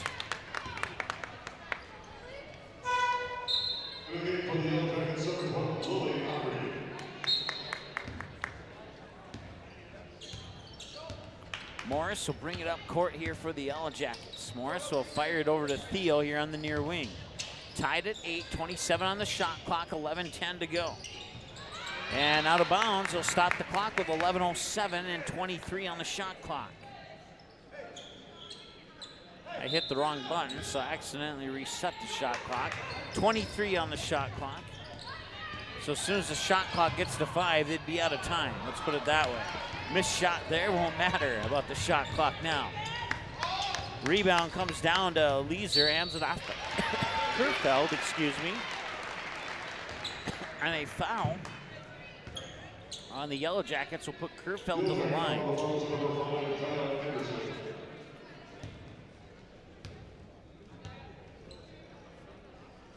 Kerfeld, first free throw is in. And her teammates will come up and give her high fives. Pats on the back. Second free throw is off the mark. But an offensive rebound, and Kerfeld will get the ball and fire it over here to Schuster. Back to Kerfeld, 4-3. No, off the front of the rim, it won't go. 9-8, Kerfeld gives the Main Streeters the lead here with about 10.5 to go in the first half. Will Theo can't get that shot to go.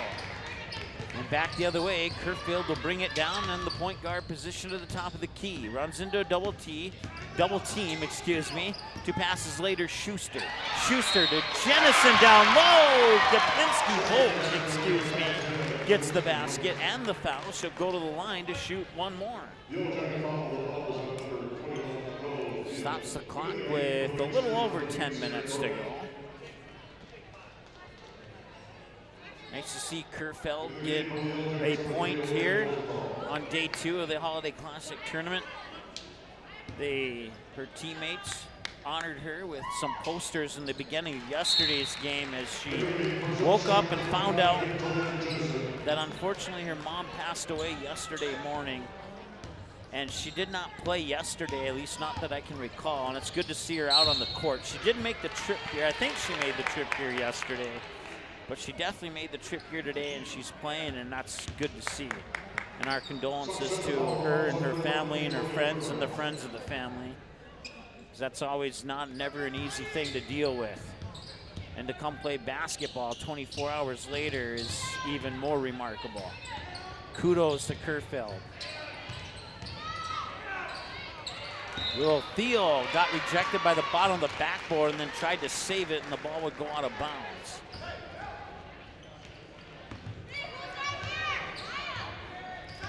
.9:55 and counting to go. Back the other way, Corton has it now. Corton gets fouled, and she'll go to the line to shoot 2.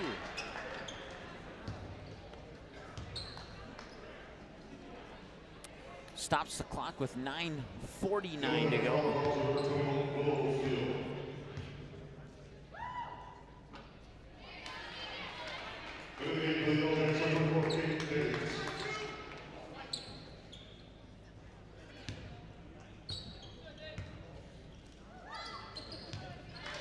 And that free throw's up and in. 13-8 now in favor of the Main Streeters.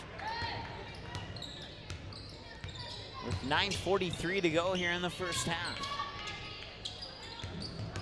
Grismer to the hoop, scores. Grismer gets 2 on the board for the Yellow Jackets. And it's 13-10.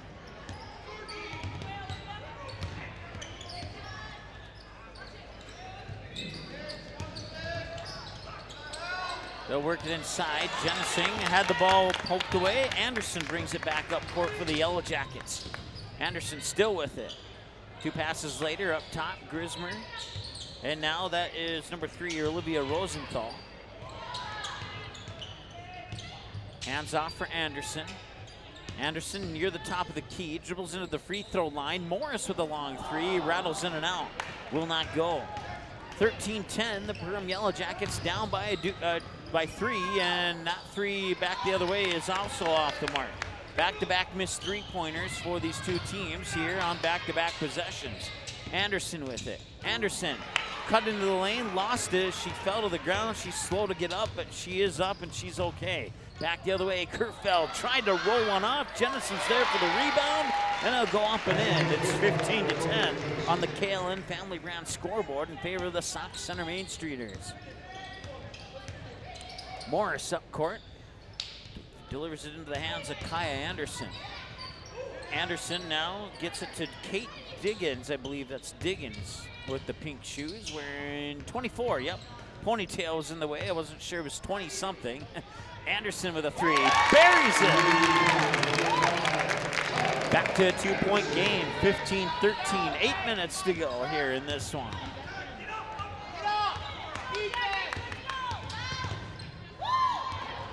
Corner three on the way, no, that's off the mark. Hit the front of the rim, out of the hands there of Madeline Schuster. Now Maya Morris brings it back. 2 passes later, it's intercepted. Kerfield has a breakaway all alone to the hoop and scores!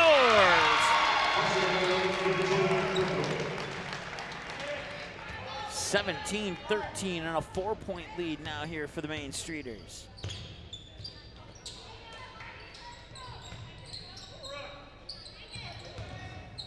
Kate Diggins with it. Diggins fires it inside. Nice move there by Grismer, and she cannot get the basket to go in. And now a whistle and a timeout called by Perham. 17-13 with 7:05 to go here in the first half of play. We'll take a timeout. We'll be back in a moment here on the Magnitude Sports Network. Welcome to the Cactus. The Cactus was built from a passion to gather, to celebrate, and to experience sophisticated fun.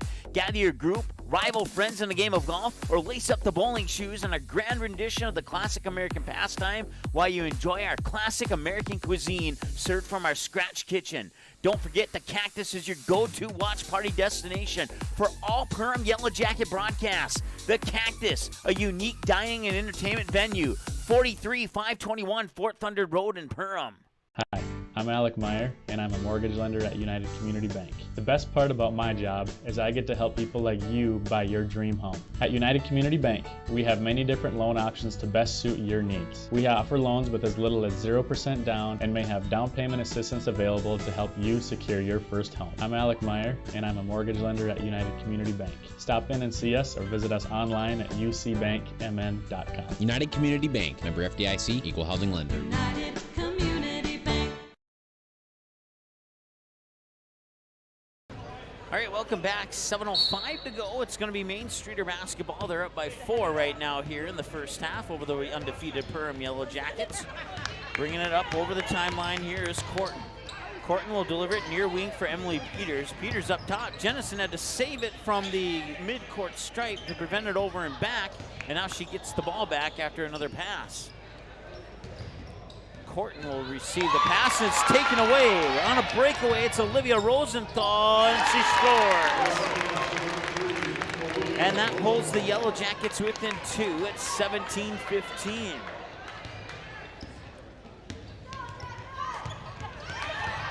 Kerfeld has it, being guarded closely here by Grismer. Kerfeld to Jennison. Jennison, ball above her head, looking inside, back to Kerfeld. No, it's stolen away by Grismer. Grismer one-on-one in an unfair matchup. You got a 4-footer against a 7-footer. Not quite the measurements, but and she buries it from the corner. Holy smokes. What a 3-point basket for Cora Grismer, the sophomore. And that pulls the Yellow Jackets in front by 1, 18-17, inside 6 minutes to go. Nice pass, and the basket's up and in. Emily Peters with the basket. Gives the Main Streeters the lead back at 19-18. 3 on the way. That is Pilgrim burying the triple, and now the Yellow Jackets are up by 2. It's 21-19.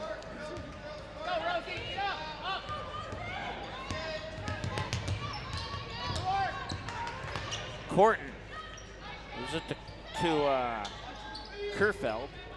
Too many CK sounding. And from the top of the key, Gopinski-Volt hits the 3-pointer.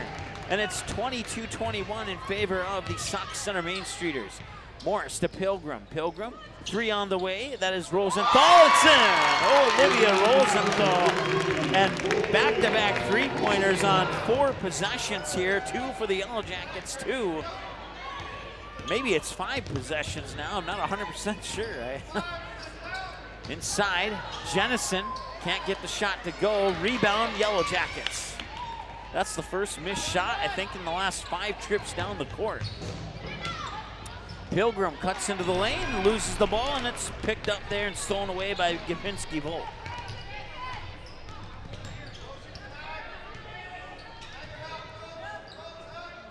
They'll work it inside. Gapinski vote up top. Now they work it over here for Kerfeld. Kerfeld back up top for Jennison. Now they get it to Peters. Emily Peters picks up her dribble. Had it stripped away. Now a battle for it on the floor. Jump ball. Possession arrow favors the Main Streeters.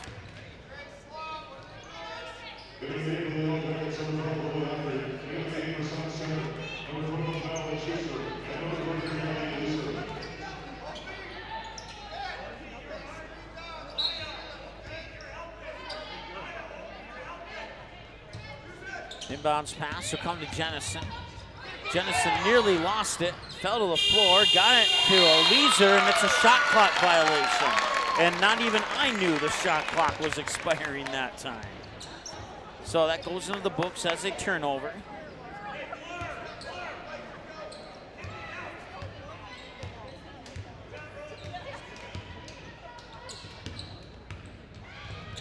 And Pilgrim to the basket, won't go. Tipped away, loose ball, picked up there by the Main Streeters. Coming back is Schuster. Schuster with a bounce pass up top there for Leeser. And now a high post jumper is off the front of the rim out of the hands of Corton. That one will not go, and the Yellow Jackets will get the rebound and bring it back the other way. Morris to the top of the key, fires it over to Pilgrim. Pilgrim up top to the other Pilgrim. That was Kennedy to Olivia. Morris gets it over to Olivia Pilgrim. Now Kennedy Pilgrim has it. Morris. Back to Pilgrim. Three on the way. Swish! Nothing but the bottom of the net. 27-22. The Yellow Jackets go up by 5. Their biggest lead of the game so far. Back the other way comes Corton. They'll hand it off there for Leeser, and another three, and that one's off the mark there. But an offensive rebound and a new shot clock. Drives through the paint and cannot get it to drop. Coming back the other way now, Lily Ockery, number 12, into the lineup for the Yellow Jackets. Here's Pilgrim with it. Pilgrim now gets it to Rosenthal. They'll work it in the corner here for Pilgrim.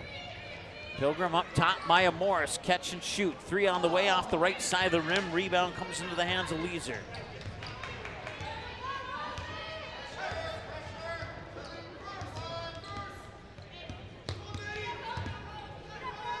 Leeser picks up her dribble.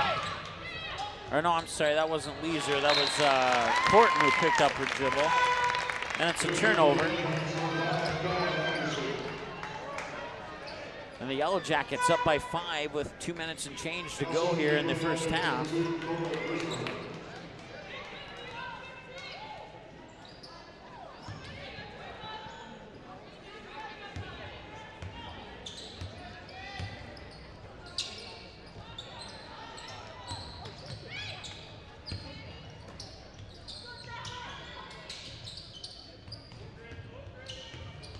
Pilgrim works it up here for Grismer. Grismer now to the other Pilgrim. That is Olivia to Kennedy. Now that is Olivia Pilgrim with the three. That one will not go. Rebound comes down here to Emily Peters. And back the other way come the Main Streeters. Down by 5. Looking to cut into the deficit here. Bounce pass, Emily Peters. Outside, Corton catch and shoot three. That one's off the mark and it will not go. And a defensive board for the Yellow Jackets. 27-22, inside 90 seconds to go now here. And they'll work it down low for Grismer. Grismer bounce pass, Pilgrim. Now the other Pilgrim for a three, and that one bounces off the back of the rim, up to the shot clock and down through the net. 3 points for the Perham Yellow Jackets. 30-22, 1 minute to go. Inside, and that is Volk with the missed shot. And the Yellow Jacket fans down in front of us are pretty happy right now. Pilgrim has it. Pilgrim gets it over to, I believe that's Ockery. And that shot is missed. And with 40 seconds to go, Main Streeters have a chance for a final shot. No, they will not. It'll be a turnover. And now the shot clock is on.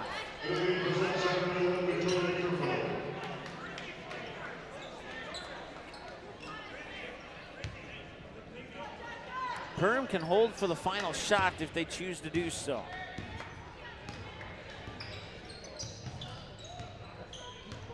Get some guidance from Coach Super before crossing the timeline.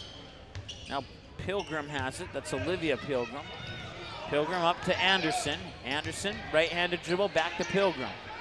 14 on the clock. Now Grismer has it.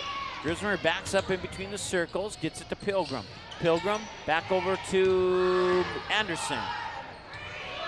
Pilgrim at the buzzer, too much. And that'll do it for half number one.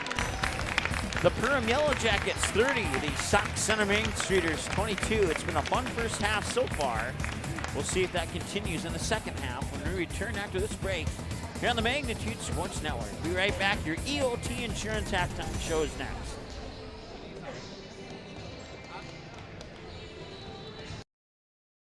Budget Blinds, based in Detroit Lakes, serving Perham, Fergus Falls, and Park Rapids, is celebrating its 30th anniversary. Whether you need blinds, shades, shutters, drapes, check out the entire inventory online, budgetblinds.com. Also, schedule a consultation on the website. Have more questions? Give them a call. 218-206-9599. Budget Blinds is backed by the #1 provider for custom window coverings in North America and is your local window coverings expert. Visit online, budgetblinds.com.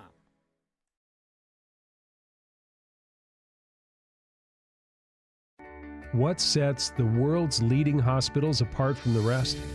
It's their continued ability to deliver the highest quality patient care. Perham Health is honored to be a top 10 Minnesota hospital. Patients experience it, and Newsweek has recognized it. Even during the unpredictability of the pandemic, the nurses, doctors, and many others at Perham Health put their best foot forward. Thank you to everyone at Perham Health for continuing to provide the best patient care. Welcome to Nias Family Sales, located just north of Highway 10 exit in Perham. Stop in today or visit NiasFamilySales.com to view the quality inventory of pre-owned cars, trucks, and SUVs. Nias Family Sales can offer financing options to fit your needs, no matter your credit history. Nias Family Sales also has an experienced and reliable parts and service department that's open extra hours to help fit your hectic schedule. Nias Family Sales, the Lakes area automotive leader since 1999. Welcome to Gene Sports Shop, located right on Main Street in Perham, Minnesota. We are your Lakes area archery headquarters. We are an authorized dealer for Matthews, Hoyt, Bowtech, Elite, Bear, and PSC bows, as well as a full line of crossbows. Our friendly, skilled bow technicians will go the extra mile with great customer service to ensure your bow and gear are ready for the woods this fall. Whatever your archery needs are, trust Gene Sports Shop this fall, located in Perham.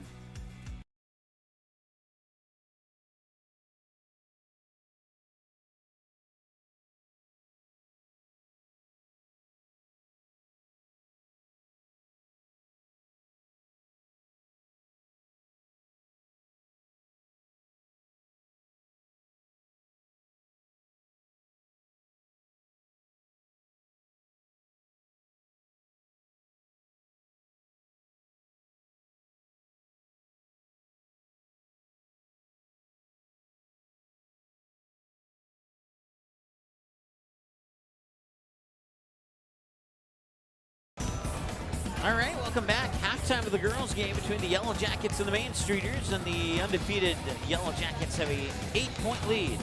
Looking to go to 8-0 if they can hang on to that 8-point lead, but the Main Streeters are not going to make that easy whatsoever. It's been a fun basketball game through up to this point. Let's take a look at your KLN Family Brands halftime stat here on your EOT Insurance Halftime Show. And right now, the Yellow Jackets shooting 10 of 19 with 14 of those 19 attempts coming from behind the three-point arc. They have barely taken any shots inside the arc, only 5 of them. They have connected on 8 of those 14 three-pointers. And I think we have a misprint there. That should be 10 for 11. Or no, it should be 11. Let me look at my personal stat sheet here. It should be 11 for 12. So we will we'll get that fixed right now.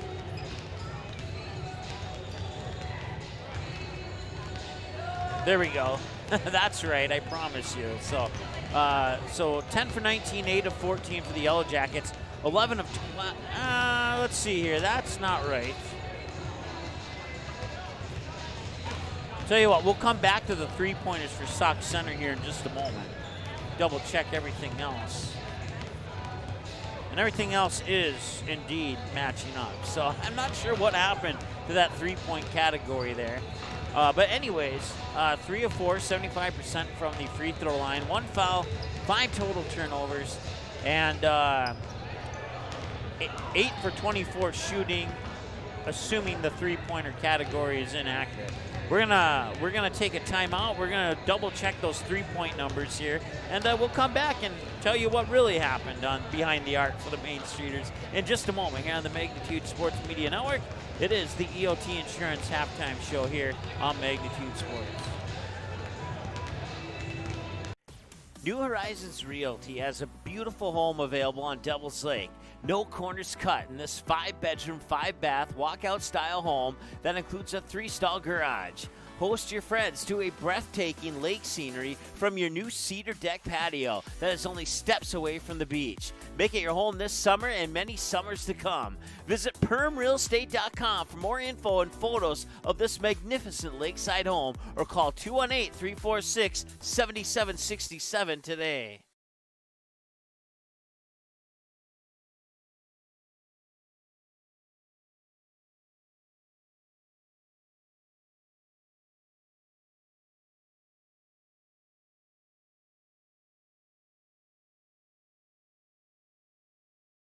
J&L Nutritional Consulting is the area leader in beef, dairy, and seed.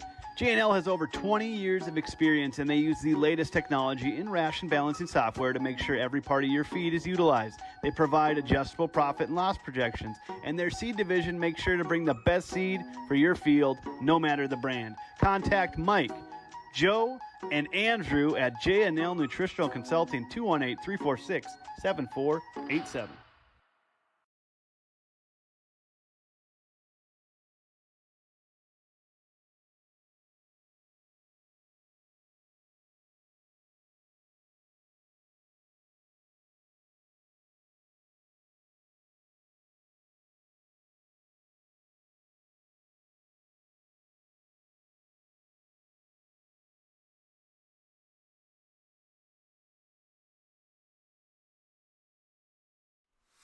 Hansen's Plumbing and Heating provides the highest quality products and services to ensure the comfort and safety of all their customers. It's what they do. Henry Hansen, later known as Hardware Hank, first opened the family hardware store in the early 1930s in Burgess, Minnesota. Today, they are proud to carry on his legacy of hard work and honesty through teamwork, fellowship, cutting-edge technology, and forward thinking.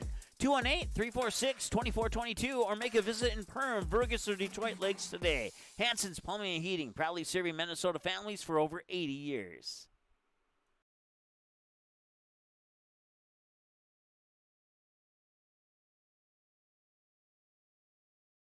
All right, welcome back. Let's take another look at those halftime numbers. I figured out what went wrong. We forgot to reset the three-point category from the previous game between Painesville and Border West. So let's see if we got that fixed now. I think we might have. Yes, that is correct.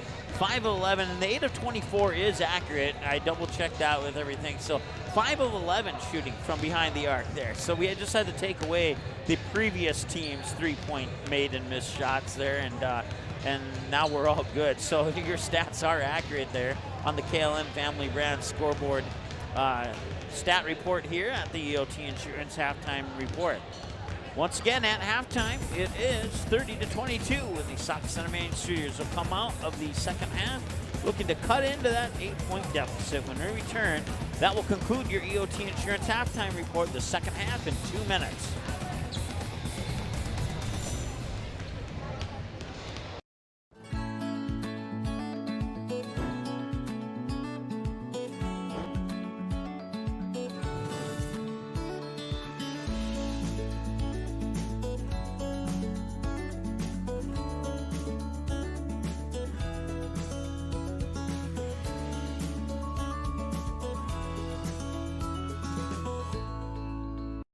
Here at The Nest, we know that people gather over food and drink. We want to help you bring your loved ones together over a cup of coffee in our beautiful coffee shop or over a home-cooked meal using our wide selection of the best kitchen tools. Nest's inviting atmosphere is the perfect place to catch up with friends or savor one of our fresh-baked pastries. Early riser?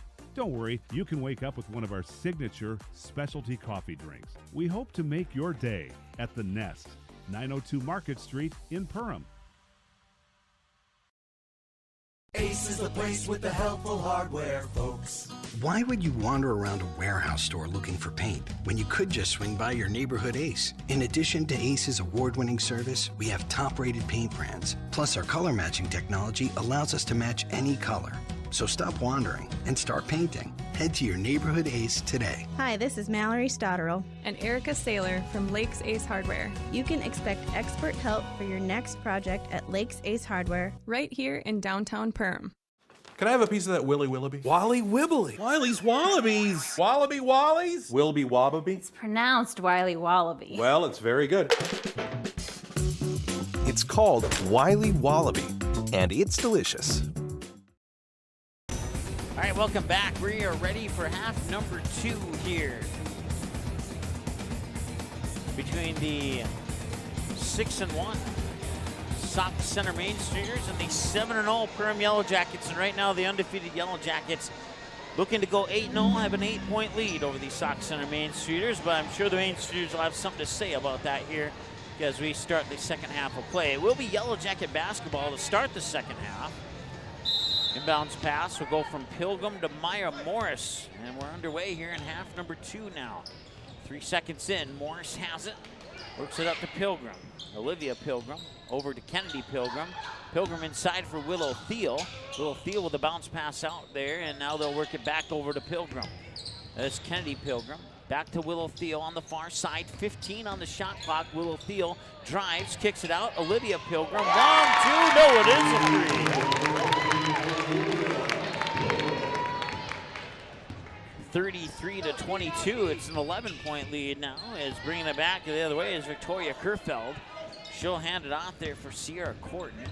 Corton looks, gets it to the top of the key. They'll work it inside for Jennison, and that's probably the route to go here if you want to get back into this game, as they will draw a foul here on the Perham Yellow Jackets. And Jennison will go to the line, and to get points with the clock stopped is absolutely amazing. The only hard part is you actually have to make the free throws now. And that one will rattle off.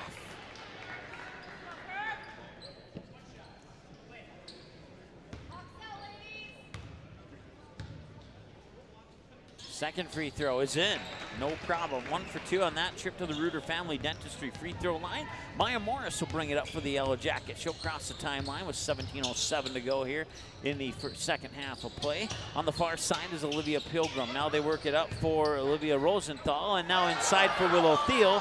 She got her own rebound, couldn't get the second tip, and it would be Jennison, who stands about 6 inches taller than Thiel, and she was able to get that. And now Jennison Vogt is in, or Gapinski Vogt, excuse me, gets the basket. 33-25 our score now on the KLN Family Brand scoreboard. Here's Kennedy Pilgrim. Now Maya Morris works inside for Willow Thiel. Reverse layup, too strong, it will not go. And a loose ball rebound, and who's it gonna go to? No signal yet, or if they did give a signal, I missed it, one of the two. It's gonna be Perham basketball. Inbounds pass to Morris. Thiel will try for a 3. Too strong, missed it all, right into the hands of Kerfeld. Going to the books as a turnover for Perham. Kerfeld will bring it up, try and set up the offense, fire it over near wing here for Corton. Corton back up top now for Jennison. Jennison fires the pass over to Leeser. Leeser now gets it back here to Corton. Corton, and will get fouled. That foul, I believe, will be charged to Rosenthal. And it will.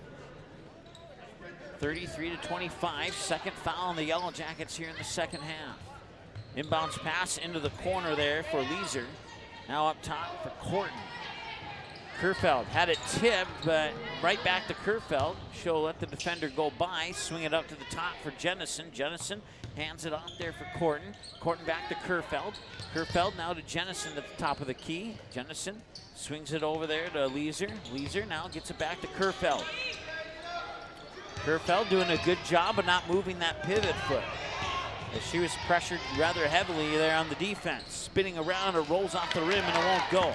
And the Yellow Jackets will get the rebound. Willow Theo will bring it up court. Stop at the top of the key, get it to Maya Morris. Morris with a little lob pass. Now Olivia Pilgrim, excuse me, with the missed three-pointer.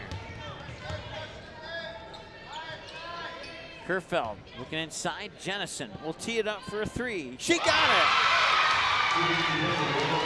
19-9 on that three-point attempt. 33-28. It's a 5-point game now. Pilgrim to Morris to Thiel. Thiel inside being guarded by Jennison. Jennison has a little bit of height and she got mostly ball but a little bit of hand. And it will be a foul on Jennison. That'll be the first team foul for Sauk Center here in this half. She's got about 90% ball and 10% hand, and you have to get 100% ball and 0% hand. Any other combination will result in a foul. Missed free throw there, and that's good news if you're a Main Streeter fan.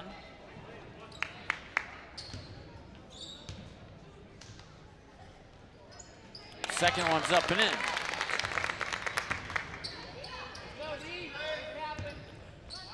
Corton will bring it up court, being guarded closely there by Grismer in the backcourt. Now Kerfeld has it, being guarded by Morris.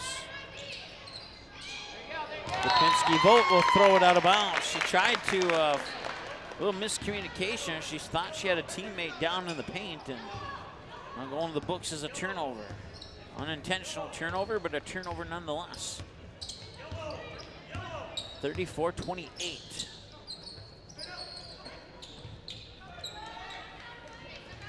They have more on the shot clock than 8 seconds. They have 18 at the moment. Anderson has the ball. Thiel looks inside, now puts the ball on the floor. Stops in the paint. Ooh, and it looked like her, oh, she's okay, that's good. Willow Thiel puts it back up and it drops in.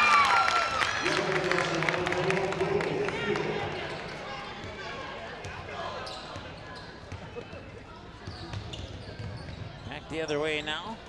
And I didn't see who got that one, but it's up and in.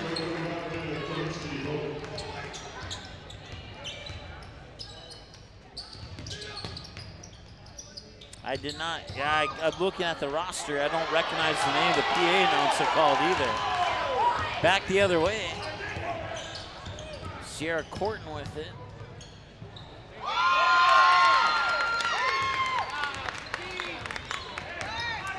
(36-30) Perham.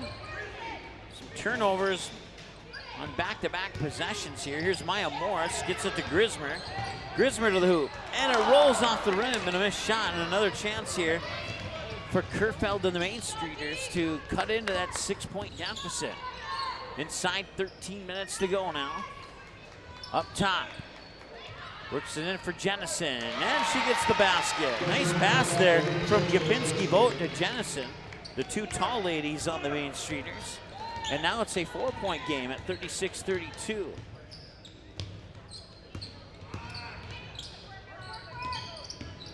Pilgrim gets it to Anderson at the top of the key. 20 on the shot clock. Pilgrim with a three off the back iron, it won't go. Rebound to the Main Streeters. Down by 4 with a chance to cut into that lead, or cut that lead in half, if not more than half. Top of the key, Penske Vogt, and a whistle, and a travel is called. I looked down at my roster, I did not see her feet move because I was looking at my roster. So I have to trust the call on the official there. I just wanted to make sure I had her name right. That's the only reason I looked down, and as soon as I looked down, she travels. So back to the Yellow Jackets now. Loose ball, tipped in, and a battle for it. The Yellow Jackets maintain possession. Inside, Maya Morris had the shot blocked, so the up and down does not result in a travel. And now that's Diggins. And a long three, Grismer, that one's off the mark. Chasing down the rebound, it goes out of bounds, and they'll go into the books as they turn over. And a missed shot at the same time. 11:49 to go here in the second half. And a 4-point basketball game here between two teams with a combined record of 13-1. The Main Streeters have the only loss right now, and one!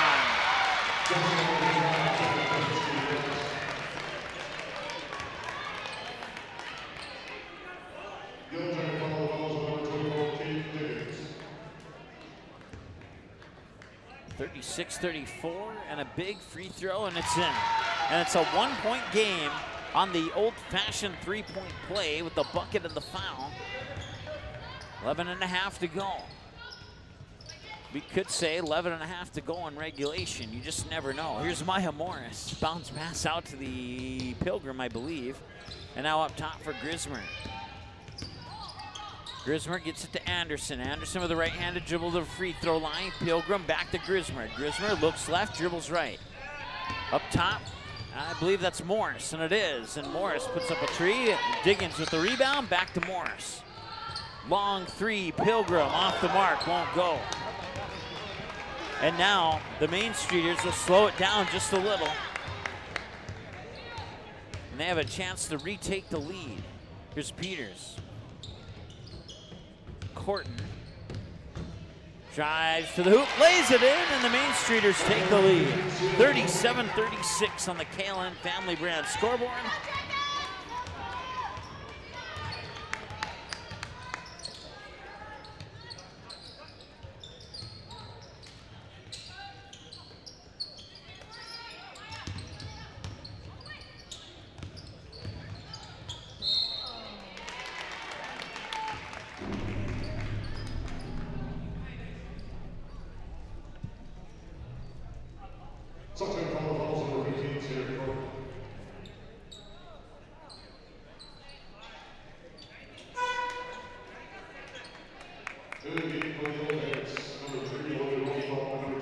All right, had to make a manual adjustment there, so I missed about 20 seconds of action.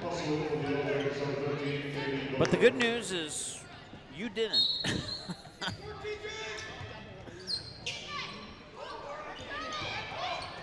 Inside Grismer to Anderson. Anderson up top for Thiel.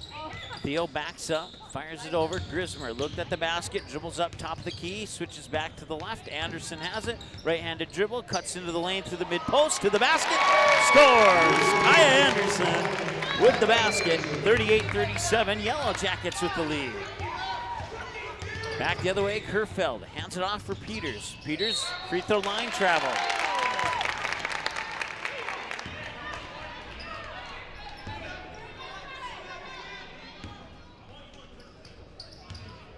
.49 to go here in the second half.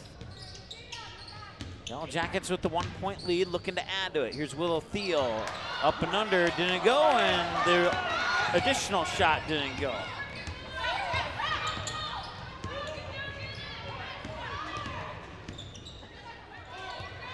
Kerfeld gets it into the hands of Schuster. Now up top, it's Jennison. Now it's tipped away by Anderson, but tracked down by Peters. Main Streeters will maintain possession. Now Kerfeld has it. Kerfeld gets it to Schuster. Schuster inside for Jennison. She spins, she scores. 39-38.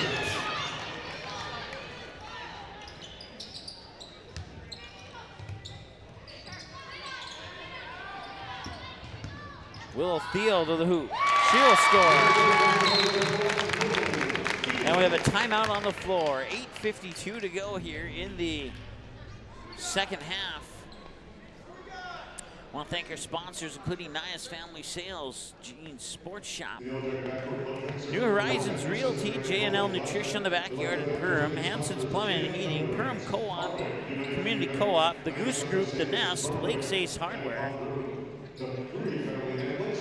Joe Foltz Construction, Interiors by Winkle, River's Edge Cabinetry, Perham Area Chamber of Commerce, Reuter Family Dentistry, EOT Insurance, Farm Bureau Financial Services, Soda Lake Properties and Zero Res Carpet Cleaning, Perham Lakeside Golf Course, KLN Family Brands, the Cactus United Community Bank, Budget Blinds, and Perham Health. All making Perham Yellow Jacket basketball and wrestling coverage this winter possible here on the Magnitude Sports Network. And a turnover. And that one will roll off.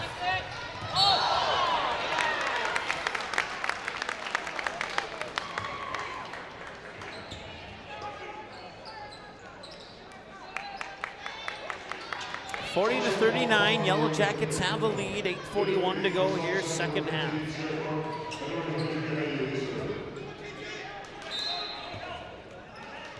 They'll lob it in here for Willow Thiel.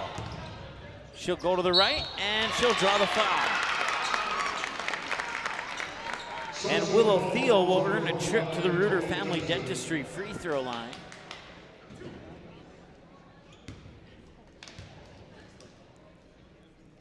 And the free throw is off the mark. Rolls off to the left side of the rim.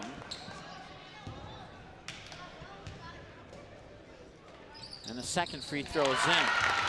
So that makes it a 2-point game. A one-possession, 2-point game. And a behind-the-back dribble there by Corton to get her onto the timeline. And a loose ball goes out of bounds. They'll turn it over back to the Yellow Jackets.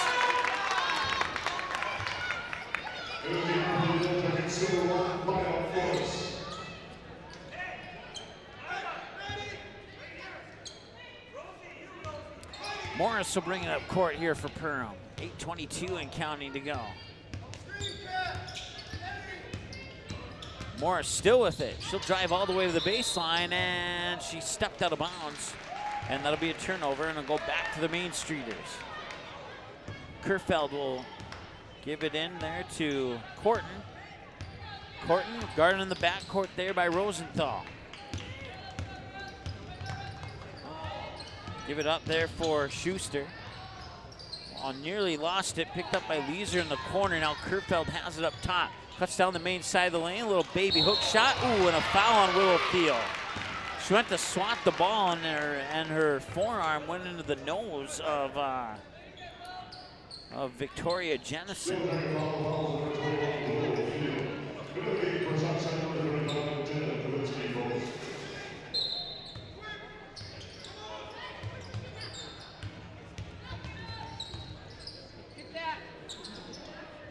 That shot's up and in. And we have a tie ball game at 41 all.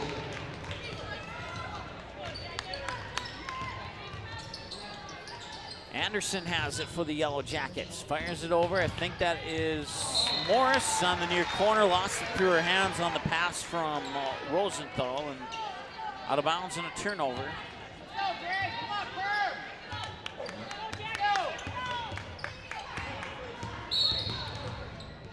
Timeout called by Sauk Center. Tied at 41 with 7:23 to go here in the second half. We'll take a timeout. We'll be back in a moment here on the Magnitude Sports Network.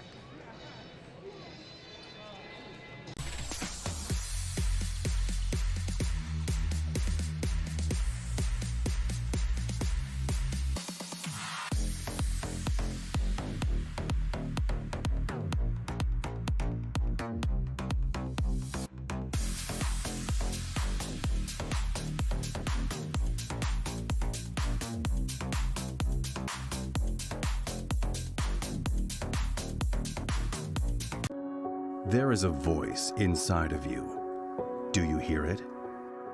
An ember burning deep within, calling you to gather your tribe, beckoning you deep into the wild, and instilling in you the courage of 10 Wolverines. You know that voice. Yep, it's me, your inner otter, and I want you to visit findyourinnerotter.com to explore all that Ottertail Lakes Country, Minnesota has in store for you. See you soon.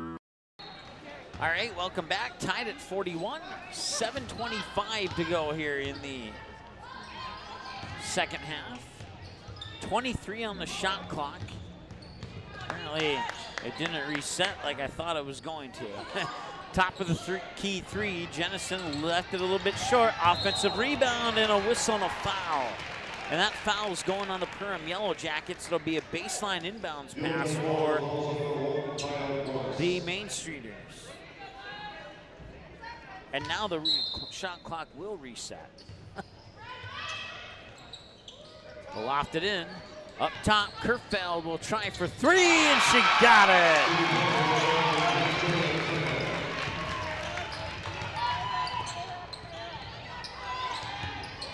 Willow Thiel will try and respond down at the other end. She does. 1 point basketball game thanks to the three-pointer by Victoria Kerfeld. And a behind-the-back dribble there by Corton. And she goes to the hoop, and she cannot get it to drop in, and the Yellow Jackets will get the basketball back. Kaya Anderson with the rebound. Now quickly back the other way. Willow Thiel has it on the far wing. She thought about it. Didn't pull the trigger. Up to Pilgrim. Pilgrim now sends it over here to Kaya Anderson. Anderson in the corner from Morris. Morris backs up. Willow Thiel at the top of the key. Drives into the paint. Underhand scoop shot in. Nicely done by Willow Thiel. And that gives the Yellow Jackets a 1 point lead. 45-44. Back the other way now, Corton with the basketball. Spinning around, being defended there by Rosenthal, and nearly, I think a foot may have went in. I'm not sure what happened there. All I know is it wasn't a whistle. Let's put it that way. Missed two. Jennison with the rebound, and they will draw the foul, and they'll earn a trip to the Reuter Family Dentistry free throw line with 5:56 to go here in the second half. So a chance to tie the game here, and she will not. At the free throw line for Sauk Center is Heidi Leeser.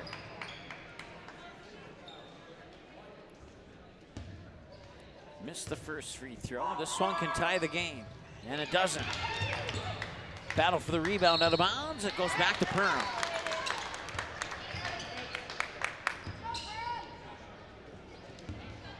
.554 to go.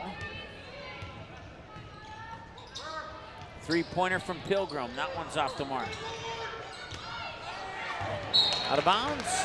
It'll go back to Sauk Center. Nice defensive play there by Kennedy Pilgrim, but it goes back to Sauk Center nonetheless.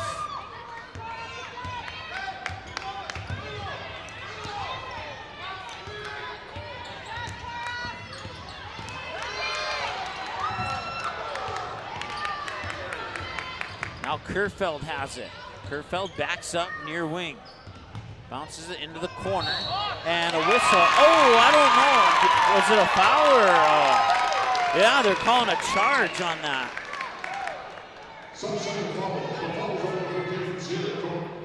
Either a charge or an elbow, one of the two. Either way, it's an offensive foul.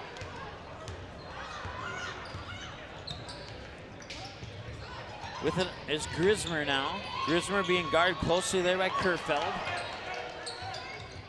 Willow Thiel with it. Goes to the right. Tries to back up her defender. Spins in the paint. Off the front of the rim. Jennison with the rebound. A 1 point basketball game, and the Main Streeters with a chance to take the lead here on this possession. They'll work it in there for Gapinski Volt. And it's another charge. And Gapinski Volt walks up to the referee and just tries to plead her case, but to no avail.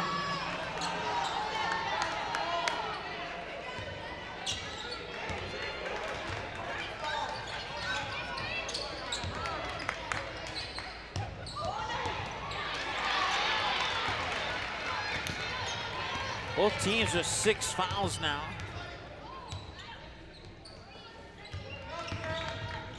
And a loose ball in the corner. It's out of bounds, and it's going to go back to Perham.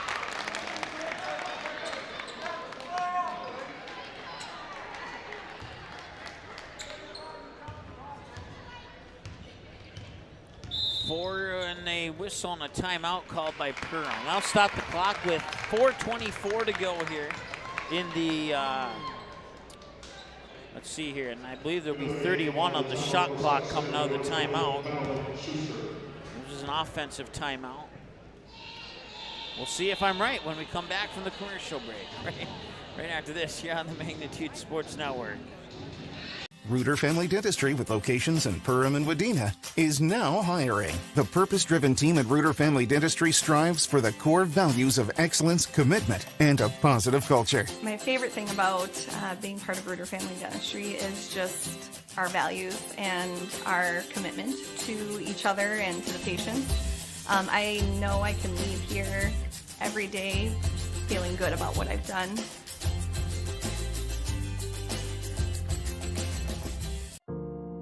I didn't know what a derecho was. Didn't know that kind of storm existed. I didn't worry a bit about my coverage.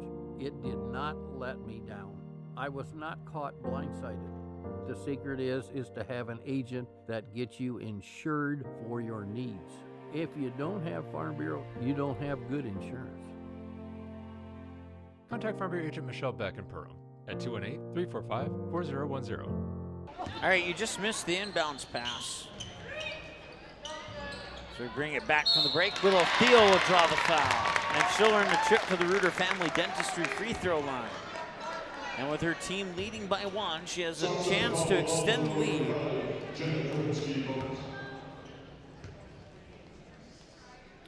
Free throw up and in. A 2-point game.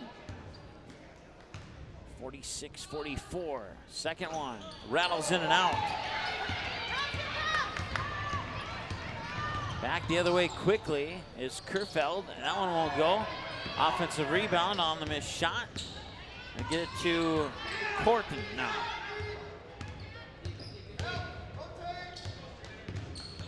$18 on the shot clock. And one!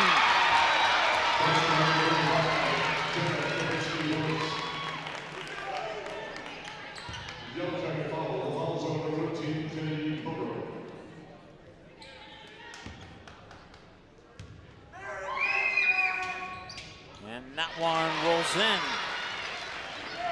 So she tacks on the extra point and gives her team the lead, 47-46 on the KLN Family Brand scoreboard. Both teams in the 1-and-1 bonus. Every foul will result in a trip to the free throw line for the opposing team. Pilgrim has it. Fakes left, goes right, picks up her dribble after one dribble, gets it there to Grismer. Grismer now to Morris. Morris dribbles in, kicks it out. Pilgrim 4-3, no, off the mark, it won't go. And the rebound comes down to Sauk Center. They're up by 1, 47-46, and 3 minutes and change to go here in the second half. Or you could possibly say in regulation with the way this one's going, you just never know. Nice move there by Victoria Kerfeld. And that is 2 points for the Main Streeters. And there, we're up by 3, 49-46, 3 minutes to go. Grismer to Pilgrim, now Morris to the other Pilgrim. Inside for Willow Thiel. She'll turn, spin, and score. Nice ball movement by the Perham Yellow Jackets on that trip down the court. And they get 2 points out of it, and they're down by 1, 49-48. Time ticking down here in the regulation, and another nice move down at the other end. That basket goes to Sierra Corton. Substitution pending for the Yellow Jackets at the next break in action. Pilgrim to Pilgrim. That was Kennedy to Olivia. Now back up top there for Grismer. Back over to Olivia Pilgrim. Now Willow Thiel. Thiel fakes left, goes right into the paint, spins at the mid post, puts it up, and it won't go. Rebound to the Main Streeters. 51-48, a 3-point game, and the Main Streeters, with 2 minutes to go, have a chance to make this a 2-possession lead. Behind the back, dribble there by Corton, and a whistle and a timeout taken by who? Was it Perham? Whoever took it, we'll take one with them. We'll be back in a moment here on the Magnitude Sports Network.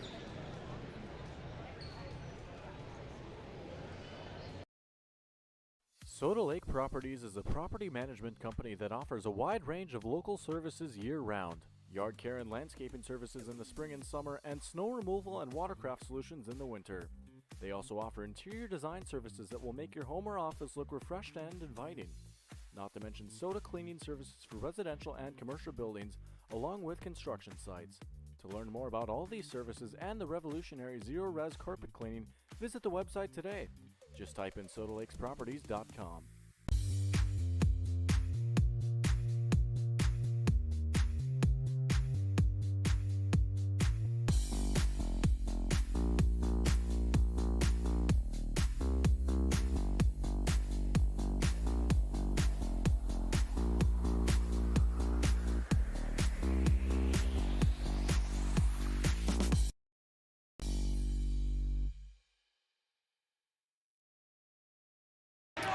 All right, welcome back.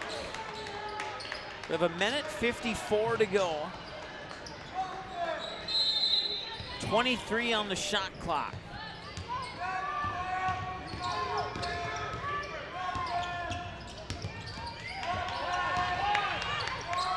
And the ball's tipped. It is picked up there by Gapinski Vogt. Now they get it back up hot here for Kerfeld. Kerfeld drives into the paint to the hoop, got rejected by the bottom of the rim. The rebound there by Gapinski Vogt gives the Main Streeters a 2-possession lead. It's a 5-point basketball game, 53-48. Willow Thiel has it on the other side. 1:25 to go. Thiel drives into the paint. Thiel backs up a defender, gets it out to, I believe that was Morris. Now Anderson. Thiel has it on the near wing. Thiel tries to back up a defender, goes to the hoop, and it rolls in and out. She gets her own rebound, she gets fouled. And that will be in the act of shooting, so she'll get 2 shots nonetheless. Instead of the one-on-one, she won't be forced to make the first one to get a second one. She's just gonna get a straight 2 since she was fouled in the act of shooting. And she'll miss the first one. These free throws right now are huge. And Perham needs to make them if they want to keep their undefeated streak going. Time is becoming less and less of a friend. She'll make the second one.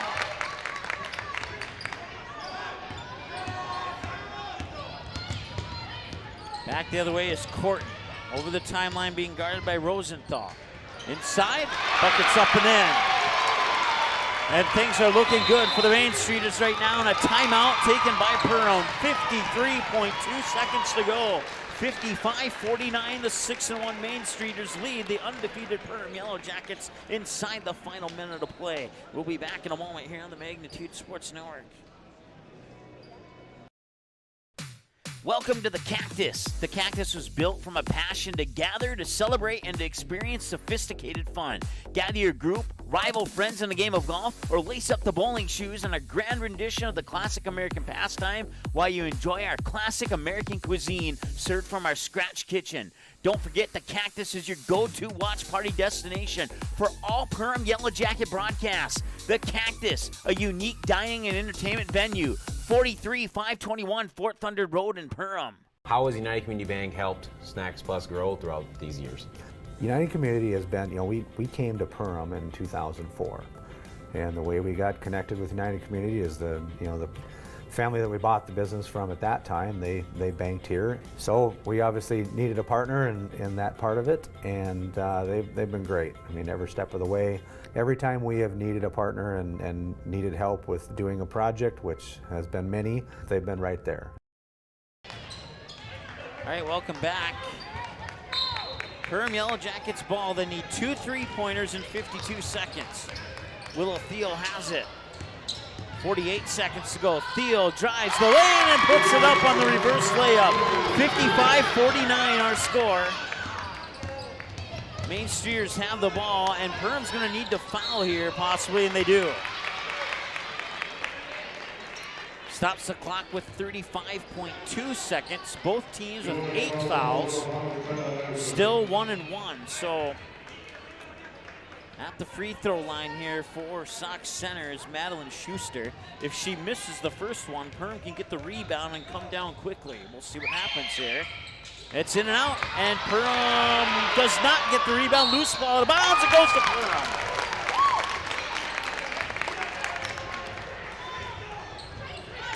Down by 4, 32 seconds to go, and Perham gets the loose ball out of bounds off a missed free throw. Maya Morris. And they turn it over. No, it was deflected off a white jersey, so will remain Perham Yellow Jacket basketball with 25.6 seconds to go. Inbounds pass comes to Pilgrim. Pilgrim feeds it in for Willow Thiel, and Willow Thiel had her shot blocked. And a foul immediately by Willow Thiel in the backcourt after the Main Streeters picked up the ball, and will march all the way down to the other end for free throws with 19.3 seconds to go. And that is the 9th team foul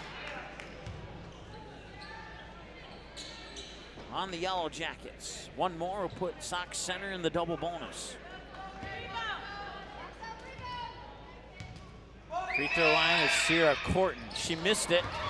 And a jump ball for the rebound, and the possession arrow favors Sox Center.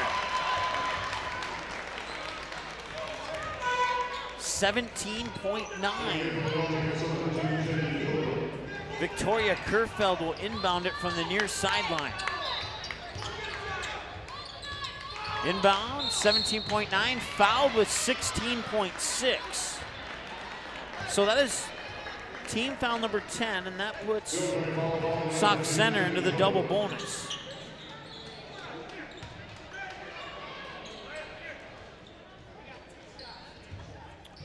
So every foul now is 2 shots for the Main Streeters. It is a 6-point basketball game, and if she makes this next free throw, that could possibly seal the deal.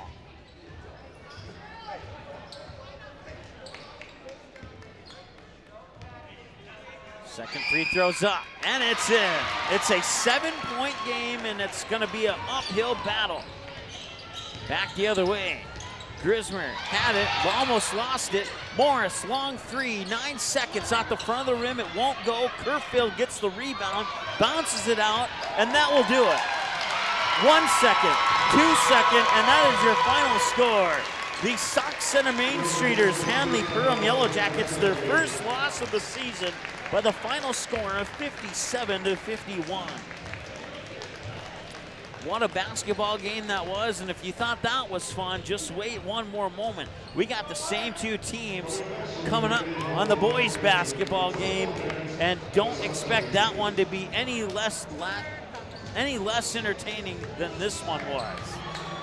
As they'll dim the lights and turn it back on. I'm not sure what the purpose of that is, but I kind of like the lights off, to be honest with you. All right, we just got to reset the scores here. We don't have to do any changing for the team since everything else is the same. We'll take a timeout, and we'll come back with the pregame show for the boys matchup between the Yellow Jackets and Main Streeters right after this on the Magnitude Sports Network. Budget Blinds, based in Detroit Lakes, serving Perham, Fergus Falls, and Park Rapids, is celebrating its 30th anniversary. Whether you need blinds, shades, shutters, drapes, check out the entire inventory online, budgetblinds.com. Also, schedule a consultation on the website. Have more questions? Give them a call, 218-206-9599. Budget Blinds is backed by the #1 provider for custom window coverings in North America and is your local window coverings expert. Visit online, budgetblinds.com. What sets the world's leading hospitals apart from the rest? It's their continued ability to deliver the highest quality patient care. Perham Health is honored to be a top 10 Minnesota hospital. Patients experience it, and Newsweek has recognized it. Even during the unpredictability of the pandemic, the nurses, doctors, and many others at Perham Health put their best foot forward. Thank you to everyone at Perham Health for continuing to provide the best patient care. All right, once again, your final score, 57-51. Let's take a look at your Callan and Family Brand scoreboard final stats here. And there you have it. The Yellow Jackets fall by 6, 57-51. Both teams now are 7-1 on the season with the victory and the loss. Total turnovers, 19 in the game, split 9-10 between the two teams. 60% from the free throw line at the Reuter Family Dentistry free throw line for the Yellow Jackets, 8-12 from that same Reuter Family Dentistry free throw line for the Main Streeters. 21-41 shooting with 13 of those 41 attempts from behind the arc, and they connected on 6 of them. While the Yellow Jackets connected on 10 of 22 attempts and shot 19 of 41 overall from the field. That will do it for this one. Once again, your final score, the Sauk Center Main Streeters 57, the Perham Yellow Jackets 51. The Sauk Center Main Streeter boys come out onto the court now. We'll take a timeout, and we'll have that boys game for you coming up in about 23 minutes and 29 seconds here on the Magnitude Sports Network. We won't take a 23-minute commercial break. I'm just telling you, that's how long it is till tip-off. We'll be back in a couple minutes. Welcome to Nias Family Sales, located just north of Highway 10 exit in Perham. Stop in today or visit NiasFamilySales.com to view the quality inventory of pre-owned cars, trucks, and SUVs. Nias Family Sales can offer financing options to fit your needs, no matter your credit history. Nias Family Sales also has an experienced and reliable parts and service department that's open extra hours to help fit your hectic schedule. Nias Family Sales, the Lakes area automotive leader since 1999.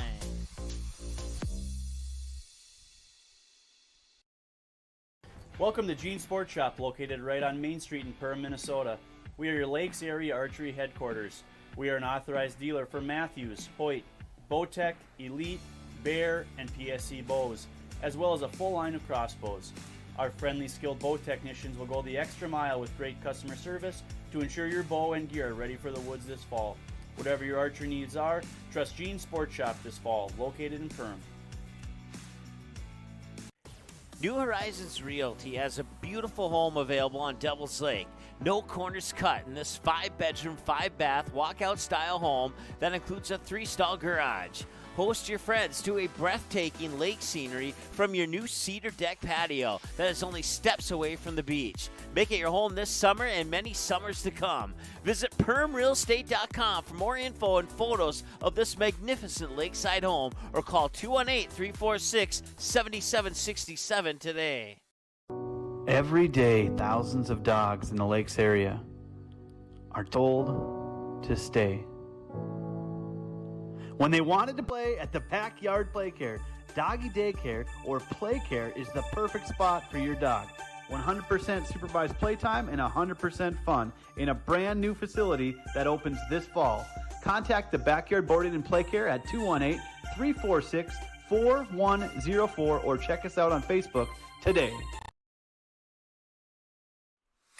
Hansen's Plumbing and Heating provides the highest quality products and services to ensure the comfort and safety of all their customers. It's what they do. Henry Hansen, later known as Hardware Hank, first opened the family hardware store in the early 1930s in Burgess, Minnesota. Today, they are proud to carry on his legacy of hard work and honesty through teamwork, fellowship, cutting-edge technology, and forward thinking. 218-346-2422 or make a visit in Perham, Burgess, or Detroit Lakes today. Hansen's Plumbing and Heating, proudly serving Minnesota families for over 80 years.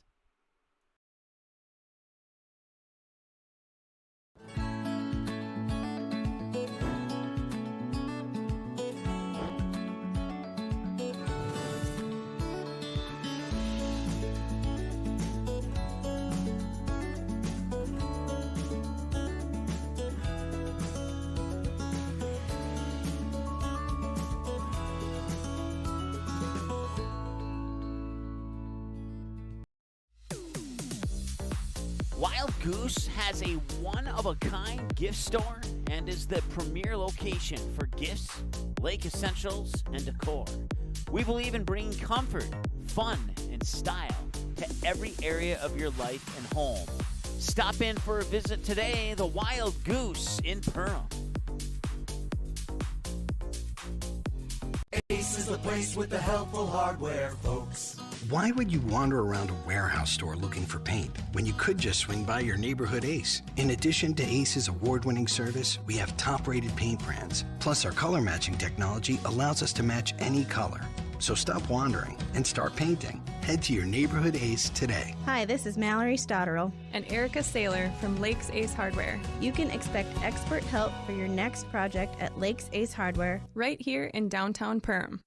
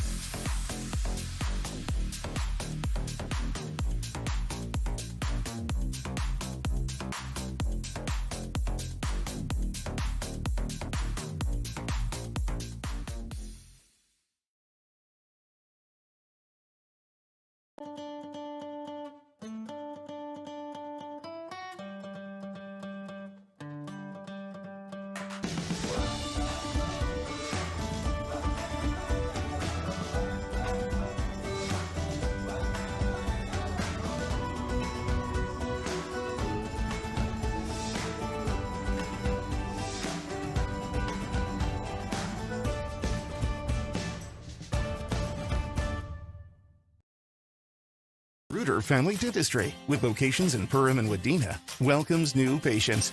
Come meet the friendly and professional team and experience for yourself what it is patients love about Reuter Family Dentistry. It's just nice to be in a small hometown knowing that you have a local dentist that cares about you, knows you, and wants to do what's best for you and your family.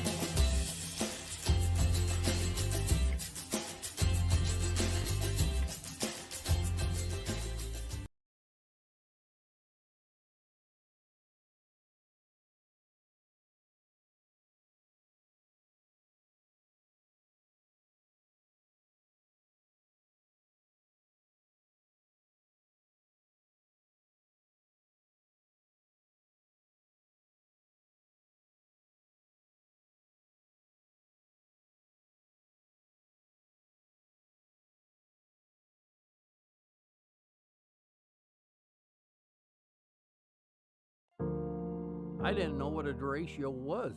Didn't know that kind of storm existed. I didn't worry a bit about my coverage. It did not let me down. I was not caught blindsided. The secret is to have an agent that gets you insured for your needs. If you don't have Farm Bureau, you don't have good insurance. Contact Farm Bureau agent Michelle Beck in Perham at 218-345-4010.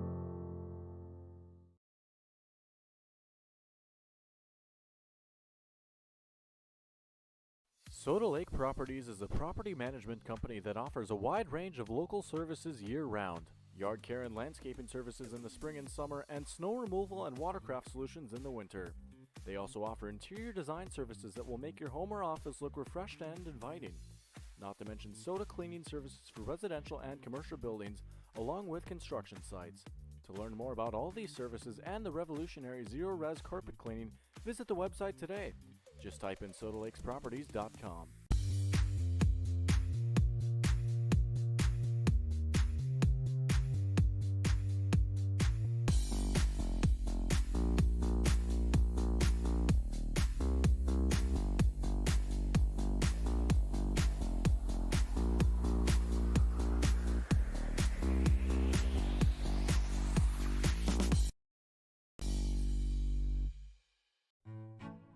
The domestic dog, a relative of the wild wolf, now a gentle, loyal member of your family. And through the good times and the more challenging, we love them no matter what. That's why we feed them the best. Nutrisource is the kind of clean, premium food you'd feed a loyal pet who would follow you to the ends of the earth, even when you don't want them to. Don't just feed your pet, nourish their whole body. Nutrisource, where pet health begins.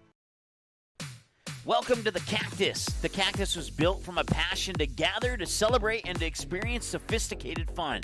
Gather your group, rival friends in a game of golf, or lace up the bowling shoes in a grand rendition of the classic American pastime while you enjoy our classic American cuisine served from our scratch kitchen. Don't forget, the Cactus is your go-to watch party destination for all Perham Yellow Jacket broadcasts. The Cactus, a unique dining and entertainment venue. 43-521 Fort Thunder Road in Perham. How has United Community Bank helped Snacks Plus grow throughout these years? United Community has been, we came to Perham in 2004. And the way we got connected with United Community is the family that we bought the business from at that time, they banked here. So we obviously needed a partner in that part of it, and they've been great. I mean, every step of the way. Every time we have needed a partner and needed help with doing a project, which has been many, they've been right there. What sets the world's leading hospitals apart from the rest? It's their continued ability to deliver the highest quality patient care. Perham Health is honored to be a top 10 Minnesota hospital. Patients experience it, and Newsweek has recognized it. Even during the unpredictability of the pandemic, the nurses, doctors, and many others at Perham Health put their best foot forward. Thank you to everyone at Perham Health for continuing to provide the best patient care. Budget Blinds, based in Detroit Lakes, serving Perham, Fergus Falls, and Park Rapids, is celebrating its 30th anniversary. Whether you need blinds, shades, shutters, drapes, check out the entire inventory online, budgetblinds.com. Also, schedule a consultation on the website. Have more questions? Give them a call. 218-206-9599. Budget Blinds is backed by the #1 provider for custom window coverings in North America and is your local window coverings expert. Visit online, budgetblinds.com. All right, welcome back to the final game of the Grand8 Holiday Classic. It's Game 8 of the Grand8 Holiday Classic here. Tournament's the boys' championship game between the two teams that have yet to lose here at the Grand8 Holiday Tournament, and that is the Perham Yellow Jackets and the Sauk Center Main Streeters. And not only have they not lost here yet in the Grand8 Holiday Tournament, both of these teams have not lost a game all season. We had one undefeated streak come to an end at the hands of Sauk Center in the last game.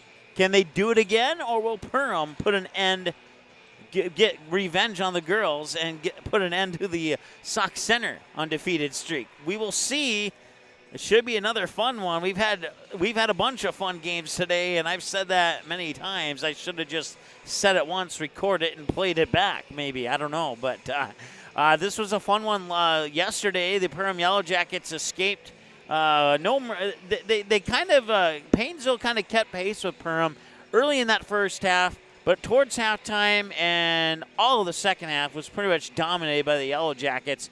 And we'll see if they have another domination in them tonight when they take on the Sauk Center Main Street. It should be a fun one. They've had comfortable wins against all their opponents.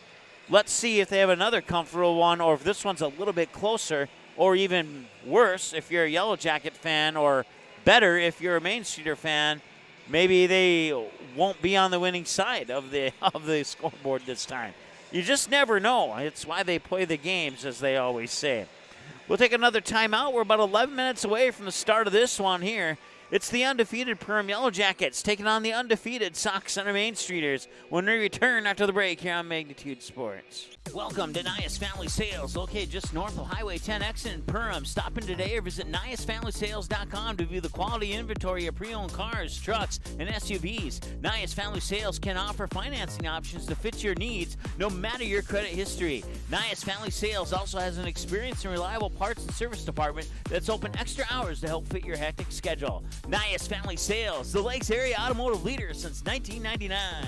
Welcome to Gene Sports Shop, located right on Main Street in Perham, Minnesota. We offer a full line of sporting goods and have everything you need for your next hunting or fishing adventure. As a third-generation family-owned business with over 60 years of experience, we pride ourselves on great customer service from our friendly, knowledgeable staff and are open 7 days a week for your convenience.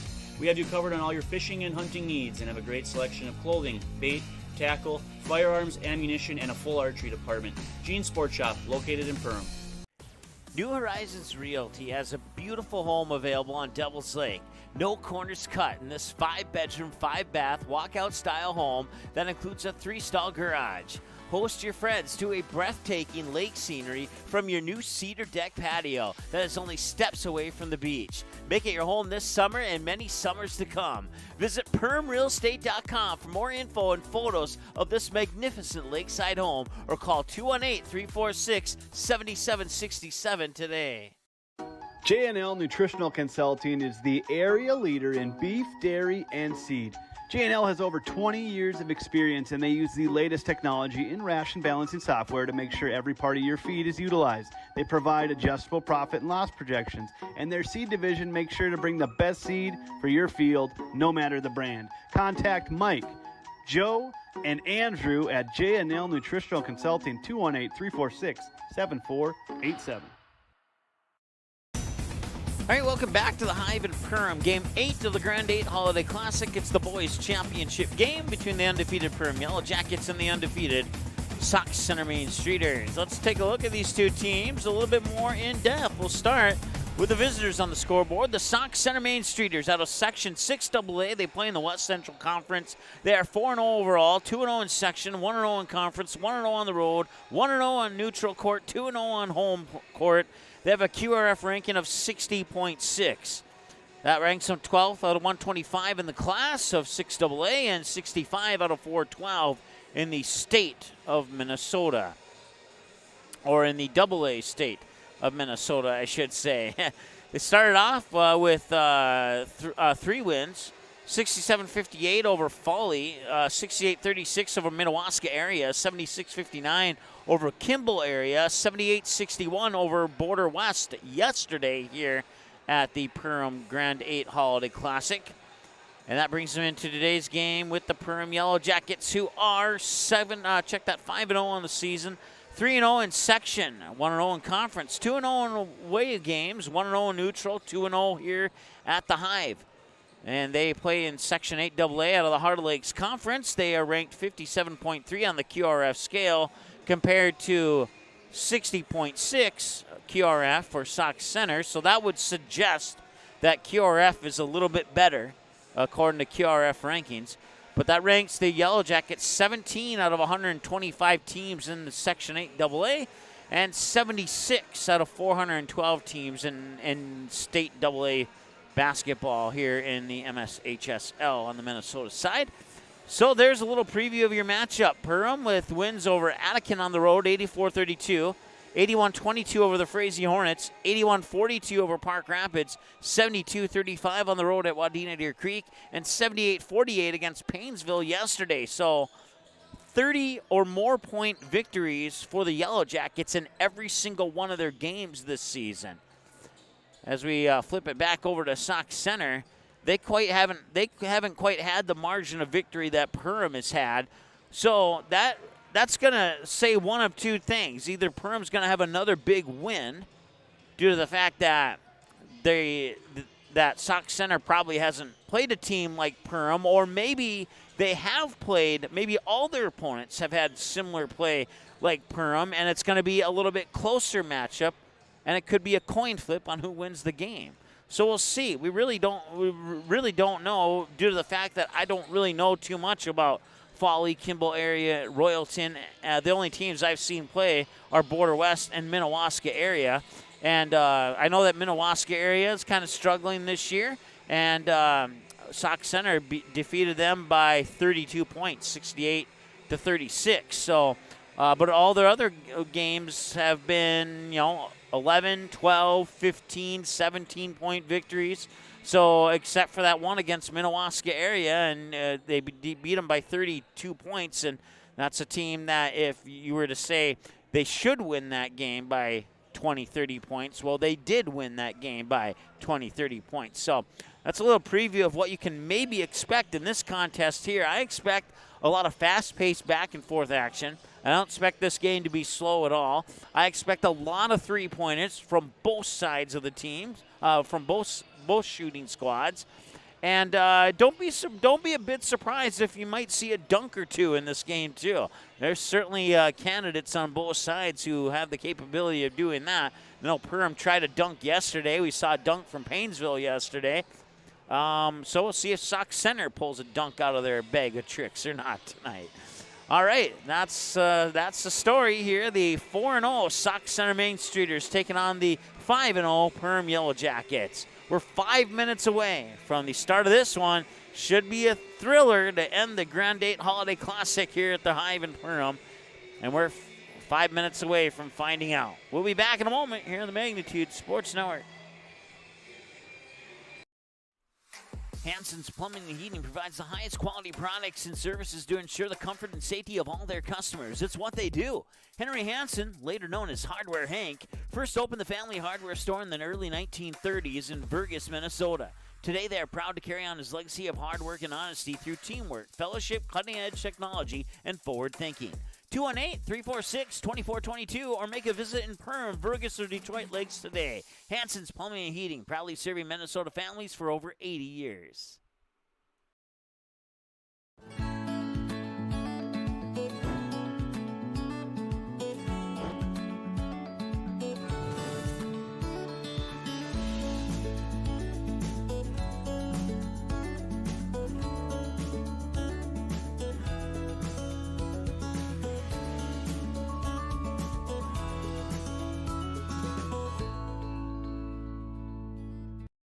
Here at The Nest, we know that people gather over food and drink. We want to help you bring your loved ones together over a cup of coffee in our beautiful coffee shop or over a home-cooked meal using our wide selection of the best kitchen tools. Nest's inviting atmosphere is the perfect place to catch up with friends or savor one of our fresh-baked pastries. Early riser? Don't worry, you can wake up with one of our signature specialty coffee drinks. We hope to make your day at The Nest, 902 Market Street in Perham. Odds are there's an ace right in your neighborhood.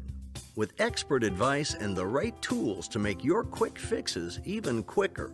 Around the block, what you need in stock, with people who know their stuff. Welcome to the Home Convenience Store. Hi, this is Mallory Stotterell and Erica Saylor from Lakes Ace Hardware. You can expect expert help for your next project at Lakes Ace Hardware, right here in downtown Perham. Ace is the place with the helpful hardware, folks.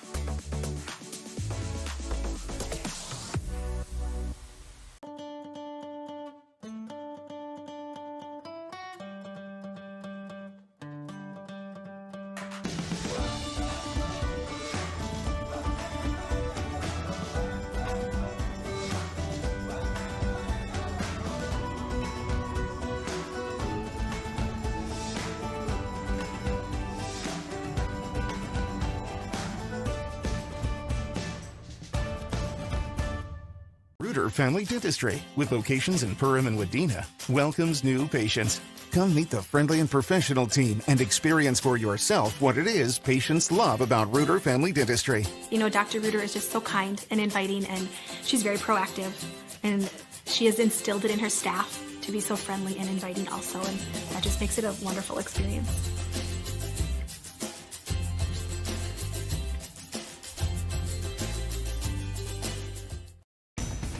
Welcome back to the Hive in Perham. We got your starting lineups coming up here in about 1 minute. Back with those starting lineups here in about 30 seconds on the Magnitude Sports Network.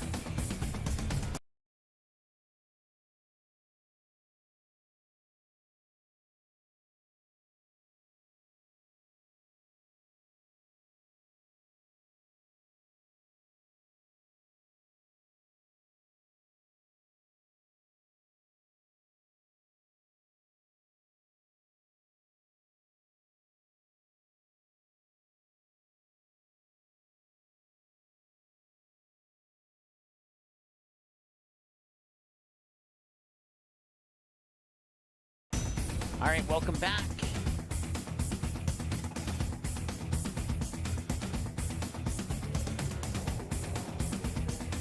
Your J&L Nutrition and Backyard and Perham starting lineups from our PA announcer, Jason Groth, coming up right now.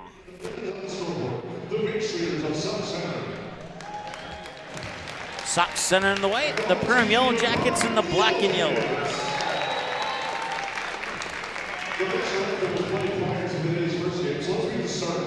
First, for the Main Street of South Center, starting at 6'1" junior number 1, Jamie Newland. Starting at 6'2" junior 2, Ethan Bartlett. Starting at 6'2" junior 4, Jimmy Franco. Starting at 5'10", shot number 10, Vivian Adams. And at 6'2" junior 22, Matthew Ward.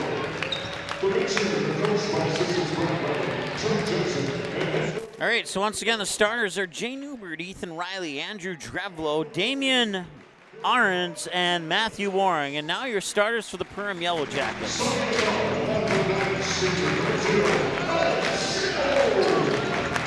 If you can see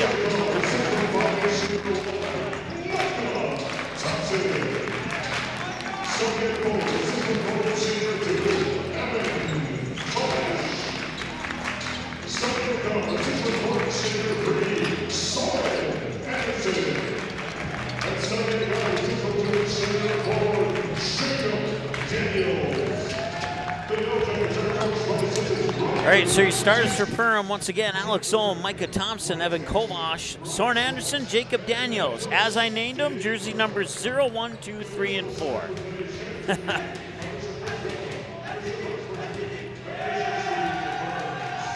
Let's put 18 minutes on the clock. Let's put 35 seconds on the shot clock. Let's put zeros on the scoreboard. And let's get ready to play the championship game of the 2022 Grand 8 Holiday Classic between the 5-0 Perham Yellow Jackets and the 4-0 Sauk Centre Main Streeters. Should be a fun one. I've said that many times, and I haven't been wrong yet. Let's hope that I'm not wrong this time. Soren Anderson will meet up in the middle for the tip, and we are underway. It'll be controlled by Micah Thompson, and the Perham Yellow Jackets will get first crack at points here at the Hive in the final game of the Grand 8 Holiday Classic. Here's Soren Anderson driving to the hoop and scoring.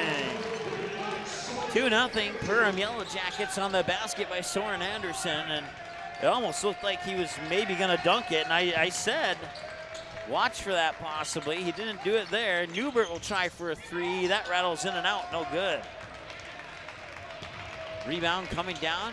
Anderson will have it. Anderson now Daniels gets it to Alex Ohm. Alex Ohm with a left-handed dribble, pulls up for three. No, that's off the mark. And another missed three. And the rebound comes down to Waring. He'll give it to Newbert. Newbert pulls up over to the right wing. 28 on the shot clock, 17 and change to go here in the first half. 2-0 lead for the Perham Yellow Jackets here in the Grand 8 Holiday Classic Championship game. Newbert drives the lane, kicks it out. Drevlo, three on the way and in. Andrew Drevlo gives the lead to the Main Streeters. It's 3-2. Anderson down low, up top Daniels. Now Ohm. Ohm swings it over to Kovash, number 2. I'll remember that one eventually. I have all the other ones memorized. Here's Thompson. Thompson drives into the paint, stops at the free throw line. Kovash to Anderson. Anderson to the hoop. No, check that. That's Alex Ohm. My apologies. Alex Ohm couldn't get it to go. Back the other way now. It's Drevlo. 2 passes later, Newbert. Newbert steps in, but Anderson, or Micah Thompson, guarding him carefully. One guarding one. Let's put it that way. Riley swings it in the corner. Now back up top for Newbert. Newbert stutter steps, puts up a long three. That one's off the mark. And Alex Ohm will bring it up court here for the Yellow Jackets. Quickly to Micah Thompson, through defenders and finds a way to the basket. Puts it up and in. 4-3 as the Yellow Jackets retake the lead. With the basketball is Damian Aarons. Now Waring has it. Waring over to Drevlo, back to Waring. Warren at the top of the key, takes a dribble into the paint, spins, tries to go up on the defender and misses. Back the other way with the rebound is Alex Ohm. He'll find Micah Thompson, and Thompson muscles his way to the basket and scores. 6-3.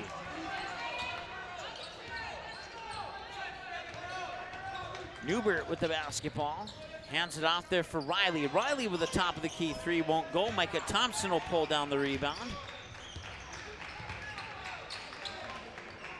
Anderson has it near wing. Anderson drives into the paint to the basket. Can't get that one to go. And a rebound there for Micah Thompson. He draws the foul.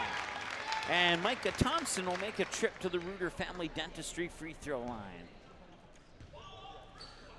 Also want to thank our sponsors, including Farm Bureau Financial Services, Soda Lake Properties and Zero Res Carpet Cleaning, Perham Lakeside Golf Course, and KLN Family Brands as Micah Thompson misses the first free throw.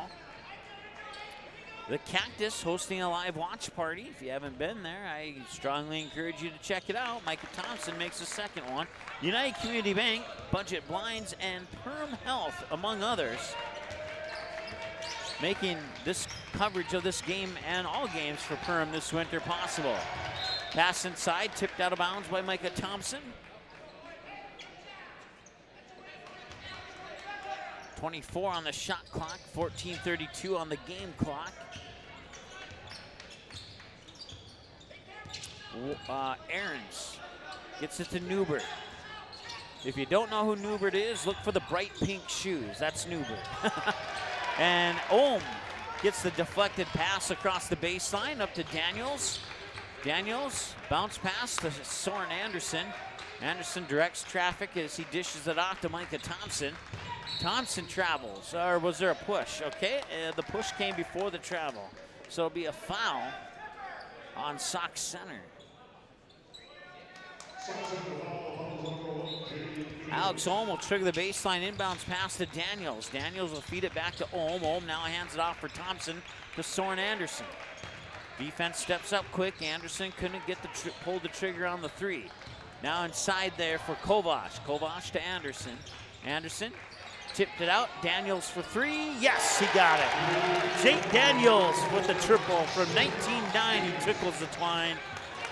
And it's 10-3 in favor of the undefeated Perham Yellow Jackets over the undefeated Sauk Center Main Streeters. Here's Damian Ahrens. Ahrens gets it to Newbert. Newbert being guarded by Thompson. Now Ohm.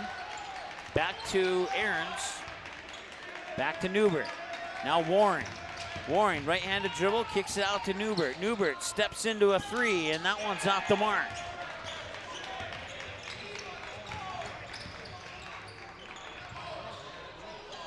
And that three is off the mark, and now I could have left it as is.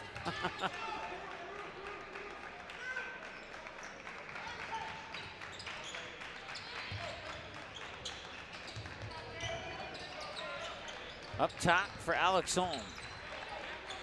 Quick fire pass over to Anderson. Anderson a couple dribbles, cross court to Ohm. Ohm cuts into the paint, floater up, won't go. Rebound to Matthew Waring. Quick pass in the corner here for Drevlo for three. He connected on one earlier, misses that one. Offensive board by Newbert, and now the three is on the way there from Waring, and it's not going to make it in. And now the Yellow Jackets will slow it down. Micah Thompson will call the play from the backcourt, bring it over the timeline. Fire it off to Alex Ohm. Ohm looking across up to Daniels, now over to Thompson. Thompson looking inside, Daniels wasn't there. Now Daniels get it at top. Over to Soren Anderson. 12 on the shot clock. And he will draw a foul.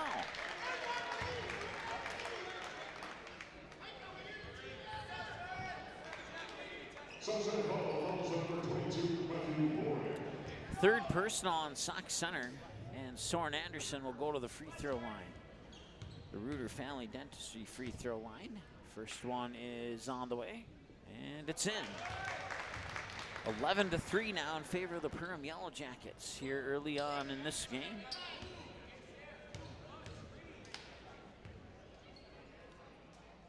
Second one in. Soren Anderson 2 for 2 from the Reuter Family Dentistry free throw line with 12 minutes to go here in the first half. Waring with it, stops at the free throw line. And he shakes defenders, puts a shot up and in.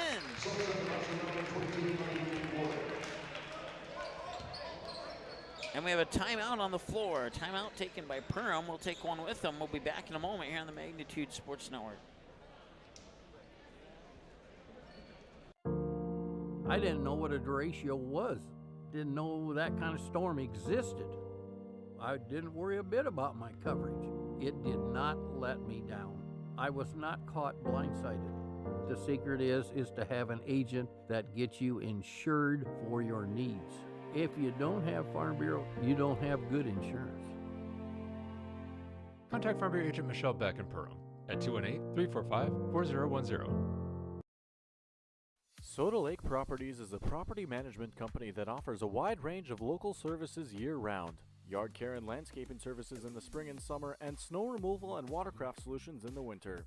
They also offer interior design services that will make your home or office look refreshed and inviting. Not to mention soda cleaning services for residential and commercial buildings, along with construction sites. To learn more about all these services and the revolutionary zero-res carpet cleaning, visit the website today. Just type in sodalakesproperties.com. All right, welcome back. 11:43 and counting to go here, and a 12-5 lead right now for the Pregame Yellow Jackets. Nice pass from Ohm to Soren Anderson. He found Anderson cutting into the lane and threaded the needle on that pass, and an excellent play there by the Yellow Jackets. Aarons, now Riley. Riley backs up the defender, kicks it out to Warren. Warren on the baseline needs some help, gets it to Newbert. 10 on the shot clock. Newbert at the top of the key. Newbert at the high post. Dishes it out to Riley. Riley to Warren. 3 on the shot clock. Outside, they gotta shoot it. It's a shot clock violation.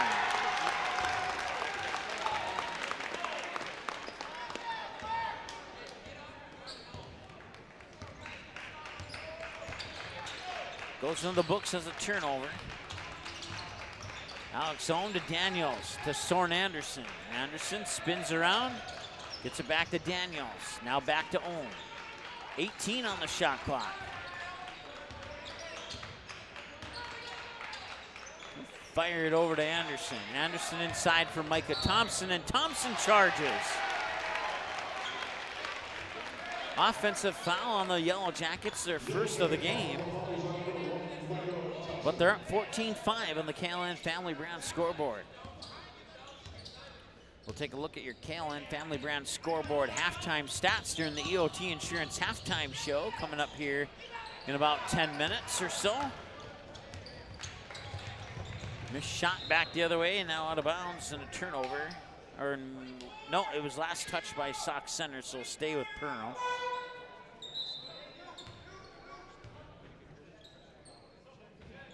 .30 on the shot clock off the inbounds pass. Newbert out. Coming in is number 33. That's Corey McCoy. Into Soren Anderson. 28 on the shot clock. Anderson still with it. Mid-post. Lost one over to Alex Ohm. Ohm send it right back in there, and that is Evan Kovash with the basket. 16-5, an 11-point lead for the Yellow Jackets. This is Matthew Warren. Warren gets the ball back. Has it poked away by Anderson. Warren will recollect it. Warren, nice job shifting, and did he charge? He did. Offensive fouls for both teams on back-to-back possessions now.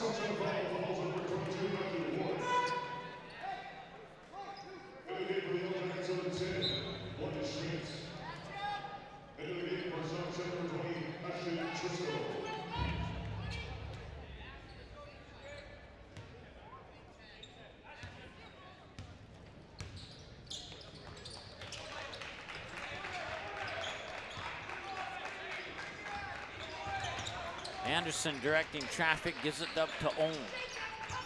Ohm will back up in between the circles. They'll reset. Back over to Anderson. Anderson will get a screen from Daniels and now pump it into the hands there of Blaze Schmidt, number 10. Down low, up and in for Soren Anderson. 2 points. And the Yellow Jackets are building a comfortable lead at the moment. 18-5, about halfway through the first half.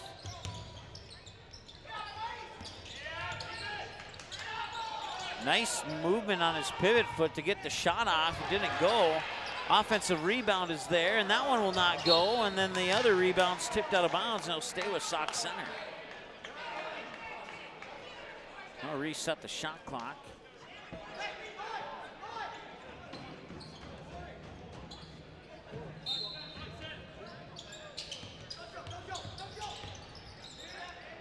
And got rejected by the bottom of the backboard. Micah Thompson comes away with the basketball. Fires it to Ohm. Ohm gets the ball back. Catch and shoot 3. He got it. Nice dish off there from Jacob Daniels, who got the ball and immediately handed it right back to Alex Ohm. And that's the split second he needed to drain that triple. Substitutions for the Main Streeters coming up in the next break in action. Corner 3 on the way. It looked good, had the arc, didn't go in. Offensive rebound. And a blocking foul. This one on Pearl. It'll be, I believe, the first on Micah Anderson.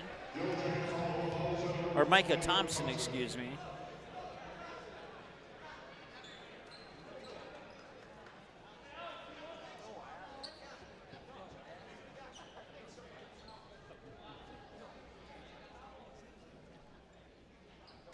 I'll get a towel in to wipe up some stuff off the floor.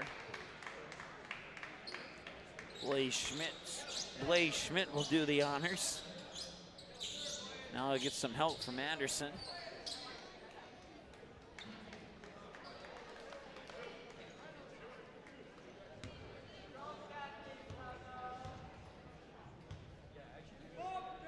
First free throw off the mark.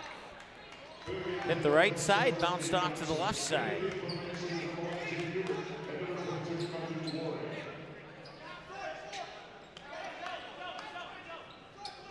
At the free throw line is Ethan Riley, the 6'2" junior.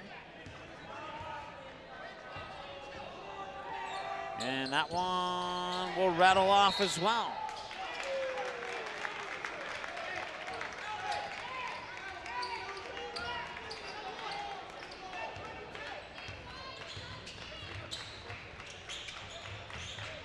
Alex Ohm with it. Gets it to Daniels, quickly over to Anderson. Anderson will dribble back up towards the top of the key, fired over to number 11, that's Gage Onison into the lineup for the Yellow Jackets. They'll work it down low for Anderson. Anderson to Schmidt. Blaze Schmidt will dribble it back out to the corner, get it to Alex Ohm. Quick pass over to Micah Thompson. No, that's not Micah Thompson. Now Daniels with a three just before the shot clock buzzer expires. And it's 24-5 in favor of the Perham Yellow Jackets. Newbert slows things down a little bit. He'll just pull up for a 20-footer, and that's off the mark. And that tried to be saved, and it goes to the Yellow Jackets. Goes in the books as a turnover. Back the other way now, quickly. Soren Anderson has the basketball. Spins, puts the shot up. Ball is launched up into the air and into the backcourt, and that will be an over and back call. The Yellow Jacket fans don't like that.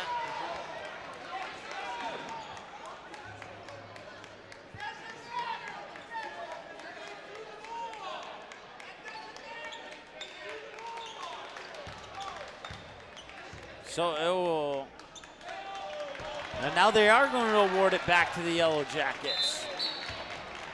Okay, so they're going to award the ball back to the, or will they? Oh, they're allowing a substitution for Sauk Center. That's what the delay was. So it will be Perham basketball. Inbounding it will be Blaze Schmidt. He'll inbound it to Onison. Onison will bring it across the timeline. Now Anderson has it. 4 on the shot clock, and it's out of bounds.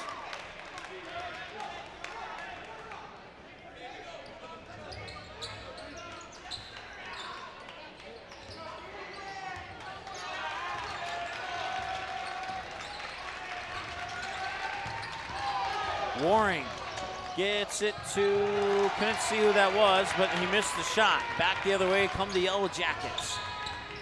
I believe that's Anderson. He'll dish it off for Onison. Now Daniels has it. Back to Onison. He'll tee it up for a three. Too strong. Back the other way now comes Matt Waring. Waring throws it into the backcourt. It was not tipped.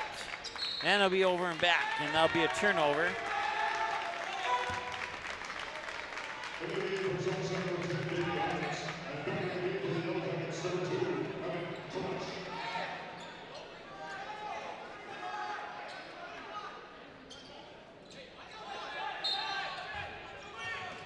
Onison will trigger the baseline pass from the baseline. Obviously, that's why it's a baseline inbounds pass.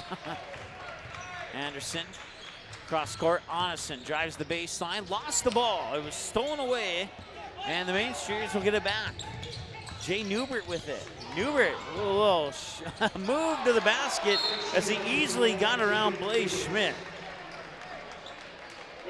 He'll score. That's the first basket in quite some time here for the Main Streeters. I'll stop the clock with 5:51 to go here.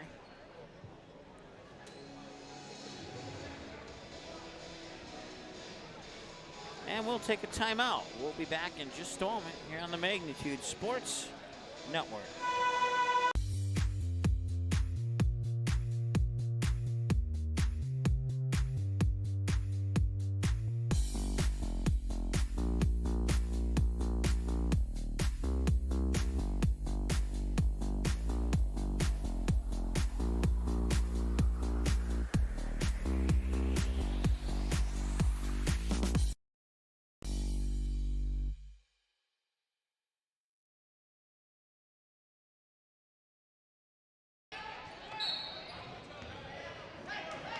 All right, welcome back.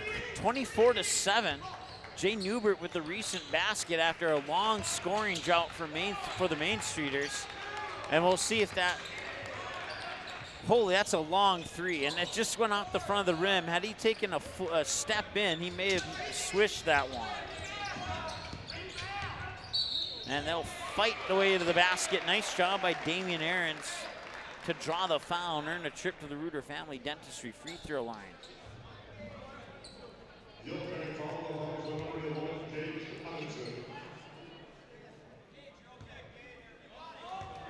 So Damian Aarons will shoot two, and he makes the first of those two.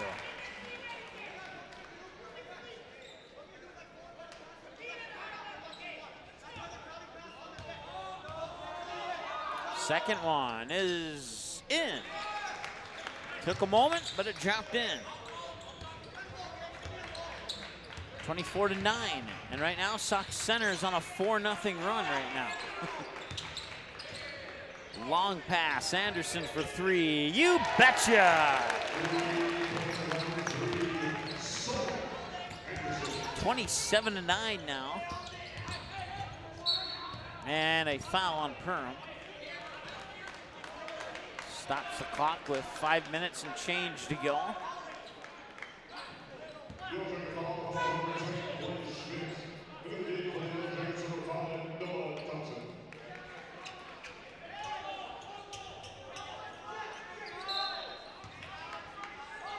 They'll loft it in there to Newbert. Newbert steps into a floater and drops it in.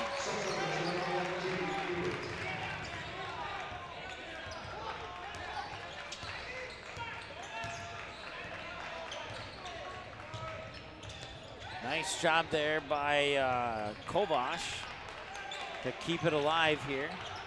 And now Ohm will give it up for Noah Thompson, number 5. Here's Anderson, and that'll be an over and back rebound, and that'll be a foul on Perham. Foul will go to Evan Kovash, his first, team's 5th. And that's one thing you cannot do. You cannot go over the back of somebody who's not facing you to grab a rebound. Newbert for a three. Yes, he got it.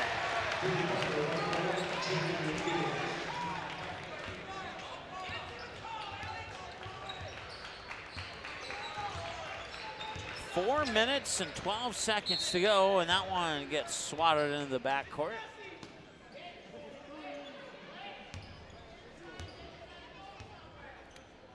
Somebody from the student section will do the honors of giving that ball back so we can play this game. Inbounds pass to Anderson, back to Ohm, and now that is Noah Thompson. And it's taken away. Back the other way. Waring, catch and shoot. That's Aarons, and that three's off the mark.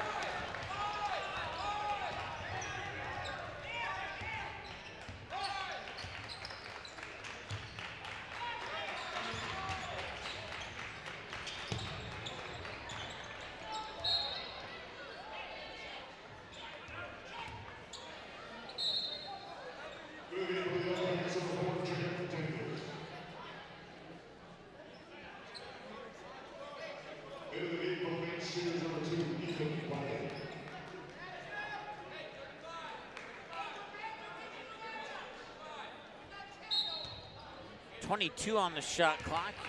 Inbounds pass comes to Noah Thompson.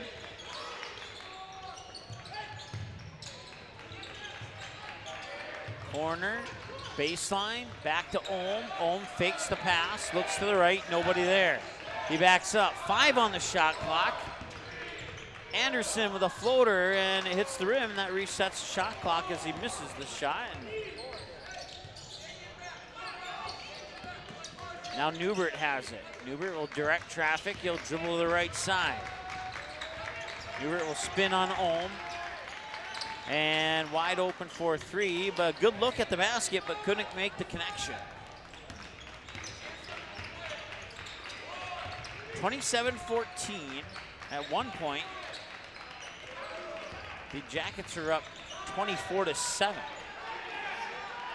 So Main Streeters have outscored the Yellow Jackets 7-3 here over the course of the last 3 to 4 minutes. Here's Alex Ohm.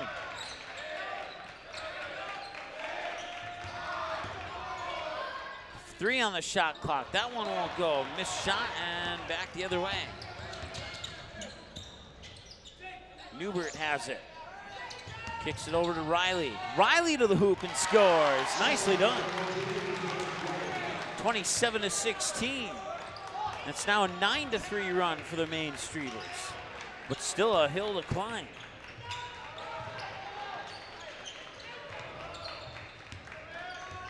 Here's Noah Thompson.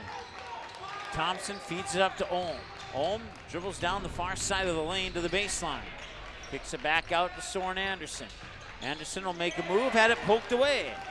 It's a turnover, and spinning in the paint and off the front of the rim, the shot will not go, and the turnover will not cost the Yellow Jackets anything that time down the court. I believe that was Kovash with the rebound. Long 3 on the way, in and out.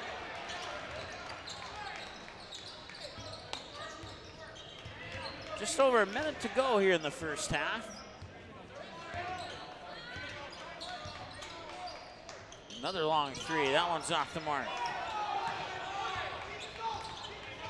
Minute 10.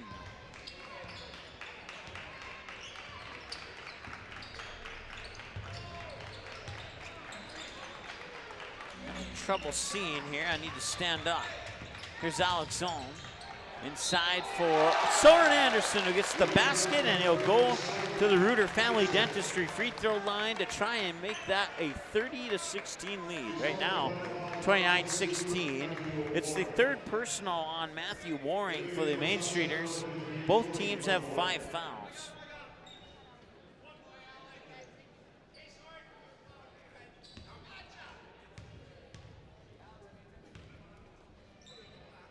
Soren Anderson with the and one, and he gets that. 30-16 in favor of the Yellow Jackets. Aarons will bring it over the timeline. Aarons will hand it off, get it right back. In the corner, throws it back to Riley. Riley spins in the paint, to the hoop, a little short. Nice effort, couldn't get the finish that he was hoping for though.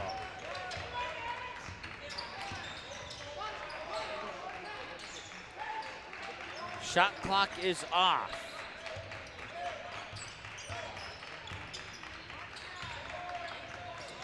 Perm can hold for the final shot if they choose to do so. Alex Ohm with it. Ohm poked away, his foot went over the line, but due to the poke away, he was allowed to go over the line and get it back. And that one falls a little bit short, and that'll be it for the first half. A 30-16 advantage for the Perm Yellow Jackets at halftime. We'll take a timeout. We'll be back after this here on the Magnitude Sports Network.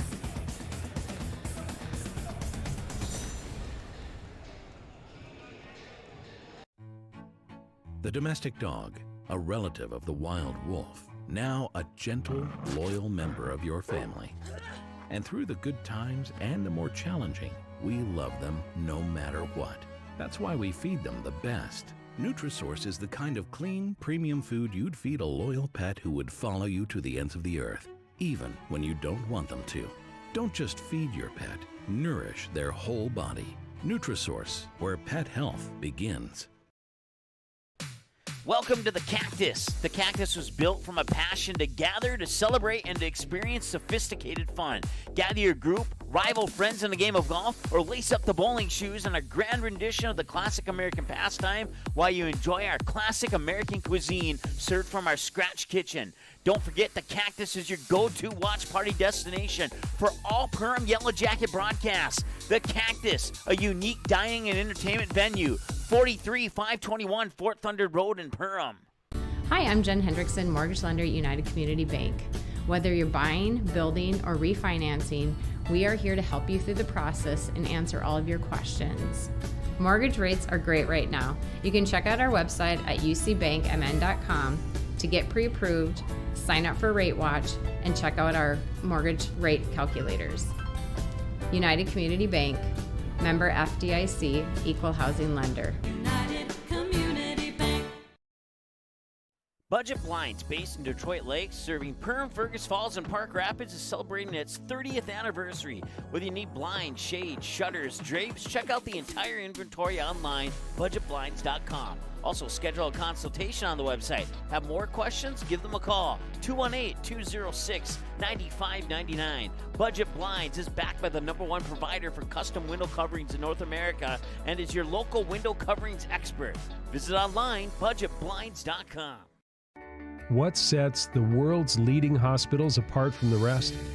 It's their continued ability to deliver the highest quality patient care. Perham Health is honored to be a top 10 Minnesota hospital. Patients experience it, and Newsweek has recognized it. Even during the unpredictability of the pandemic, the nurses, doctors, and many others at Perham Health put their best foot forward. Thank you to everyone at Perham Health for continuing to provide the best patient care. Welcome to Nias Family Sales, located just north of Highway 10 exit in Perham. Stop in today or visit niasfamilysales.com to view the quality inventory of pre-owned cars, trucks, and SUVs. Nias Family Sales can offer financing options to fit your needs, no matter your credit history. Nias Family Sales also has an experienced and reliable parts and service department that's open extra hours to help fit your hectic schedule. Nias Family Sales, the Lakes area automotive leader since 1999. Welcome to Gene Sports Shop, located right on Main Street in Perham, Minnesota. We are your Lakes area archery headquarters. We are an authorized dealer for Matthews, Hoyt, Bowtech, Elite, Bear, and PSC bows, as well as a full line of crossbows. Our friendly, skilled bow technicians will go the extra mile with great customer service to ensure your bow and gear are ready for the woods this fall. Whatever your archery needs are, trust Gene Sports Shop this fall, located in Perham.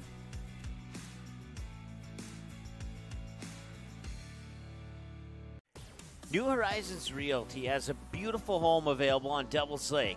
No corners cut in this 5-bedroom, 5-bath, walkout-style home that includes a 3-stall garage. Host your friends to a breathtaking lake scenery from your new cedar deck patio that is only steps away from the beach. Make it your home this summer and many summers to come. Visit PermRealEstate.com for more info and photos of this magnificent lakeside home or call 218-346-7767 today. Welcome back to your EOT Halftime Show. It's the KLN Family Round Scoreboard Halftime Stats Report, and the Yellow Jackets shooting 50% from the field. 11 of 22, with 9 of those 22 attempts coming from behind the arc. They connected on 4 of those 9. They're also 80% from the Reuter Family Dentistry free throw line. They committed 5 fouls in the first half, turned the ball over 4 times. For the Main Streeters, 6 of 23, 13, all but 10 of those from the behind the arc. They've only connected on 2, though, and that's one of the reasons why they are down 30-16. There may be a couple other reasons for that, but that is one of them. 50% from the Reuter Family Dentistry free throw line. Committed 5 fouls, coughed up the ball on 3 occasions, and that is your KLN Family Round Scoreboard Halftime Stats Report here on your EOT Insurance Halftime Show. Your score once again at halftime: the Perham Yellow Jackets 30, the Sauk Center Main Streeters 16, and the battle of undefeateds here in the championship game of the Grand8 Holiday Classic Tournament at the Hive at Perham High School. We're back with the second half here in about 3 minutes on the Magnitude Sports Network.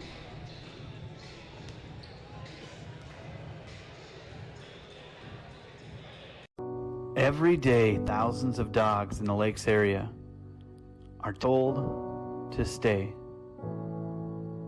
When they wanted to play at the Backyard Playcare, Doggy Daycare, or Playcare is the perfect spot for your dog. 100% supervised playtime and 100% fun in a brand new facility that opens this fall. Contact the Backyard Boarding and Playcare at 218-346-4104 or check us out on Facebook today. Hansen's Plumbing and Heating provides the highest quality products and services to ensure the comfort and safety of all their customers. It's what they do. Henry Hansen, later known as Hardware Hank, first opened the family hardware store in the early 1930s in Burgess, Minnesota. Today, they are proud to carry on his legacy of hard work and honesty through teamwork, fellowship, cutting-edge technology, and forward thinking. 218-346-2422 or make a visit in Perham, Burgess, or Detroit Lakes today. Hansen's Plumbing and Heating, proudly serving Minnesota families for over 80 years.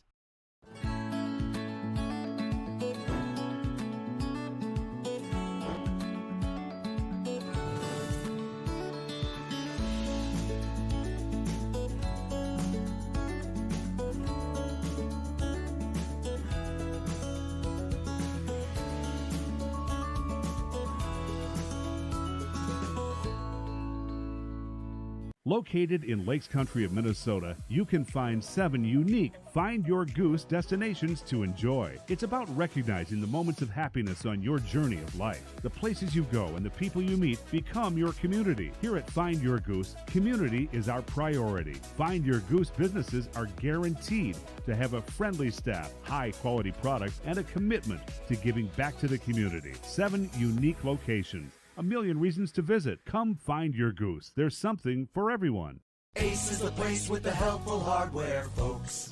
Why would you wander around a warehouse store looking for paint when you could just swing by your neighborhood Ace? In addition to Ace's award-winning service, we have top-rated paint brands. Plus, our color matching technology allows us to match any color. So stop wandering and start painting. Head to your neighborhood Ace today. Hi, this is Mallory Stotterell and Erica Saylor from Lakes Ace Hardware. You can expect expert help for your next project at Lakes Ace Hardware, right here in downtown Perham.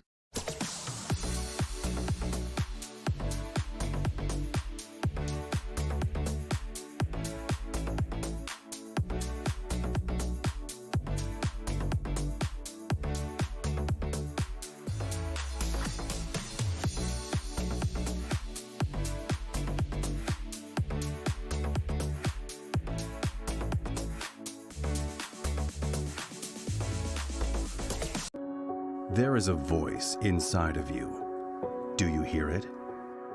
An ember burning deep within, calling you to gather your tribe, beckoning you deep into the wild, and instilling in you the courage of 10 Wolverines.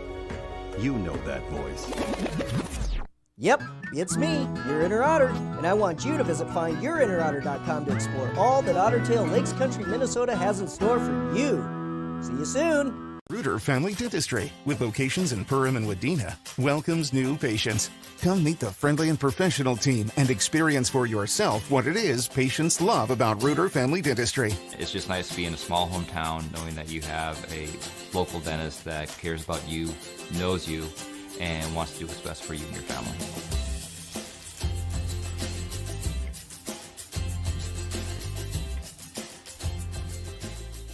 Can I have a piece of that Willy Willoughby? Wally Wibbly. Wiley's Wallabies. Wallaby Wallies? Wilby Wababy? It's pronounced Wiley Wallaby. Well, it's very good. It's called Wiley Wallaby, and it's delicious. All right, let's go. We got 18 minutes on the clock, and we're underway here with half number 2 as the Sauk Center Main Streeters find themselves down 30-16 against the Perham Yellow Jackets, and their undefeated season is on the line here if they can't put together a comeback plan. There's Newbert with a nice turnaround jumper, and he's up and in, and it's 2-0 Main Streeters here in the second half. 30-18 our score, 17.5 to go. The original starting 5 in the lineup here for the Perham Yellow Jackets to start the second half. That is Ohm, Thompson, Kovash, Anderson, and Daniels. Right now it's Alex Ohm with the basketball. Now Daniels gets it to Thompson. Thompson looked inside. Now Thompson cuts into the lane to the hoop, and it rolls off the rim, and he cannot get it to go. Newbert will get the loose ball rebound, send a quick pass, and a 3 on the way. No, that's off the mark.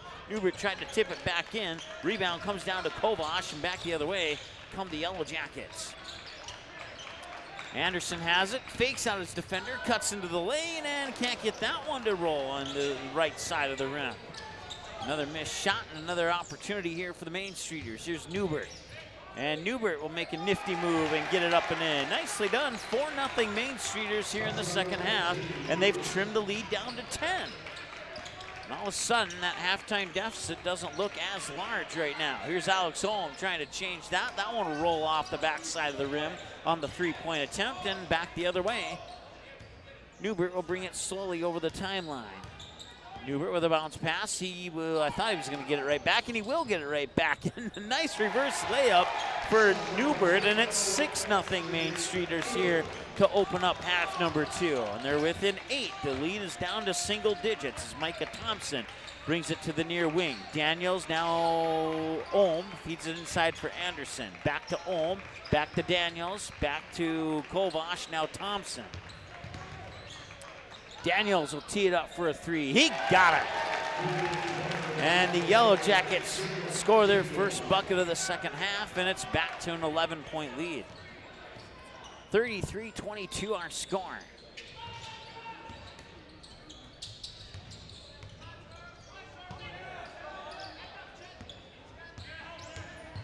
Waring will dish it off into the corner here for Aarons.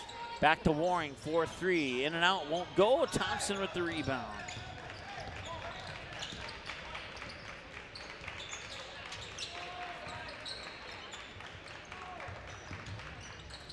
Ohm to Daniels, now gets it to Kovash, and over on the far side there, that is Thompson.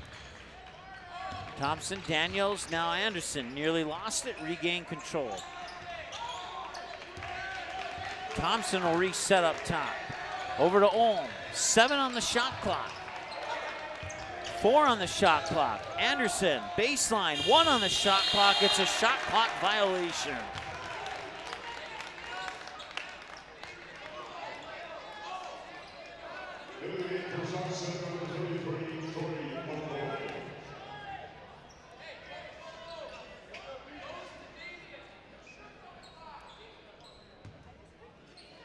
Shot clock has gotten over half the teams in this Grand 8 Holiday Classic on at least one or more occasions so far. And when you get into that rhythm, it's easy to understand why they would forget about it, considering that they have played several seasons without it. Here's Alex Ohm back the other way. Alex Ohm cuts into the paint, outside Anderson. Anderson nearly had it stripped away. Now Daniels back to Ohm. Ohm for the baseline. Looks for his defender to go up in the air, and he gets smacked. That'll be a foul. 14-16.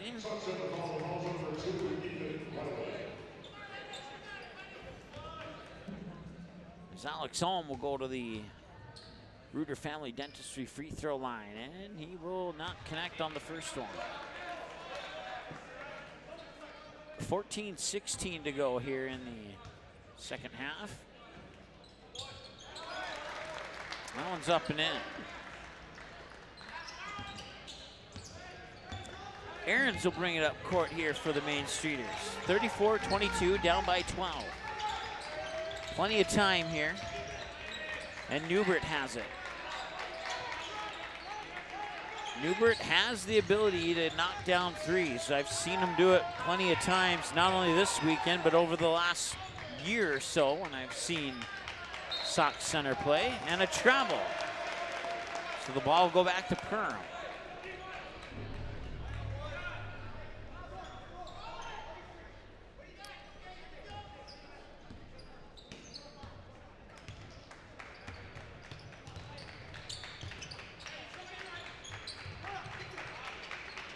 Alex Ohm over to Micah Thompson. Thompson up top here for Daniels. Now Anderson drives the baseline, gets a double team, and he fires it off the knee of Andrew Drevlo, and he'll stay with the Yellow Jackets. Nice job there. He'll leave 14 on the shot clock for the Yellow Jackets to try and get a shot off here.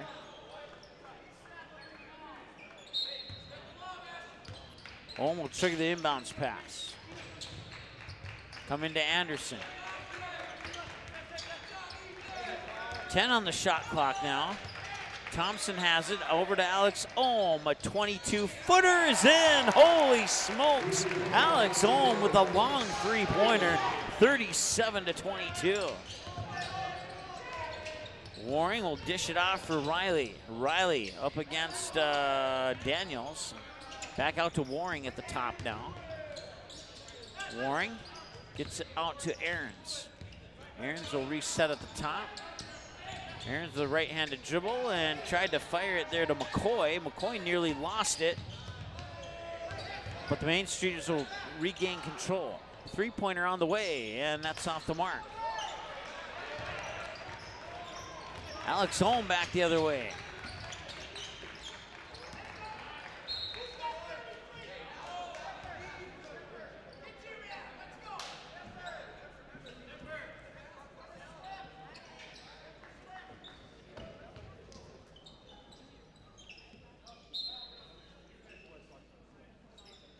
Substitution coming in here.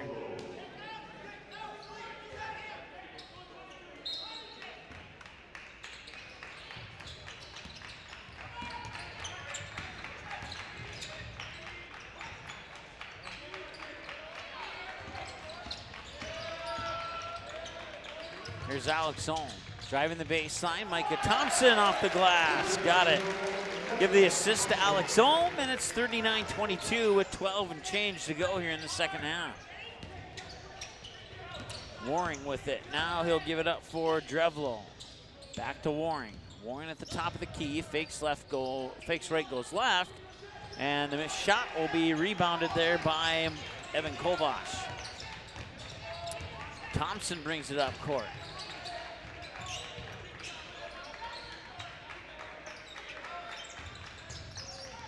Alex Ohm trying to make a move. Kicks it out. Anderson thought about it. Defense stepped up quickly. Nice job by the Main Streeters. Alex Ohm. Ohm over to Daniels. Quickly to Thompson. 5 on the shot clock. Thompson with a charge.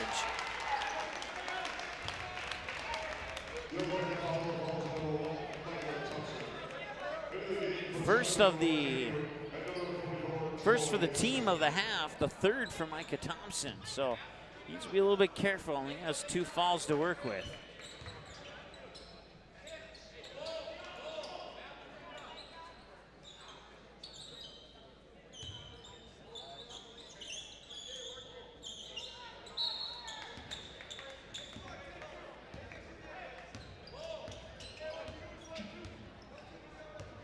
Waring will bring it up court.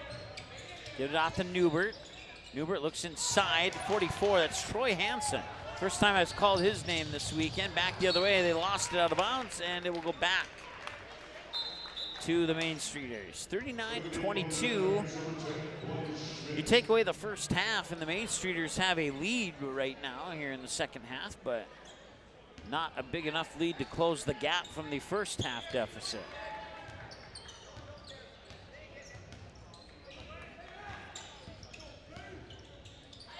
Newbert inside, and that one's off the mark from Hansen.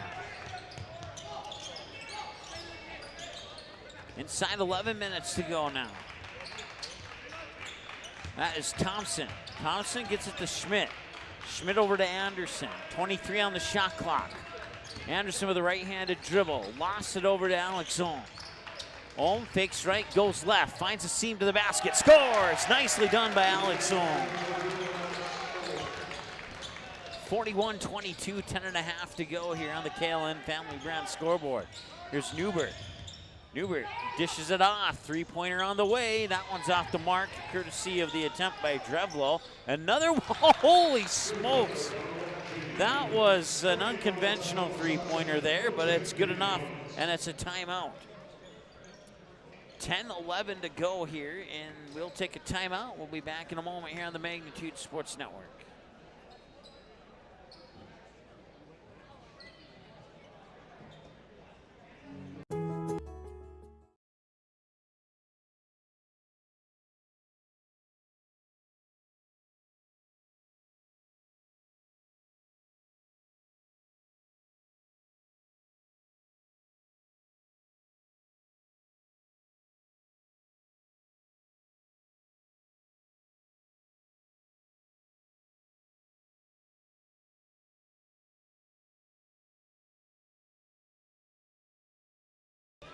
All right, welcome back. 10:18 to go. Yellow Jacket basketball out of the timeout.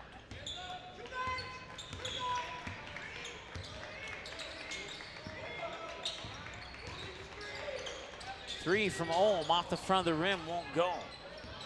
Rebound to the Main Streeters, up court to Drevlo. Drevlo spinning in the lane and left it a little short. Grabs his own rebound, tries again and scores.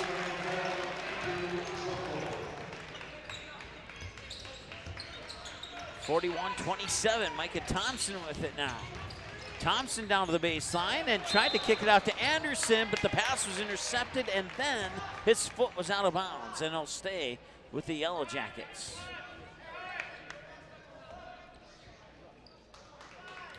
That'll leave 23 on the shot clock.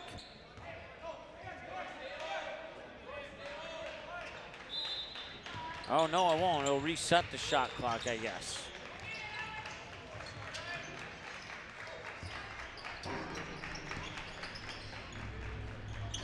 Soren Anderson gives that to Ohm. Now Daniels back to Anderson. Thought about it for a split second, decided against it. Anderson will spin into the paint, spin again, and he drops it in. He had to earn those 2 points, and he got it. Nice job by Soren Anderson. Back the other way now, 9:15 to go. That is Waring. And now Newbert. Outside, high arcing three, left it a little short. Rebound comes down to, I believe it was Anderson who got the rebound, and Blaze Schmidt at the other end gets the 2 points.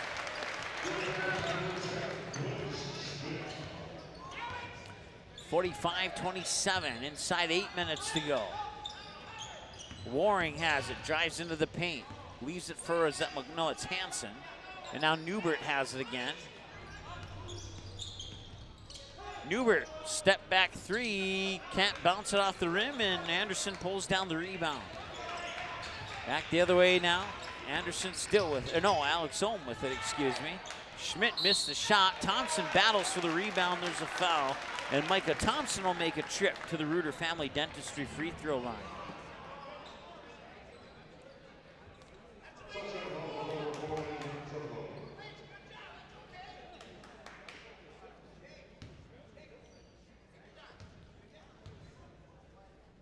Thompson, first one off the mark. Back side of the rim to the right side and no good.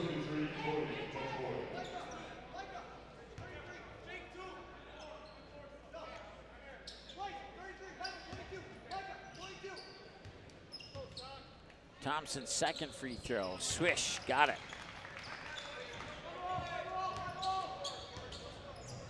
Waring will bring it up court for the Main Streeters. Now Ethan Riley. Riley, nice pass down to the baseline for Damian Aarons, who gets the bucket. And also took a body on that bucket too. There's Alex Ohm. Ohm dishes it inside for Micah Thompson. Give Ohm the assist, and Thompson with an easy 2 points off the glass there. 48-29 our score now, inside 8 minutes to go on the KLN Family Brand scoreboard. Substitutions pending for the Yellow Jackets at the next break in action. Anderson turns it around. Micah Thompson to the glass. Alley-oop, and the alley-oop would not have counted had it gone in because the foul was after the pass.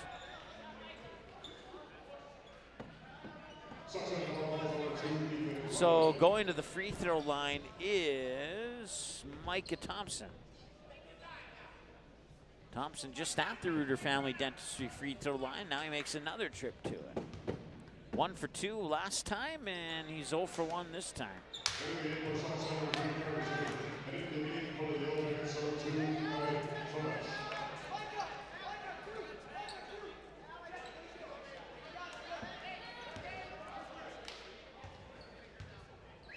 (48-29), make that 49-29. It's a 20-point lead here for the Yellow Jackets. 7.5 to go. Waring with it. Waring, right-handed dribble, runs into a double team, dumps it off there for Drevlo. Drevlo kicks it out. Up top, 3 on the way. That's Carter Zemer, and he got it.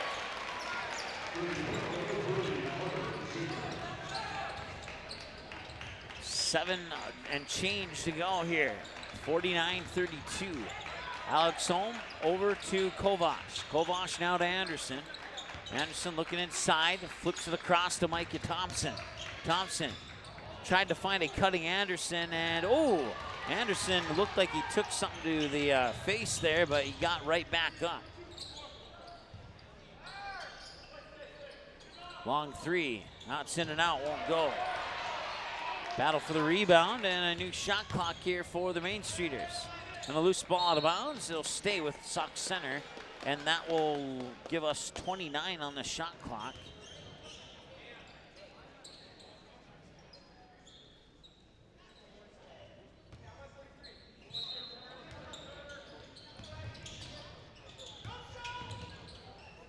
And that one is turned over.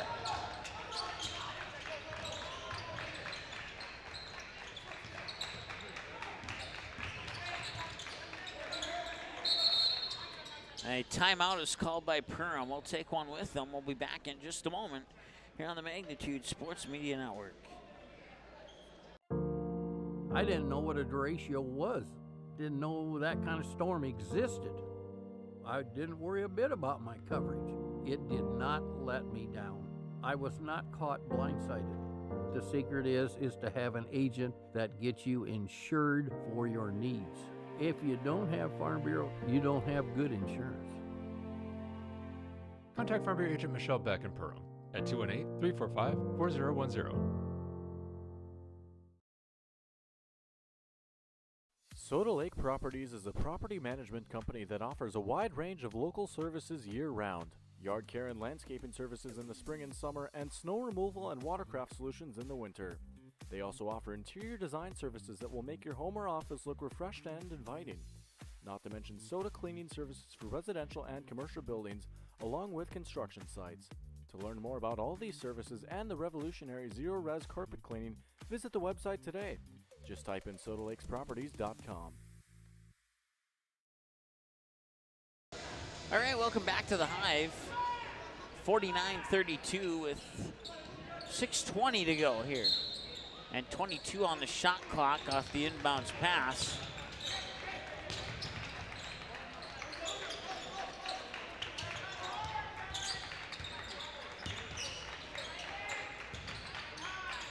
Micah Thompson with it.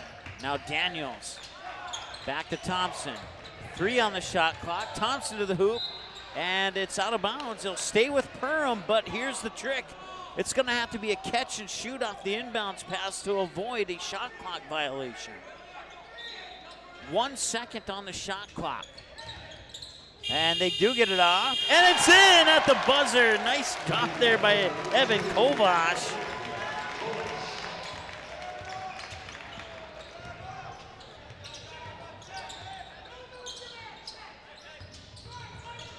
Andrew Drevlo gets it to Warren.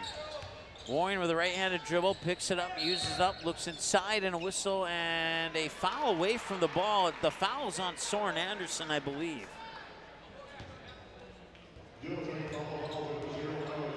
Oh no, they're charging it to Alex Ohm. I thought the ref pointed at Soren Anderson, but maybe he pointed at Ohm, and I just didn't see Ohm in the mix of the white jerseys.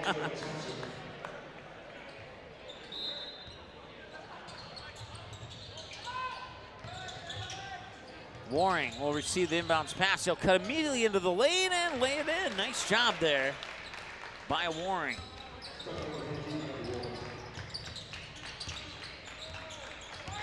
Here's Anderson. Outside, Alex Ohm for three. Swish, got it. 55-34, 5 minutes and change to go.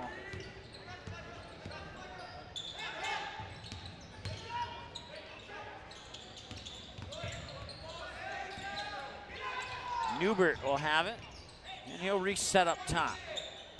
Newbert, right-handed dribble. Fadeaway shot in. Nice job by Jay Newbert.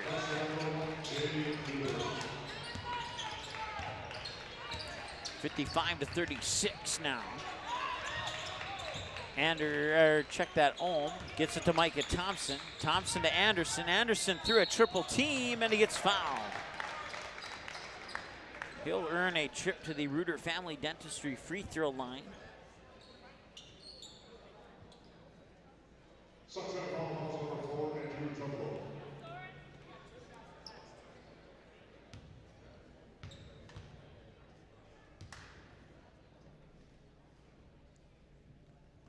Free throw up and in. 20-point lead here for Perham. Once again, they have not had an opponent be able to hold them under a 30-point victory. It looks like Sauk Center might be able to do that here with about 4.5 to go. We'll see. That one will roll off.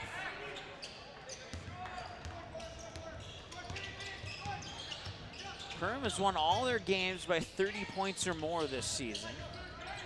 Right now they lead by 20 over Sauk Center. Here's a three. That one may have been blocked on the way to the hoop. Going to the books as a turnover as it never made it to the hoop. Nice pass to Blaze Schmidt. Now back up top for Alex Ohm. Ohm kicks it out to Micah Thompson.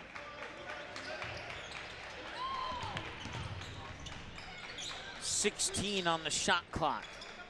Ohm inside, out of bounds. It'll remain with Perham with 13 on the shot clock.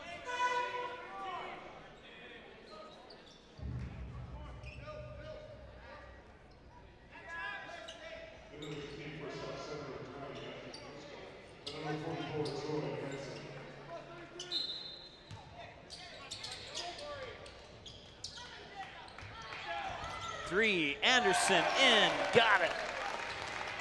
Fade away from the corner on that three-pointer. That was pretty impressive.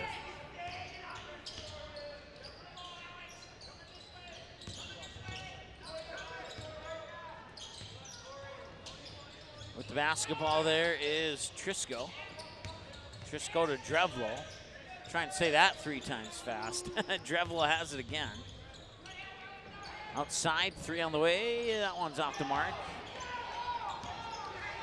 And back the other way now comes Perham. Quick pass, Anderson was open. Fakes the three, drives into the basket, gets his own rebound, has it ripped away, and a foul is going to be called on Sauk Center.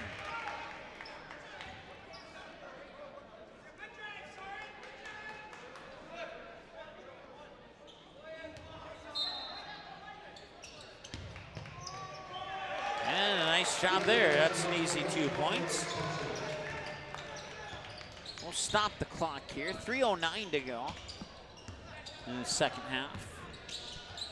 With the basketball is Drevlo.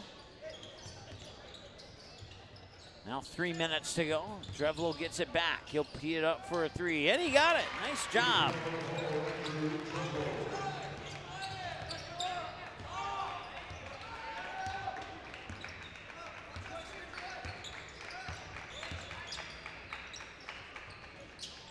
Anderson.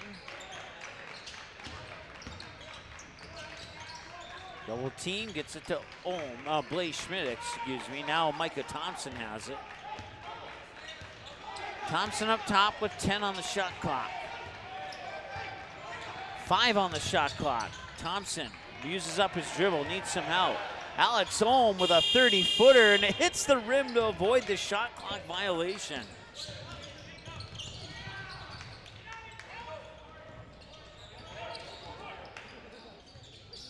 Corner three, that one's off the mark.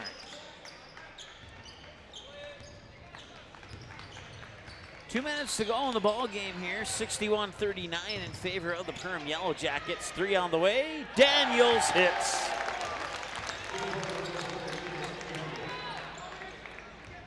64-39 now.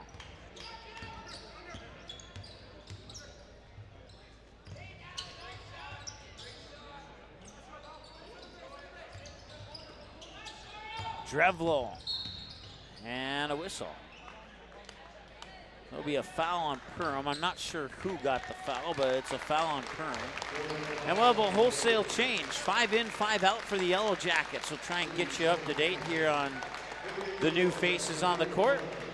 Evan Kovash will remain on the court, as will nobody else. There'll be all new faces besides Evan Kovash. So we got Gage Jonathan, number 11. Mason Happel, number 20.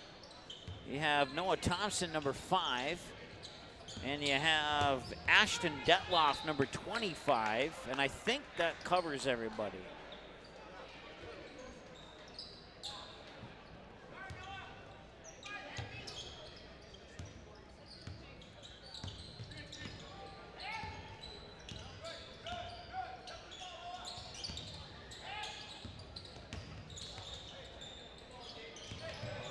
.15 on the shot clock, maybe got away with a charging foul. And did not get away with, that was a blocking foul on Perham, actually. So I'll stop the clock with 1:03.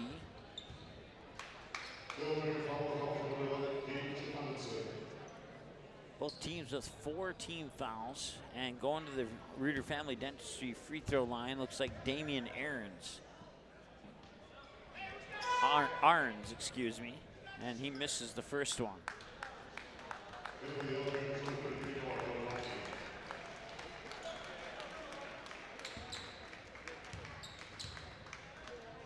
Second one in.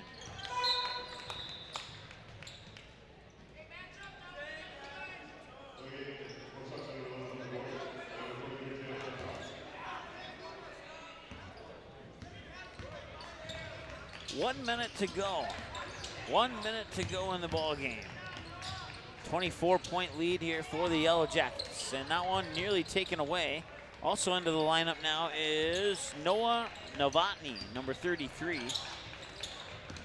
See if anybody else snuck in without me realizing it. Doesn't look like it.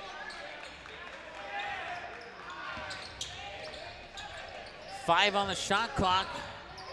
Happel. Detloff, 3 on the way, it's in, holy cow. Sometimes you gotta take the shot and sometimes it goes in. 67-40. .12 seconds to go and the shot clock is off.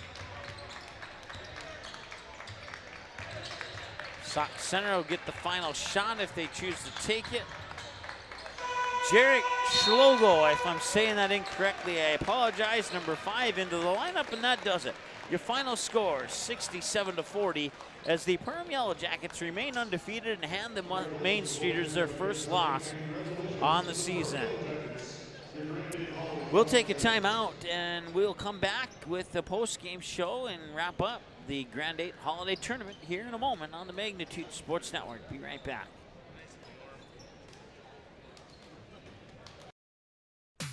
Welcome to the Cactus. The Cactus was built from a passion to gather, to celebrate, and to experience sophisticated fun.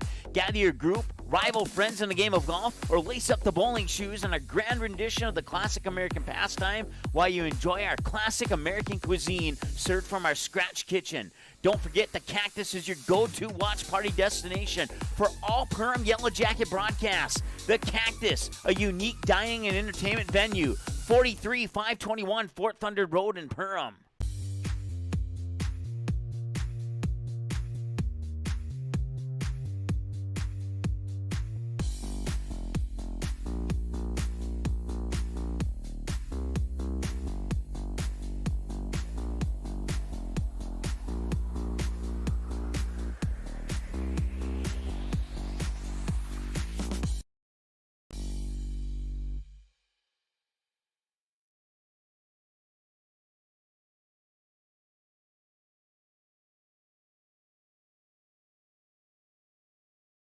Soda Lake Properties is a property management company that offers a wide range of local services year-round. Yard care and landscaping services in the spring and summer, and snow removal and watercraft solutions in the winter.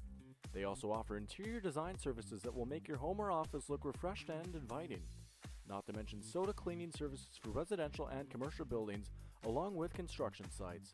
To learn more about all these services and the revolutionary zero-res carpet cleaning, visit the website today. Just type in sodalakesproperties.com.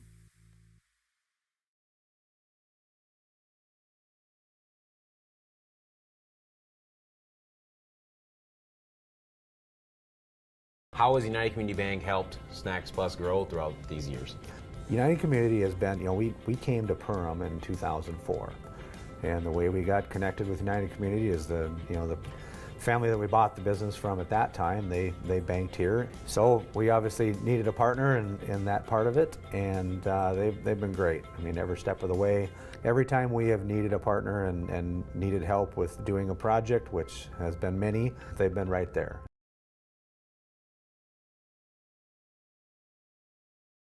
Budget Blinds, based in Detroit Lakes, serving Perham, Fergus Falls, and Park Rapids, is celebrating its 30th anniversary. Whether you need blinds, shades, shutters, drapes, check out the entire inventory online, budgetblinds.com. Also, schedule a consultation on the website. Have more questions? Give them a call, 218-206-9599. Budget Blinds is backed by the #1 provider for custom window coverings in North America and is your local window coverings expert. Visit online, budgetblinds.com. What sets the world's leading hospitals apart from the rest? It's their continued ability to deliver the highest quality patient care. Perham Health is honored to be a top 10 Minnesota hospital. Patients experience it, and Newsweek has recognized it. Even during the unpredictability of the pandemic, the nurses, doctors, and many others at Perham Health put their best foot forward. Thank you to everyone at Perham Health for continuing to provide the best patient care.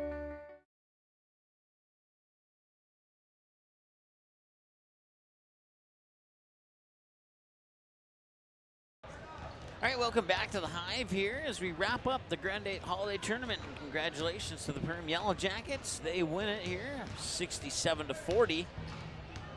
And the Yellow Jackets improve to an overall record of 6-0, while the Sauk Center Main Streeters fall to 4-1 on the season as they suffer their first loss. I believe it's their first loss. They had a game scheduled on December 22nd at Royalton, but that score was either never reported. I have a guess that game was possibly postponed due to weather. Just a guess. Maybe it wasn't. But to the best of my knowledge, this is their first loss of the season. So coming up next here for Sauk Center, they have a road game at West Central taking on the Knights on January 5th. That's next Thursday, so 8 days from today in the new year. And then they get no rest as they come back home on Friday, January 6th to take on Bold. And then they go on the road out in Montevideo and then home for 4 in a row against Morris Area, West Central, Melrose, and then 3 in a row, I guess. And then they go on the road January 24th at the Benson Braves, and then they see Morris again on January 22nd. And they stay on the road, take on Belgrade Bruton Alrosa. On the 27th, they kick off the month of February at Minnewaska area, and then they kick off the month of February at home against the Benson Braves on February 3rd and 9th, respectively. And that's what's coming up here for the Sauk Center Main Streeters. For the Perham Yellow Jackets, 6-0 on the season. They have their next 5 games on Magnitude Sports. 4 of those 5 are here at home. The 5th one is at Dilworth Glendon Felton on January 12th. So they got January 3rd, they got home games against Detroit Lakes, Pelican Rapids on January 6th, the Esco Eskimos on January 7th, Barnesville Trojans on January 10th, and then they go on the road January 12th at Dilworth Glendon Felton, January 17th at Breckenridge, January 20th at Hawley, January 26th at Barnesville, Circle January 26th, that'll be on Magnitude Sports. And then they'll kick off the month of February on the road at Frazee, and then they kick off the month of February here at the Hive at home against Bemidji. And then February 10th, they'll have an interesting matchup with Cherry, a 7A opponent. and that'll be a home game on February 10th for the Yellow Jackets. So that's a peek ahead of what's coming up here for the Yellow Jackets.